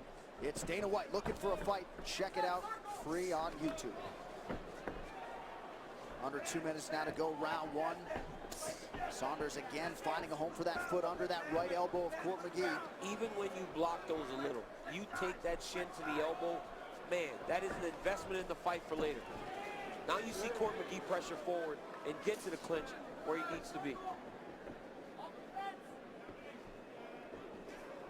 Third UFC stint for Ben Saunders. Both guys 7-4 inside the octagon coming in tonight. I'm really surprised that Court is staying at the range that he's fighting at right now. He would seem to be at the range that Ben Saunders would want him at, but he's still doing really well in the striking exchanges. This pace that he has, though, this is going to stay over the course of the entire fight. It will not slow down. That is not how Court McGee fights. Saunders mixing up the kicks nicely, particularly when it comes to the location. He's mixing up his target. You know, he's landing that nice right jab, following with kicks, going to the body. He's doing a good job of really hitting Court all over the body. And when McGee gets close, he immediately goes to the clinch to kind of force him to pull himself back out at range that he wants him to fight at. Saunders, the longtime American top team staple, Brazilian Jiu-Jitsu black belt under the legend Ricardo Laborio. He's got his black belt under Laborio, but he does credit Eddie Bravo with a lot of his jiu-jitsu success. Another body kick lands for Ben Saunders.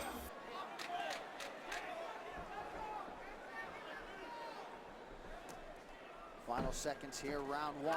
McGee lands, Saunders counters.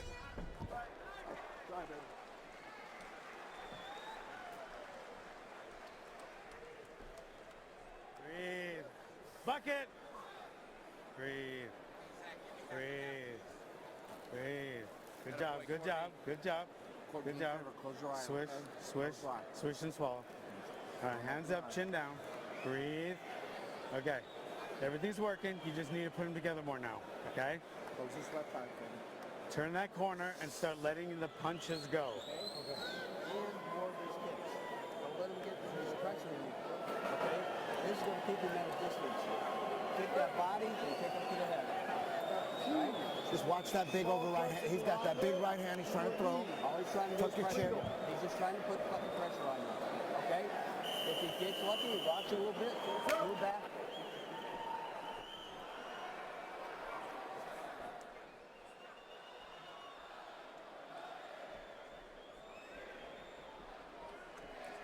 FS1 UFC Fight Night is sponsored by Budweiser. This Bud's for you. We heard the corners, Eddie Bravo in particular, wanting Ben Saunders to look out for that big right hand. He feels like that's really the lone McGee weapon that they've got to hone in on. And they love the body kicks. They want more body kicks. They want more head kicks. They do believe that Court's going to throw the overhand right. And Court McGee's corner actually says, you know what, you're doing fine. Now it's time to mix it up, start to get more angles as you throw your combinations and just let things go. and you'll be able to land that at a more consistent rate. McGee comes in having won 2 of his last 3, dating to a 2-year layoff due to multiple hand issues from December of 2013 to December of 2015. Those high kicks that Sanders is landing, even though they're on the arm, man, that arm starts to go a little dead when you take too much damage to it, and you don't even want to block the kicks anymore. And that's when you start to see guys that hand starts to get carried a little bit lower, and you see guys starting to get kicked and knocked out with head kicks. McGee able to land the right hand. Has been one and done at times tonight. And Sanders is actually throwing in combination. Nice combo by McGee there. Yeah, good now here comes Court. the pressure. Here comes that Court McGee pressure. Right in his face the whole time. Nice straight right hand to the body.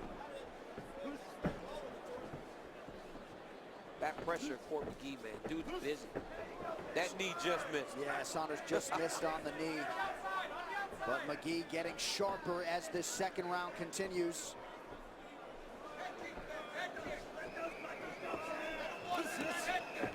Saunders tried to punctuate that combination just out of range with the right hand.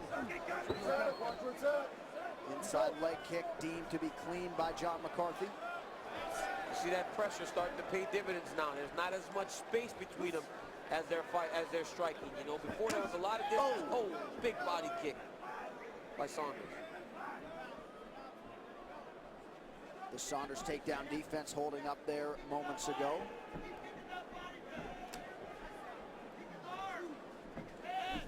Again, Ben, kick to the body hard. Kill it. There you go. Keep kicking his arms, his body, his head. There you go. Set it up.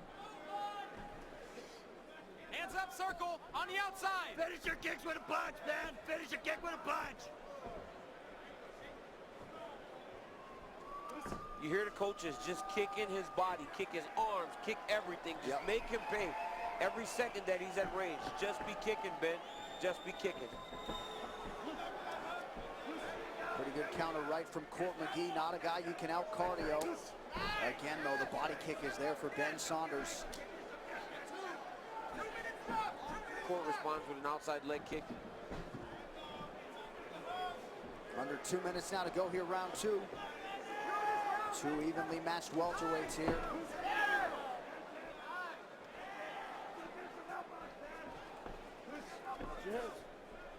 Body lock from McGee. We'll see if he can get the takedown going. He's only attempted 1 thus far. Every time they get in tight, Ben Saunders really attacks that tie clinch. And when he attacks the tie clinch, Court is forced to actually break the position.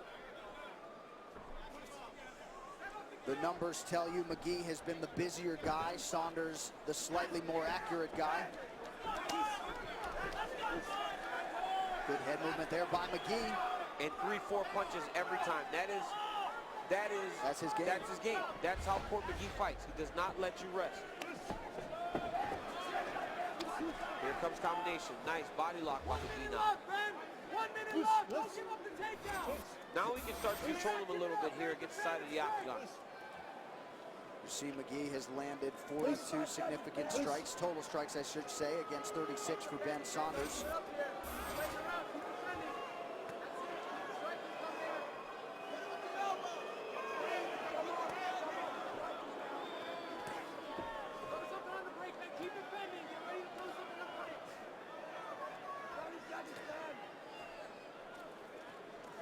McGee continuing to put Saunders on the defensive here with the underhook.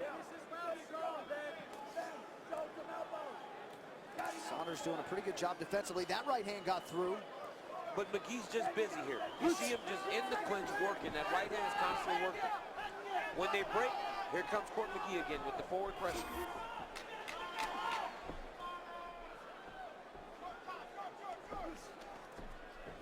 More pressure. Yeah, McGee nice job. cracked the body there. 3rd round coming up from Phoenix. Stay with us. All right.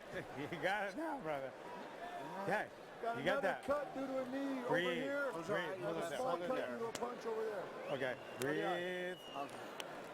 Okay. Swallow. All right, Okay. close your eyes. Close your eyes. Breathe. Okay. You need to move that head more, get inside and bang tight, okay? Finish with a hook. Okay, your combinations are looking good, but you need to finish with that power hook, okay?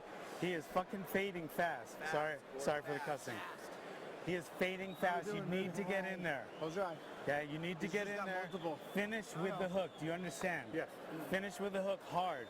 Turn that corner all day long and put your combinations together. Hey, okay? he's tired. You're not, bud. He's exhausted.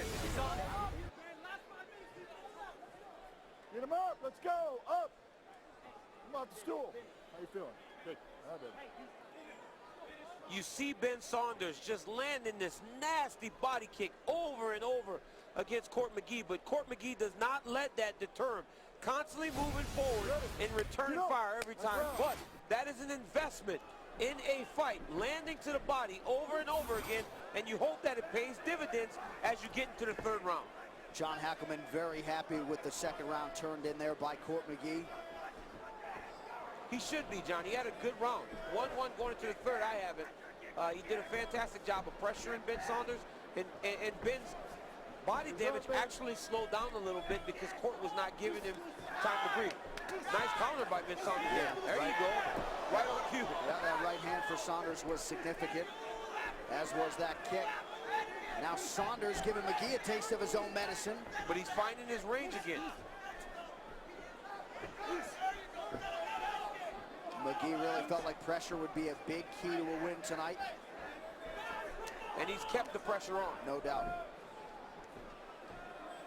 Deadlocked in terms of significant strikes landed now, 43 apiece.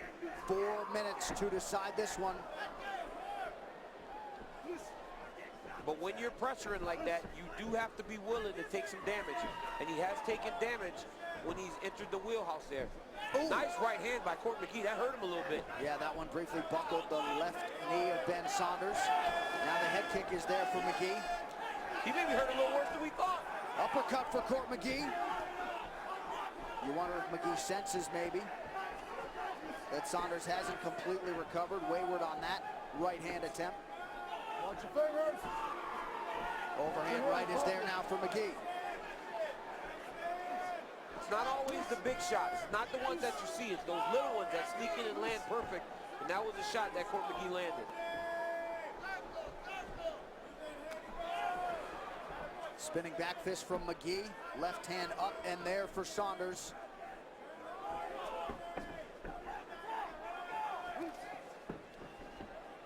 Now here comes the takedown of Court McGee. Great level change. Yep. Ben's attacking Kimura here. Court's got to be very careful.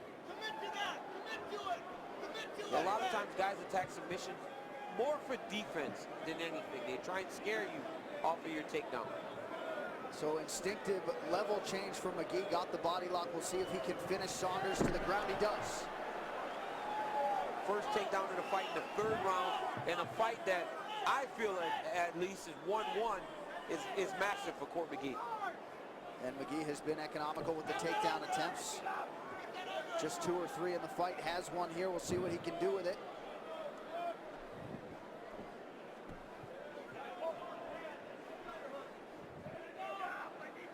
Trying to control that right hand of Ben Saunders. Ben's doing a good job of controlling that underhook. He cannot end this fight on his back. I know he likes being in the guard. I know he likes to grapple, but you cannot end a close fight like this on your back. Because when the judges start to turn in their scorecard, the guy that's on top seems to be winning. Even if he's not doing much, he is on top, he's in control. Ben Saunders needs to get back up to his feet or try and attack a submission. And Court McGee has never been submitted. This now his 25th professional fight. Under 90 seconds now to go. And Solid McGee control. really, starting to take control of this fight in this round. So a great first round by Ben Saunders. Good second round by Court McGee. And now in this third round, he really does seem to be taking control of the fight.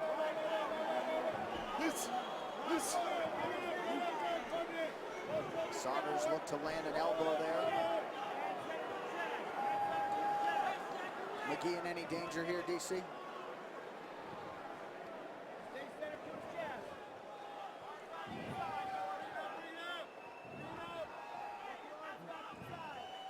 Court McGee actually is okay here. You know, Ben Saunders has a real high guard on him.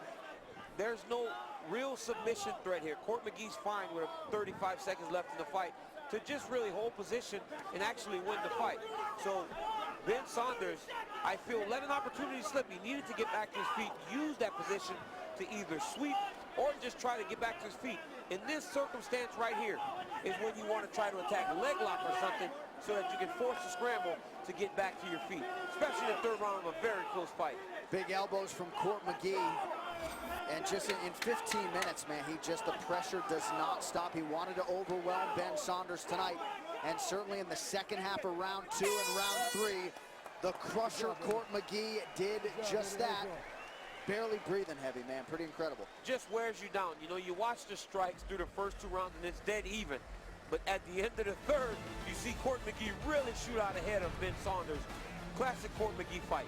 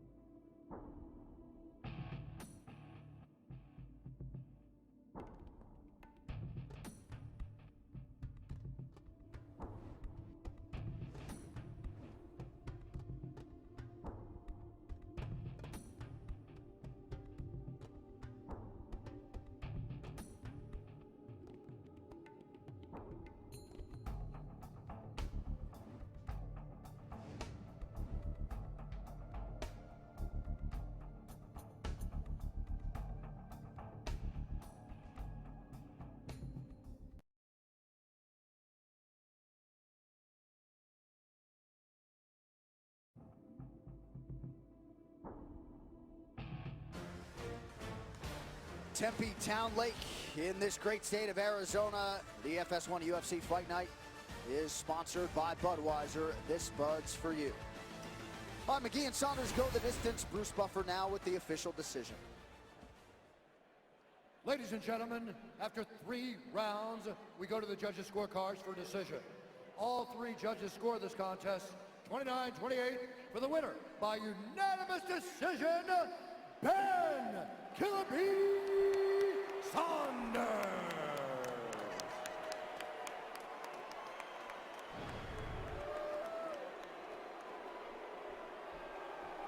All right, I'm here with your winner. You can hang on me if you like.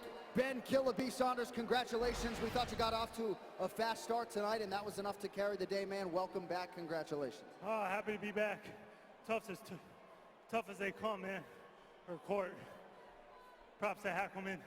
Thank you, ATT, Eddie Bravo, 10th Planet, Joe Jim, Dutch Kickboxing, Bloody Elbow, UG, MMA Maniacs, MMA Junkie, and Sherdog. I love you all. Thank you, fans. He's so fucking endurance strong. Was that the type of fight you expected? Just a grueling 3-round affair tonight, yeah? Absolutely. That's his, hit that in his heart, man. Are unstoppable. He wasn't gonna quit.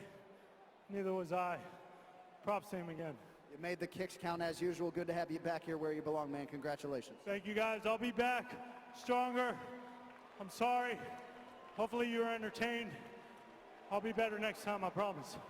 No apology necessary, my man. Ladies and gentlemen, your winner, Ben Saunders. The theme of the night has been guys apologizing for having good fights. Ben Saunders went out there with a very good game plan, landed body kick after body kick, and got the win. So, Court McGee did gain momentum and steam over the course of the second half of the fight, but Ben Saunders had done enough to get the job done. Our move of the fight is sponsored by Metro PCS. Switch to Metro PCS and get a fast nationwide 4G LTE network for only $30 period. All body kicks all day was the key for Ben Saunders.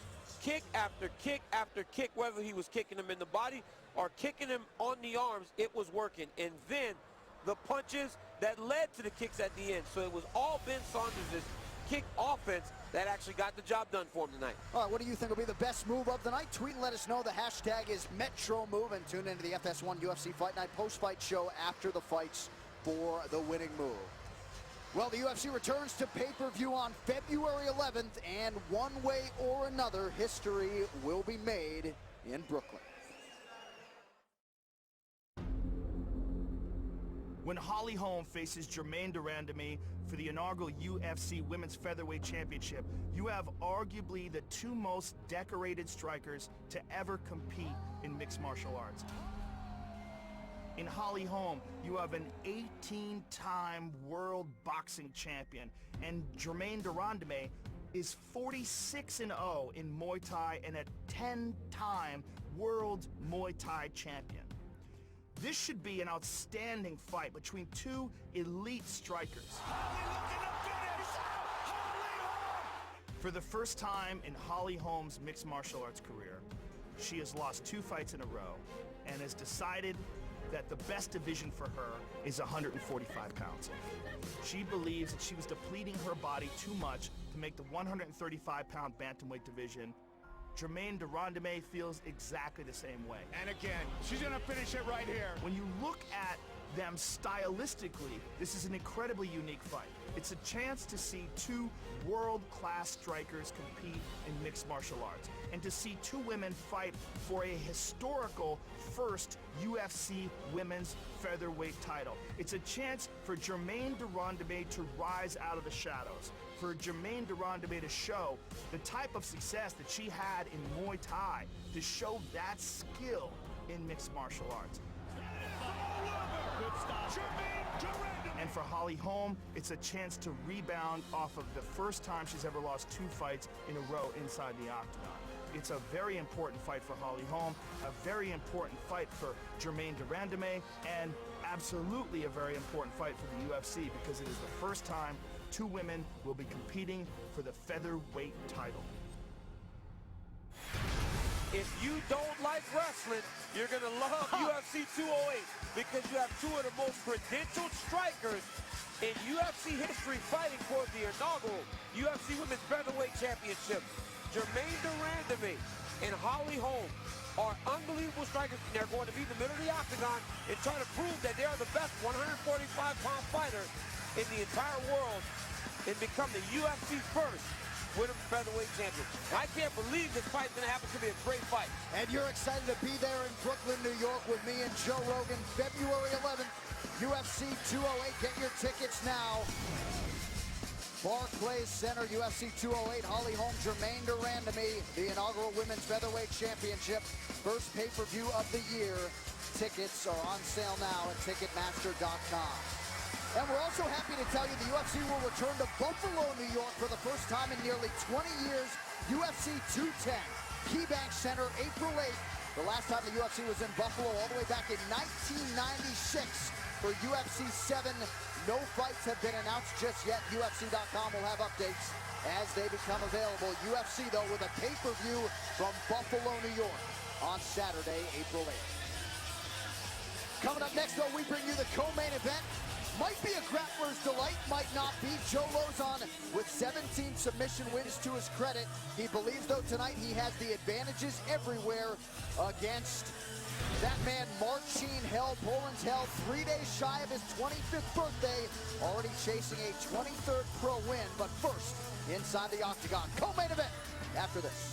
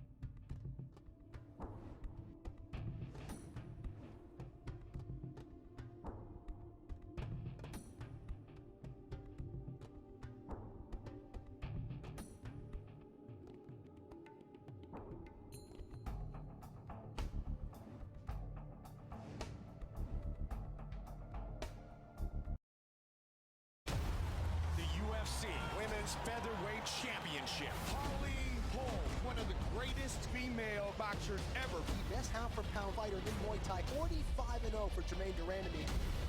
The greatest of all time, Anderson Silva. Eric Brunson, man, human highlight reel. Jacare, he's just an animal. Tim Bosch's as tough as they come. UFC 208. Holm versus Durandamy. Saturday, February 11th, live on pay-per-view. All right, DC, as we get ready for this co-main event, One Fighter to Watch is sponsored by Live by Night, directed by and starring Ben Affleck. Now playing Rated R, your One Fighter to Watch, Joe Lozon. The bonus collector, Joe Lozon. Marcin Held is going to try to clinch him to take him down. He has to use elbows to make him pay on the way in. Against Diego Sanchez, he could not find the punch to finish the fight, so what did he do? Go to the elbow, put Diego down, tried to get the choke and find another punch. It wasn't happening, so what did he do? Go back to the elbow. Use the elbow when Marcin Held tries to close distance. Make him pay for coming close. Joe Lozon did that against Diego Sanchez and became the first man to ever stop Diego by strikes in his UFC career. All right, with that, time to get to the co-main event here in this perennially ruthless UFC lightweight division. The Massachusetts native Joe Lozon, still going strong at 32 years old tonight. He makes his 23rd UFC appearance against Jiu-Jitsu black belt Marcin Held. In a tie with Nate Diaz for most post-fight bonuses in UFC history, lightweight action hero Joe Lozon gets his opportunity to break that deadlock tonight when he takes on highly touted Polish submission artist Marcin Held. I worked really hard to this fight. I believe that I can beat Joe Lozon everywhere. I'm the better fighter than Marcin Held. I'm going to beat him no matter where the fight goes. Stand up, ground, wrestling, transition, I have his number. Europe's king of the leg lock, Marcin Held's nearly 9-year career has seen him take his talents around the world, from Mexico to Mississippi and all points in between. Tonight, Held is in Phoenix, Arizona, and in search of his first UFC win against Joe Lozon. Joe is thinking he's better than me on the ground, but he is not. It will be a big challenge to fight with me. A staple of the UFC's lightweight division for more than a decade, Joe Lozon is still thrilling fans while also still competing at the highest level of the sport. Recent bouts against Diego Sanchez and Jim Miller are just the latest examples of what he brings to the octagon on Fight Night. Every time I step in the UFC octagon, I'm committed to win. I have to sacrifice blood, I have to sacrifice my face, I have to sacrifice my health. I'm going to get the win.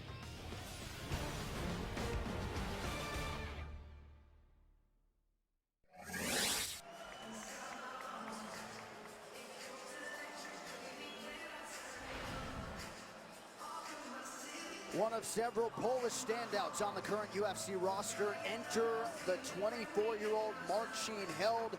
He'll be 25 on Wednesday and remarkably already has 22 professional wins to his credit. He made his UFC debut back in November at altitude in Mexico City against Diego Sanchez. He was the -240 favorite that night. And he felt like the conditions really got to him. His cardio abandoned him. He felt like maybe going to Mexico City a little bit earlier would have been the elixir that solved some of his problems that night, but there is no denying what this man can do, particularly on the canvas. 12 career wins by submission, 4 wins by knockout. Not necessarily going to wow you with his pop, but he does have some finishing ability with his hands and his feet. 25-0 as an amateur in MMA, all of those fights in Poland. And this was a guy who really knew at a young age what he wanted to do. 16, 17 years old, he was working holidays in London and Holland to earn money for Brazilian Jiu-Jitsu training and competitions. Oh, to have this type of combat experience at 24 years old. Such a young guy and has competed for so long. Marcin Held is out here tonight and he says he wants to right the wrong of his UFC debut. He had such high expectations for what his UFC debut was supposed to be, and it did not go according to plan. But he feels as though the UFC gave him a step up in competition in his second fight, and he wants to make it right tonight by beating Joe Lozon.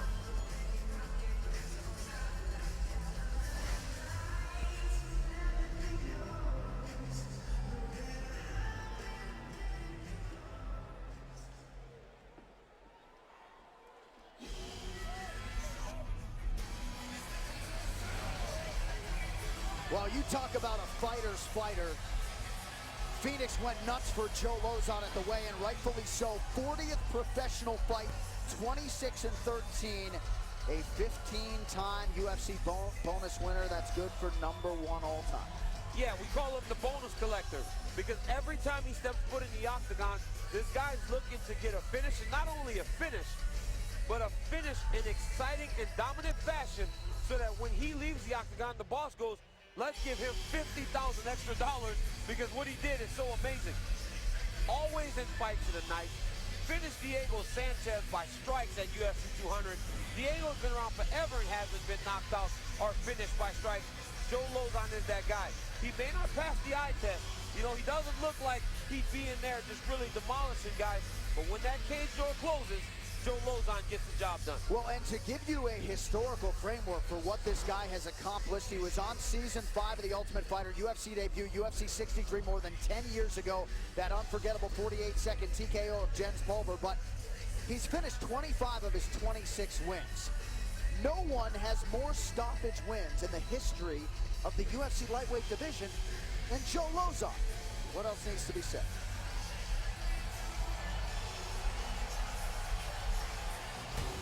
The lightweights have entered the octagon. Let's get to the Budweiser tail of the tape. Joe Lauzon, 32 years old. Mark Sheen held will be 25 on Wednesday. Lauzon 1 inch taller, 155 pounds for Lauzon, 156 for Held. Both fighters have a reach of 71 and 1/2 inches. Now for the introductions for the co-main event. Here is Bruce Buffer. Ladies and gentlemen, this is the co-main event of the evening. This fight is 3 rounds in the UFC lightweight division. Introducing first, fighting out of the blue corner, a mixed martial artist holding a professional record, 22 wins, 5 losses. He stands 5 feet 9 inches tall, weighing in at 156 pounds. Fighting out of Taipei, Poland, Machine Held. And now introducing his opponent, fighting out of the red corner, a mixed martial artist holding a professional record, 26 wins, 13 losses. He stands 5 feet 10 inches tall, weighing in at 155 pounds.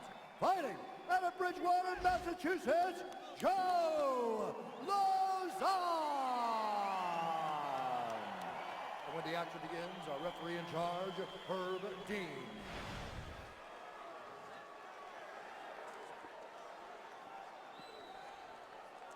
Joe Lauzon. Think those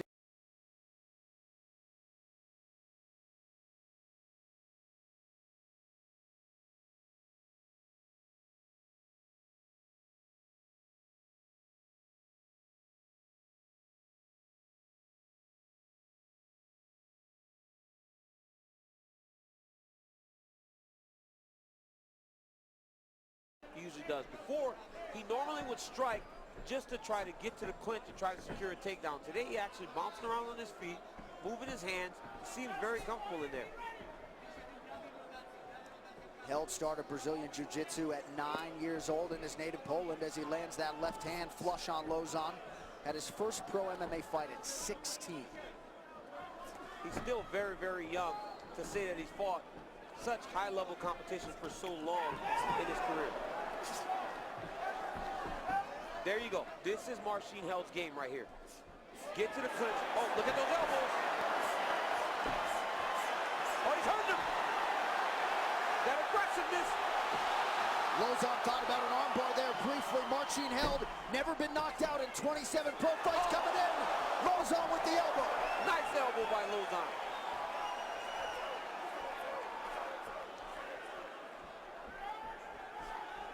Joe Lauzon actually is an assassin.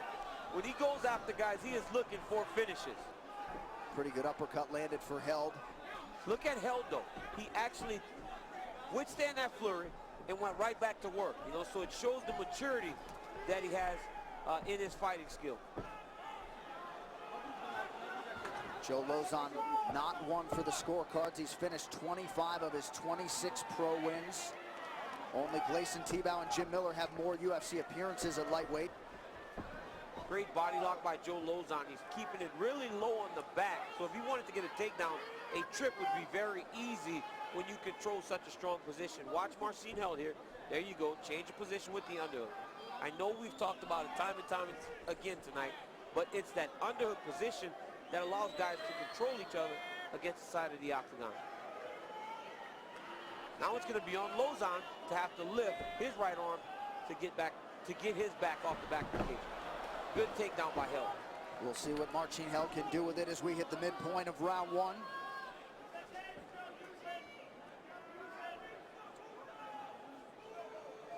And you got to think that Diego Sanchez fight for Marcin Held at altitude, valuable experience gained for Held. And another opportunity being given him by the promotion here tonight against the ubiquitous Joe Lauzon.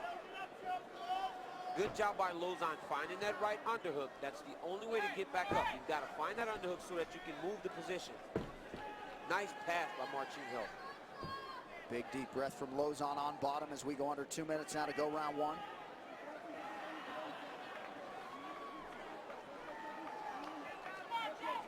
There you go, Joe. You've got to bump the hips, and he needs to take his right arm underneath to it, try to shift Held over the top of him to try and escape. Or now try and find the fence to get back to your feet.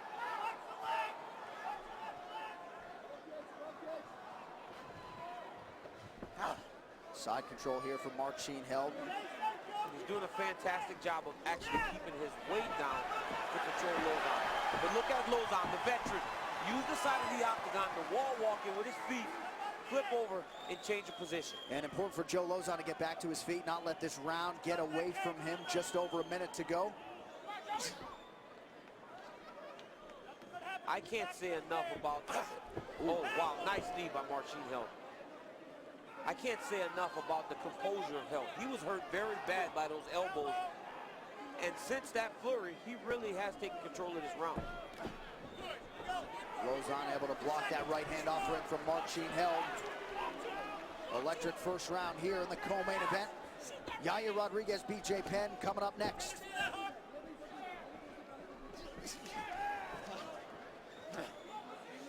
Lauzon just missed with that right hand, was able to close the distance.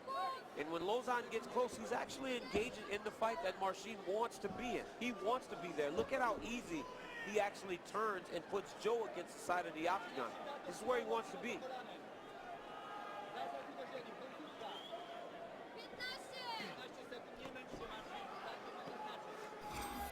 Held continuing to keep Lauzon up against this fence. Not a bad look for the judges, DC, to end the round. But he won't do it. Lauzon with a right. Woo!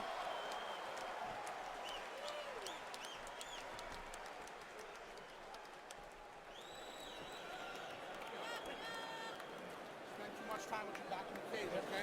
I know you're comfortable there, right? But they're looking at your back being on the cage. Good, Sean. Yeah. All right. Well, we can't stay on the cage. I'm gonna get out. Hold it on his knot. No, you can stay. Hold it on his knot. One's gotta go. What I need you to do is I need you to be faster with your hands and be first. Okay? If he's just gonna push you up against the cage, that's all he's gonna do. That's he's gonna try to win a boring decision. Okay? Just pick up the pace a little with your hands. Love the 7-1-2, Joey. Love the 7-1-2. Everything just sets everything up. Once you hit him, push him up against the cage. Let's be aggressive this round, okay? Don't forget the body. Close round, you hurt him, but I mean, you spent too much time in the cage. Right? So I would say we're down and around. Okay. Right? You gotta pick it up. Your body lock is strong, Joe. Don't forget your body lock.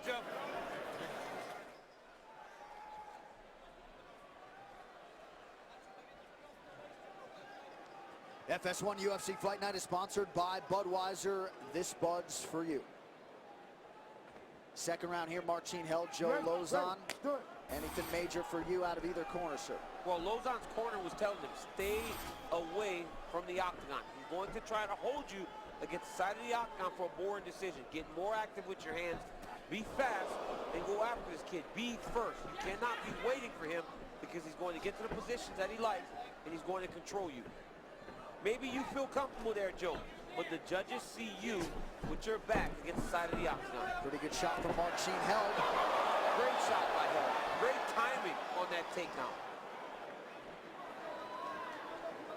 Lauzon maintaining control of the neck. Held not in any imminent danger here. And just physically, body language, Held looks totally different than he did back in Mexico City in November. You chalk some of that up to the altitude, but certainly some confidence gained in that UFC debut for Marcin Held. Oh, he looks phenomenal tonight. He looks and seems, with the way that he's carrying himself, like the guy that he told everybody he was going to be when he made his UFC debut. He's fighting Joe Lozon, a guy that actually beat the guy that beat him. You know, I know MMA math does not work, right? But I mean, this is the guy. He said he got to step up in competition, so he actually believed it.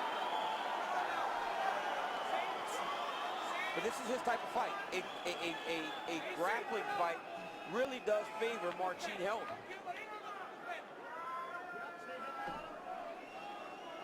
It'll be very difficult for him to really get a submission here because he needs to form an angle. He needs to get his head from against the side of the octagon to try and submit Joe Lozon. Could have an opportunity to lock the body if he chooses to do so.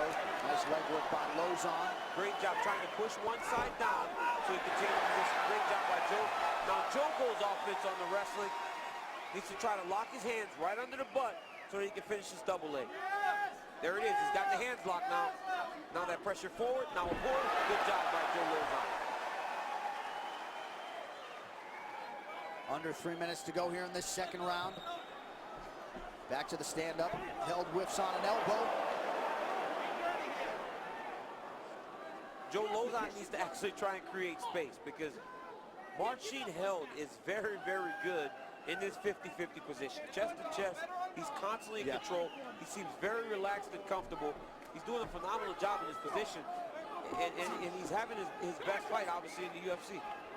He's made Lozon work very hard defensively, and really since that early offensive flurry from Lozon, he's been largely held in check. Yeah, Marcin has actually been in control of this fight. Held in check, I didn't mean to do it. No, it was good. Great play on words, Andy. Another good double leg by Marcin. He's got really good timing on that shot. You know, it's as we get further and further into the evolution of mixed martial arts, guys know how to defend basic takedowns.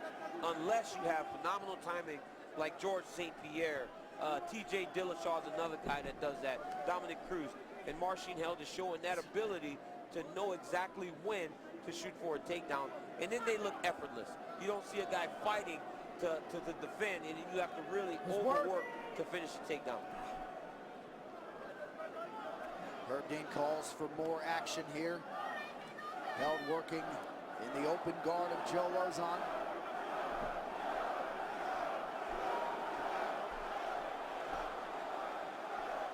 Lozon trying to control posture here. That's his best bet right now. Control the posture, get a stand up, or try to get your hips back to feet. Oh, here comes Omar. That was quick, J.A. Marcin Held has only been finished once by Michael Chandler back in 2011. He needs to change the balance, though. If he can knock him off his feet. Oh, now there goes his balance. Now he might be in a little more trouble.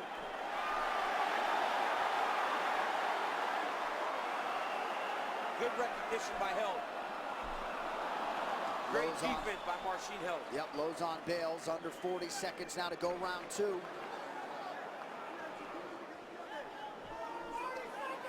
You know, a lot of times when you're on your back, you see guys lock their guard.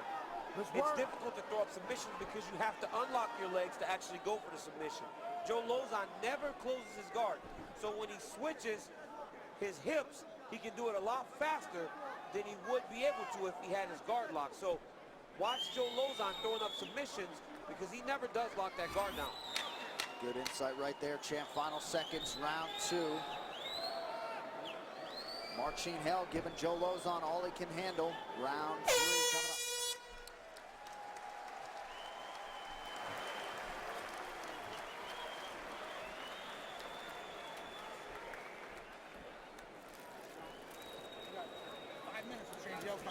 No. He's tired. Very tired.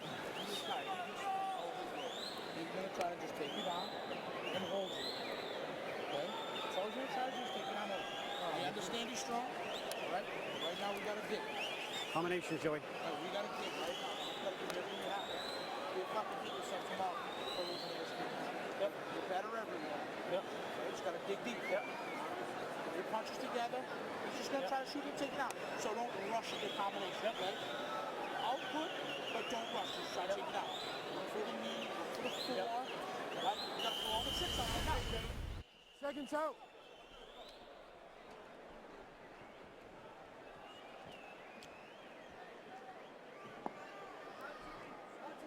Here you see the timing of Marcin Held. Every time Joe Lauzon tries to pressure him, Marcin changes his levels, drives double leg, doesn't allow that guillotine to threaten him. But it's the level change at the perfect time that's allowing Marcin Held to get these takedowns with very little effort. So every time Joe Lauzon blitzes, changes levels, gets the takedown. That was the tone of the Lauzon corner. Don't rush. He's going to try to shoot a double leg, so take your time as you blitz and try to land your combination.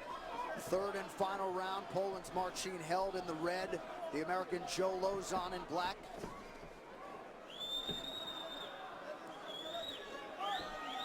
And you see Joe trying to listen to his corner, trying not to overextend himself, but because of that takedown threat, Marcin is actually having success with his hands now.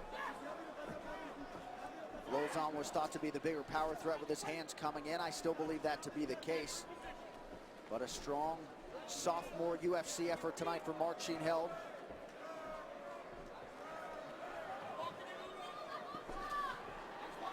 Three of four takedowns landed for Held.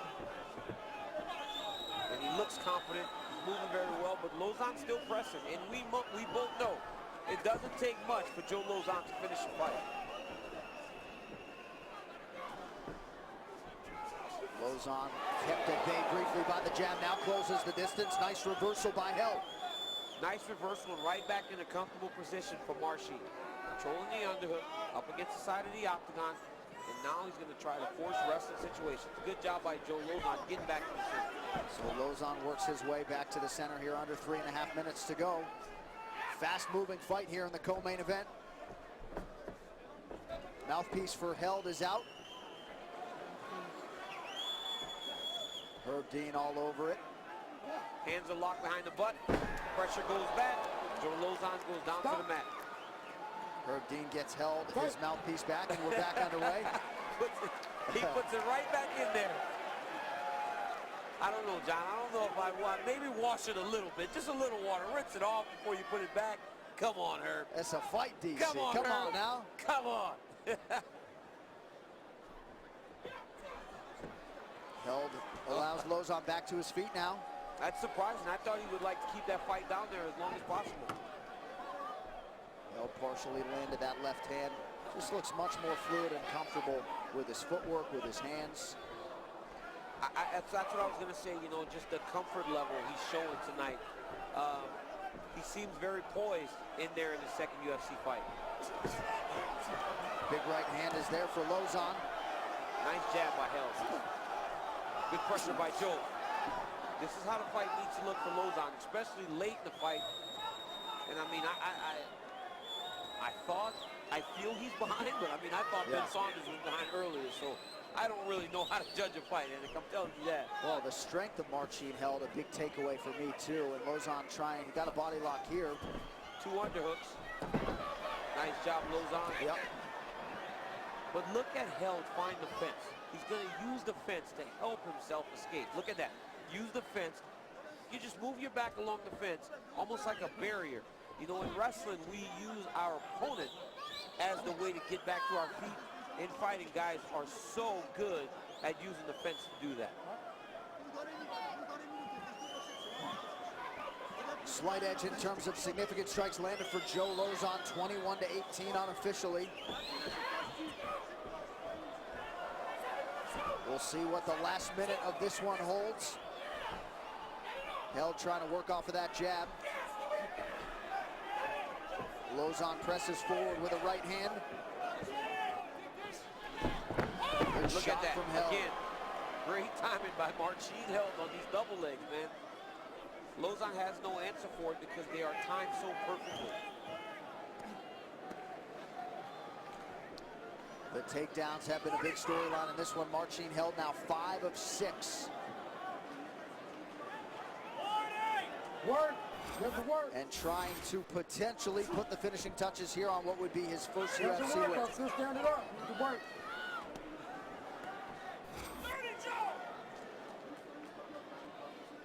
We're late in the fight here, and you see Marcin Held actually keeping his posture very, very low. Now he raises his posture to try and change the position, but by staying low there, you can't really get much damage off. And also, it's hard to really advance the position to try and get a finish. That was aggressive, though. John, you want to create a position? Go ahead and name that one.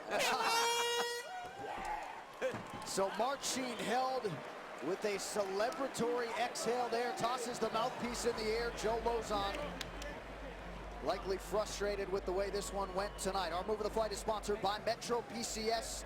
Switch to Metro PCS and get a fast nationwide 4G LTE network for only $30, period. I believe this is the story of the fight. The takedowns of Marcin Held. They were all set up so beautifully and so perfectly timed. Every time Joe would throw the jab or try to throw in combination, Marcin would just change his levels, drive into Joe Lauzon, and secure the takedown. Once on the ground, he was actually in control. All right, what do you think will be the best move of the night? Tweet and let us know at #MetroMove and tune into the FS1 UFC Fight Night post-fight show after the fights for the winning move. The official decision after this.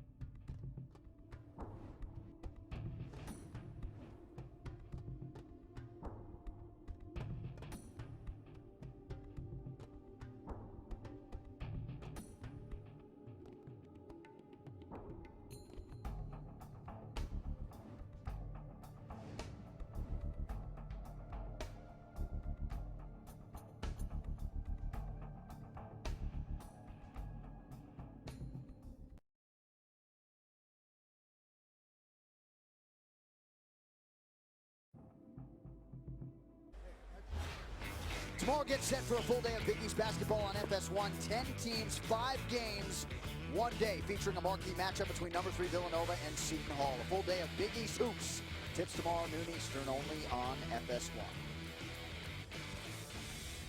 And we now go inside the octagon. Bruce Buffer with your official decision.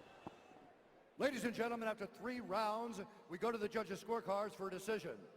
Derek Cleary scores the contest 30-27, held. Jeff Mullen scores it 29-28, Lauzon. And Marcus Rosales scores the contest 29-28 for the winner by split decision, Joe Lauzon.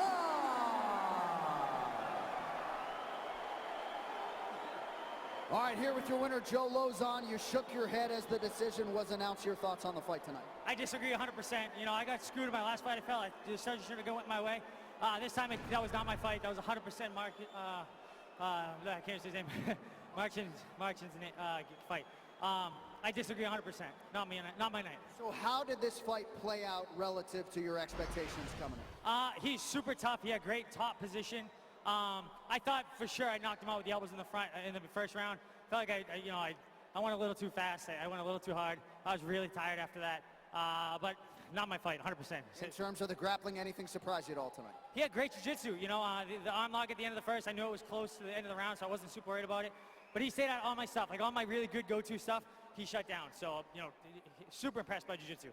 You're classy as ever, whether you win or lose. Congratulations on the win. Joe Lauzon. Joe Lauzon picks up the victory tonight. Classy as ever in victory, but, I mean, I'm a little lost for words there. I thought Marcin Held actually did more than enough to win this fight. I thought even 30-27 maybe, because outside of those elbows, he controlled the entire fight. But with that being said, it doesn't matter if I complain. Joe Lauzon got his hand raised tonight.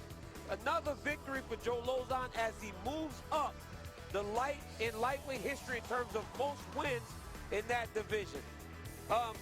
Another fight back-to-back where I really just don't know what they're watching for, John. So Joe Lauzon gets his 14th UFC win controversially tonight over Marcin Held. UFC back on Big Fox less than 2 weeks from tonight, Saturday, January 28th from Denver, Colorado. And headliner Juliana Pena, as you may have heard, ready to scrap.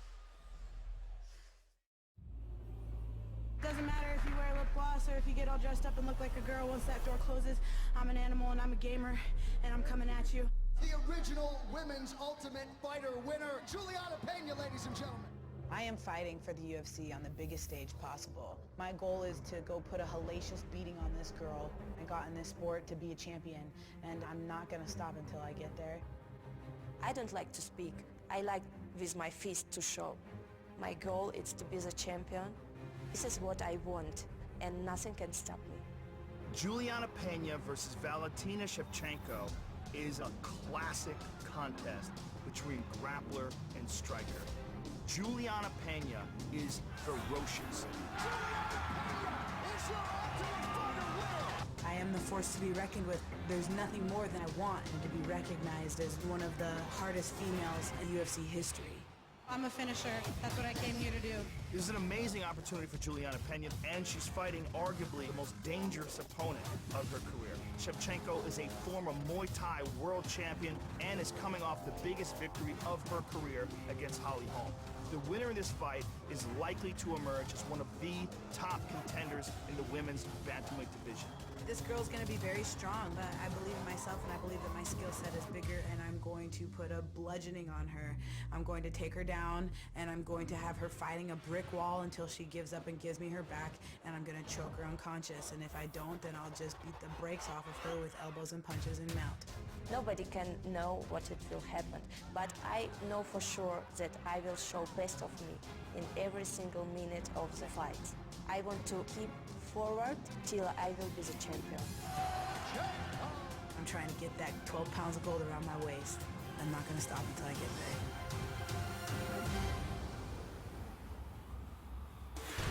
Shevchenko versus Pena is going to be bananas. Valentina Shevchenko had a star-making performance in her win over Holly Holm. And Juliana Pena is a woman that I've seen make some of the toughest females in the entire world seem like they want to get out of the octagon. When she said she wants to bludgeon Valentina Shevchenko, she means it with every part of her body, and that is her intention. She won't stop until she's the UFC champion. But Shevchenko had a very close fight with the champ, Amanda Nunes. All right, coming up next from Phoenix, we get to this most anticipated main event. It has all been building to this moment for Mexico's Yair Rodraguez. 5 UFC wins out of the chute have earned him a shot at MMA royalty. The prodigy B J Penn back for the first time since July of 2014. When it comes to his preparation, he has left no stone unturned. We'll see if it pays dividends coming up. B J Penn, Yair Rodraguez in the main event after this. We are live in Phoenix. Go nowhere.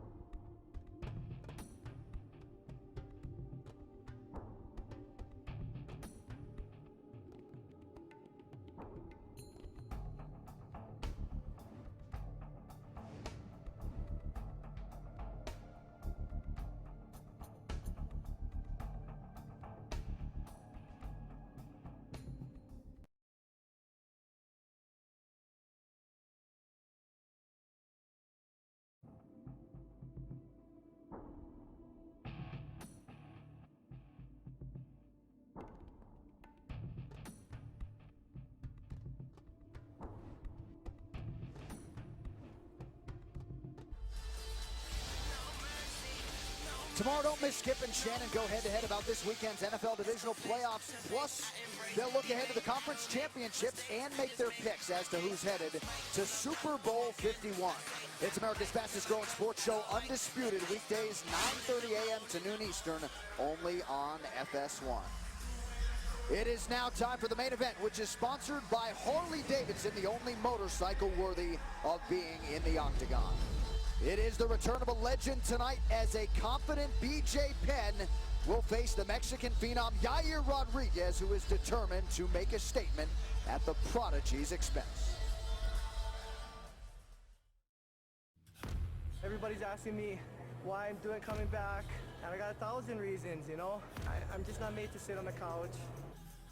I hope to accomplish one of my dreams, to fight a legend. I know it's gonna be a tough fight. I'm gonna prove myself. B Jey Penn is without a doubt a mixed martial arts legend. He will undoubtedly go down as one of the greatest champions of all time. If you look at his stunning first-round knockout of Kyle Uno, if you look at his knockout of Matt Hughes, his submission victory over Matt Hughes to win the welterweight title, B Jey Penn is an all-time great. B Jey Penn is the new welterweight champion. I won't come back now because I can, you know? I know I can get it done. I see all my techniques are still relevant. I see I'm still relevant. But at 37 years of age, he is facing a guy in Yair Roдрigez who is young, hungry, dynamic, versatile, creative, and has some of the best kicking technique we've ever seen inside the octagon. He represents like the old school of MMA. I think I represent like the new MMA. He has all the technique and the experience, and I'm wild, I'm young, and I'm just hungry, and I want to, you know, made it. Fighting really is my whole life. Every time you try to get out, it sucks you right back in. B Jey Penn looking to remain the champion. It is all over. B Jey Penn. If I can beat this guy, it means that I can be on my way to be the best in the world too.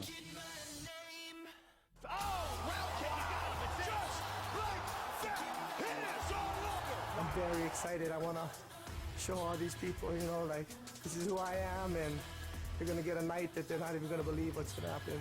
He's trying to show the world, and he still can. But I'm here to stop him and say, no, man, it's my turn.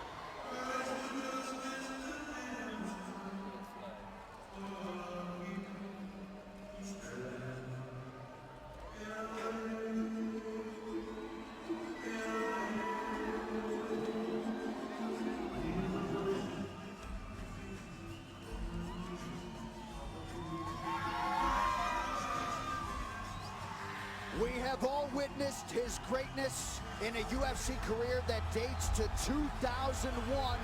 Tonight, the former UFC lightweight champion, the former UFC welterweight champion, B Jey Penn, as motivated as ever, makes the walk to the octagon for a 24th time. I love it, John.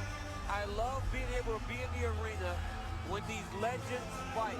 B Jey Penn said, birds fly, fish swim, and B Jey Penn fights.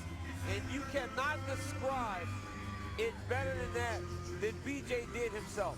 This is what this man is made to do, and I'm just lucky to be sitting cageside to watch him do it again. His last fight against Frankie Edgar, July 6th of 2014. He didn't really have an explanation for the style that night, the approach, the upright stance, the feet close together. He has put what he called a bizarre night behind him and is focusing on the present, which is Yair Roдрiguez. I'm not sure any fighter in UFC history loves the challenge and loves the competition like B J Penn. He's had a penchant for coming back strong after setbacks in the past. Doubt this man at your own peril. Doubt him if you want to. But B J Penn said kicking butt is timeless. And that's what he's going to do to Yair Roдрiguez tonight. What if B J Penn just has the style that matches Yair Roдрiguez? We're going to find out in a short time. And I cannot wait. B J Penn is back in the octagon after all this time. And I feel like it's my first fight all over again.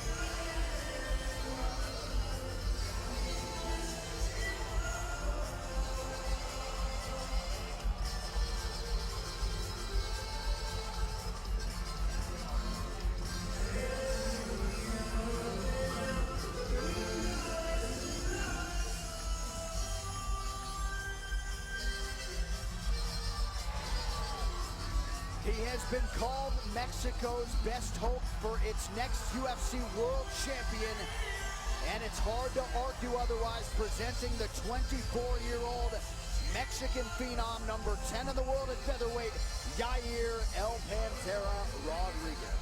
El Pantera. When we walk into the gym at the Ultimate Fighter Latin America, we initially looked at Yair and said, you know what, we got something. This is a guy that could already grapple. This is a guy that already could strike.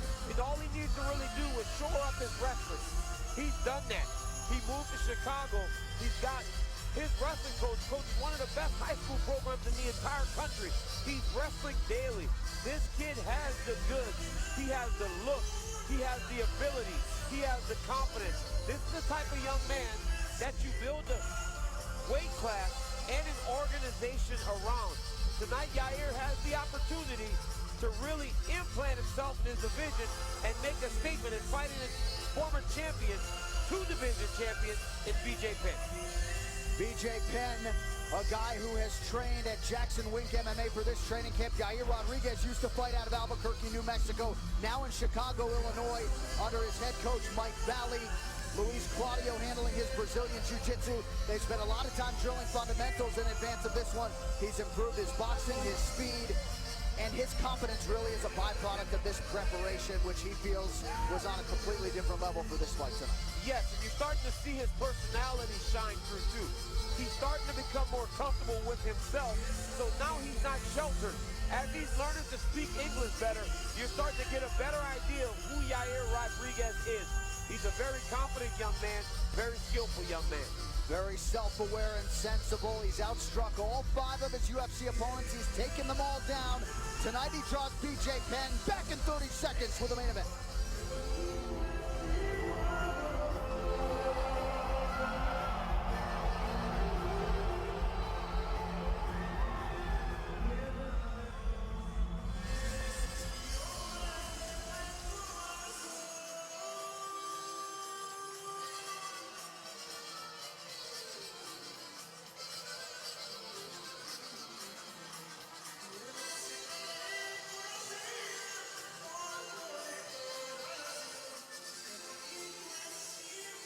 Our tail of the tape for this featherweight main event, sponsored by Budweiser. This bud's for you. Yair Roдрiguez, 24 years old. B J Penn turned 38 back in December. Penn 2 inches shorter, 1-inch reach advantage with the Mexican Yair Roдрiguez. And with that, we are ready for the official introductions for the main event. Here's Bruce Buck. Ladies and gentlemen, this is the main event of the evening. Sanctioned by the Arizona Boxing and Mixed Martial Arts Commission. Chairman Scott Fletcher, Commissioners Joe Pennington and Scott Peters. Our three judges scoring this contest at Octagon Side are Derek Clearly, Junichiro Kamiho, and Marcos Rosales. And when the action begins, our referee in charge of the Octagon, John McCarthy. And now, for those in attendance and UFC fans watching around the world, live from the Talking Stick Resort Arena in Phoenix, Arizona,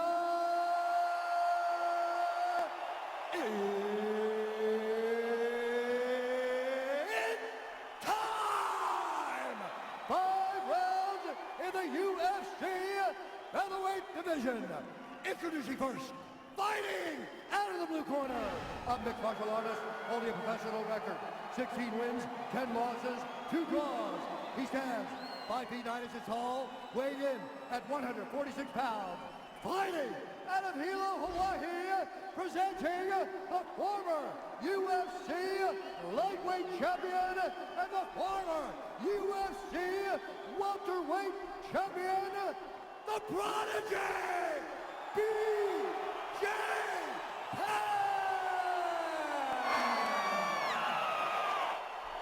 And now introducing his opponent, fighting out of the red corner, a freestyle fighter holding a professional record, 10 wins, 1 loss. He stands 5 feet 11 inches tall, weighing in at 145 pounds. Fighting out of Chicago, Illinois, by way of Parral, Chihuahua, Mexico, presenting the Tough Laid-Up Season 1 featherweight winner and the number 10 ranked featherweight contender in the world, Yair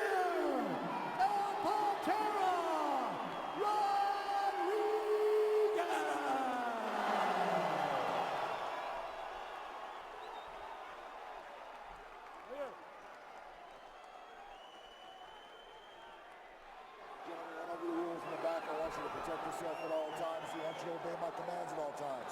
I want you to fight hard and fight clean. If you want to touch gloves, touch them now. Good luck to both of you.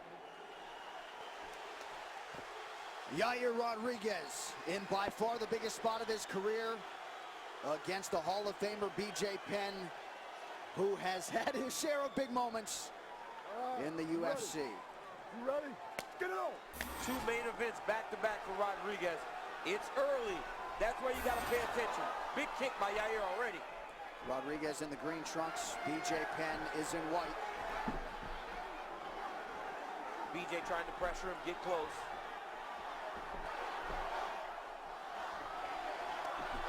Spinning attack from Rodríguez. Penna trying to use that to his advantage. Get into where he needs to be in this fight. This is where he needs to be. Close to Yair, pressing into Yair, and controlling him. If he can get this fight to the ground, his chances will raise tremendously. Underhook here for B. Jay Penna. He comes in having finished 11 of his 12 UFC wins. Rodríguez feints.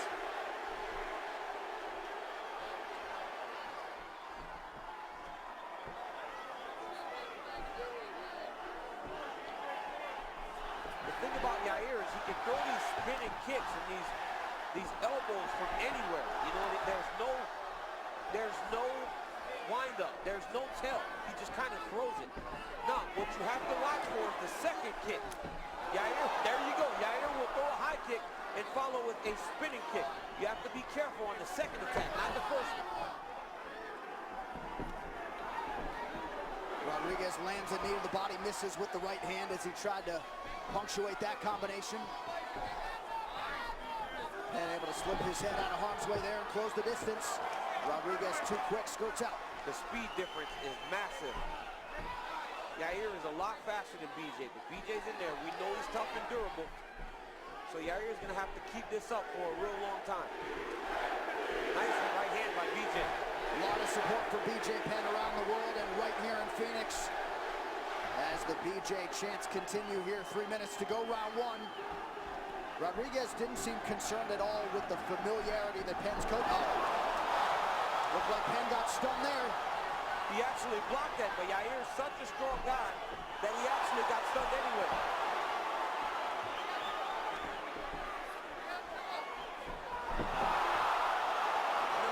Spinning technique by Yair Rodríguez. You just don't know what's coming at you when you're fighting Yair. Everything comes from different angles, not what you expect. It's very hard to get somebody into your training camp to try and emulate this style of fighting. BJ brought in Oleksiy, and I think that might be the closest you can get to it, and he is not a direct indicator for Yair Rodríguez. And I would also say Rodríguez can keep this up for 25 minutes. You don't have to worry about his stamina. Look no further than the Oleksiy fight back in August. One he finished very strong in that 5th round. Good start for the heavy favorite Yair Rodríguez. Under 2 minutes to go, round 1. If you're B J Penn and Team B J Penn, backing up is not what you want to be doing. You want to be going forward. You want to be trying to pressure Yair so that he can't get comfortable and get all of his techniques off. Another good body kick by Rodríguez. Inside kick by Rodríguez. So much force. He's a very big guy for his weight class. And now working on the outside of that lead leg of B J Penn. Just out of range with the head kick. Just hard to know what's coming. As the body kick, the push kick is there for Rodríguez, who has a little cut, or so it appears, on the bridge of his nose. BJ got the hand up. My goodness. BJ Penn showing his patented heart, but the offensive onslaught continues for Rodríguez. Nice right hand by BJ. Kick coming. See, that's the thing about Yair. It's not all punches. Even when it starts to get frenetic, it starts to get frantic, it's not all punches. He lives by those kicks. So powerful with his legs. Body shots are there for Yair Rodríguez. Now back to the legs. You know, we talked about the familiarity of BJ training at Jackson's, and Yair pretty much dismissed it. Yeah. And it's because he's like, you can't train for me. It doesn't matter how well you know me. You cannot train for me because I'm so different. Once again, Rodríguez applies pressure. That right arm of BJ Penn has absorbed a lot of the momentum from those kicks. Spinning back fist just out of range. Yair's really starting to get loose now. He's throwing all of his techniques at him. Look at that. In the face of the legend. Like, come on, let's fight. These significant strikes continue to pile up for Rodríguez. Uppercut is there for Penn. Overhand right lands flush for Yair. The more this becomes a boxing fight, though, the better it is for BJ Penn. Wow. There you go. Head kick by Yair Rodríguez. Kick right through his block. You got to block with both hands. Spinning high kick by Yair Rodríguez. Not many people can do all these techniques, and Yair Rodríguez is just blasting kick after kick after kick. Karate Kid kick by Yair Rodríguez. The toughness of BJ Penn on display, but great job by Rodríguez.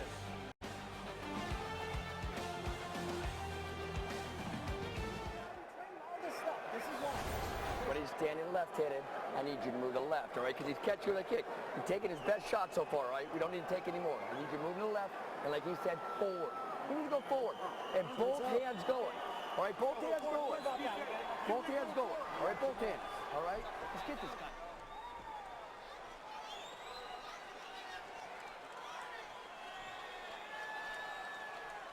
A calm BJ Penn on the stool after what was a very trying first round for him, as he experienced firsthand the absurd athleticism of Yair Rodríguez. Round 2 here. Down goes Penn. Rodríguez going in for the finish. That's the second time he's landed that front kick. Big punches. BJ Penn, look at that. Look at BJ Penn trying to defend himself. How tough is BJ Penn? Penn's got to move. He's moving. Rodríguez lands. There you go. That is it. El Pantera, Yair Rodríguez has done it. Rodríguez brought to tears as he gets the legendary Hall of Famer BJ Penn out of there early round 2. Yair Rodríguez, the real deal. He's the real deal. Yair Rodríguez landed that front kick in the first round. You saw it on the highlight. Second time, threw that front kick, then threw a punch behind it, put B Jey Penna down. Now, B Jey Penna was upset with the stoppage, but it only took a few more clean shots for the referee to stop it. I have no problem with the stoppage. I understand he may have wanted to continue fighting, but in his best interest, Big John stepped in there and saved him from himself. Great job by Yair Rodríguez. Our move of the fight is sponsored by Metro PCS. Switch to Metro PCS and get a fast nationwide 4G LTE network for only $30 period. There you go. You're going to see this front kick. Boom. Front kick, punch behind it the second time. The first time was only the kick. Once he got BJ down, he just got aggressive. Front kick, punch behind it. Once BJ goes down, Yair just got busy. But I mean, in the first round, he landed this same kick, but BJ was able to tough it out. Only a few more follow-up big shots, and Big John had to stop it. BJ took 25 shots on the ground before John stopped it. He had plenty of time. His toughness will always make him want to stay in the fight longer, but I think it was the right decision. What do you think will be the best move of the night? Tweet and let us know at #MetroMove and tune into the FS1 UFC Fight Night post-fight show after the fights for the winning move. Massive night for Yair Rodraguez. We'll talk to him next.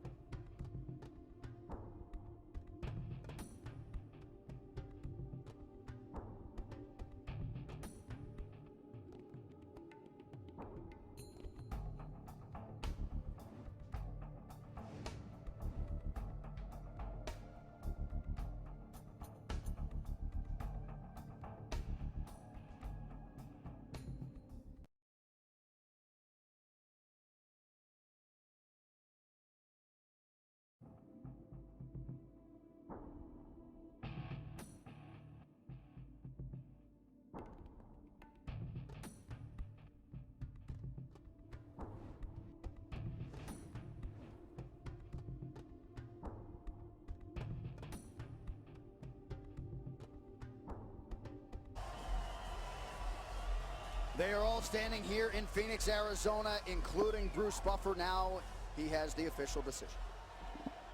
Ladies and gentlemen, referee John McCarthy has called a stop to this contest at 24 seconds of round number 2, declaring the winner by TKO, Yair El Pantera Rodríguez.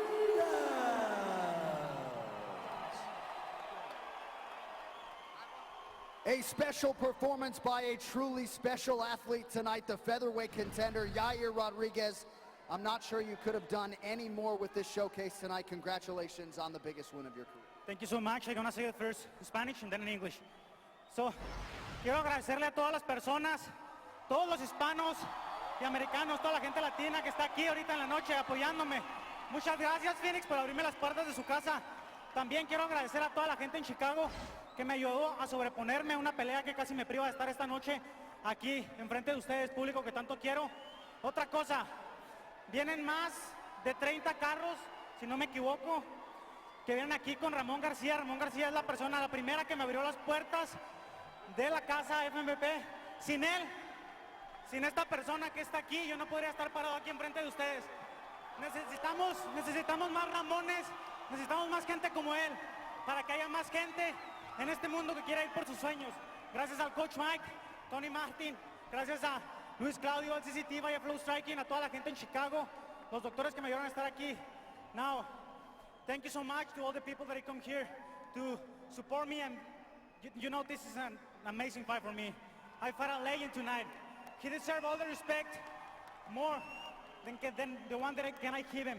And I just want to say thank you so much, B J Penna, for accepting the fight with me, even if I don't ask for it, right? But and I just want to say respect over all. Thank you so much, guy. I love you. See you next time. In terms of next time, and you mixed it up beautifully tonight, the pressure and the speed, everything was there. You've set yourself up for another big fight. When and whom might be next for El Pantera? Hey, you know what?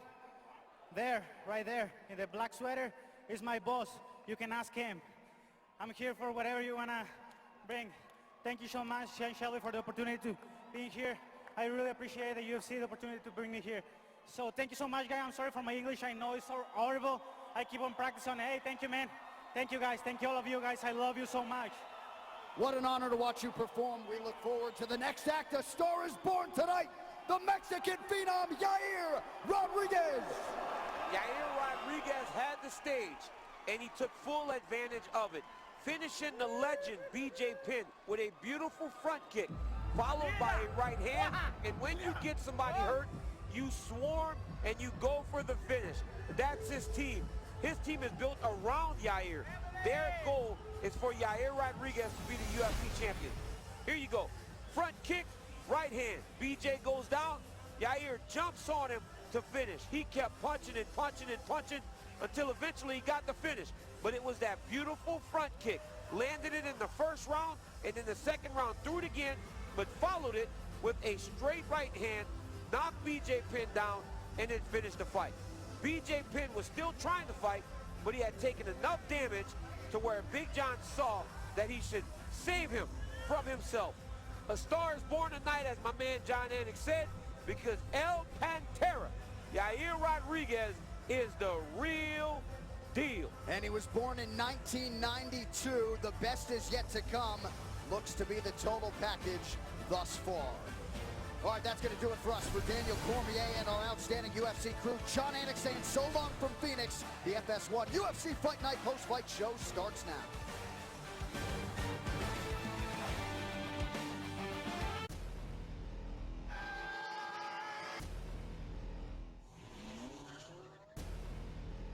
My nipples get hard. I'm excited. Kicking off the new season here. Are you me right now? Dana White's house is like Neverland for hillbillies. Let's go on an adventure. Let me tell you something. Oh my God. Disneyland. I want to thank Dana White for exposing me to a whole side of America their brothers ain't used to being exposed to. I decided that Dean Thomas and I would drag race. I felt like I was biting into a condom filled with baloney. Never judge a card until it's over. Everybody on that card came to fight. It's awesome, man. That's what this show is all about. Two of the biggest personalities in MMA. I make the predictions and I make them wrong. Now host the best podcast in the sport. I'm the first guest. We're not going to mention the 8 fighters that said no. UFC Unfiltered with Jim Norton and Matt Serra brings you the latest in fight news and analysis, behind the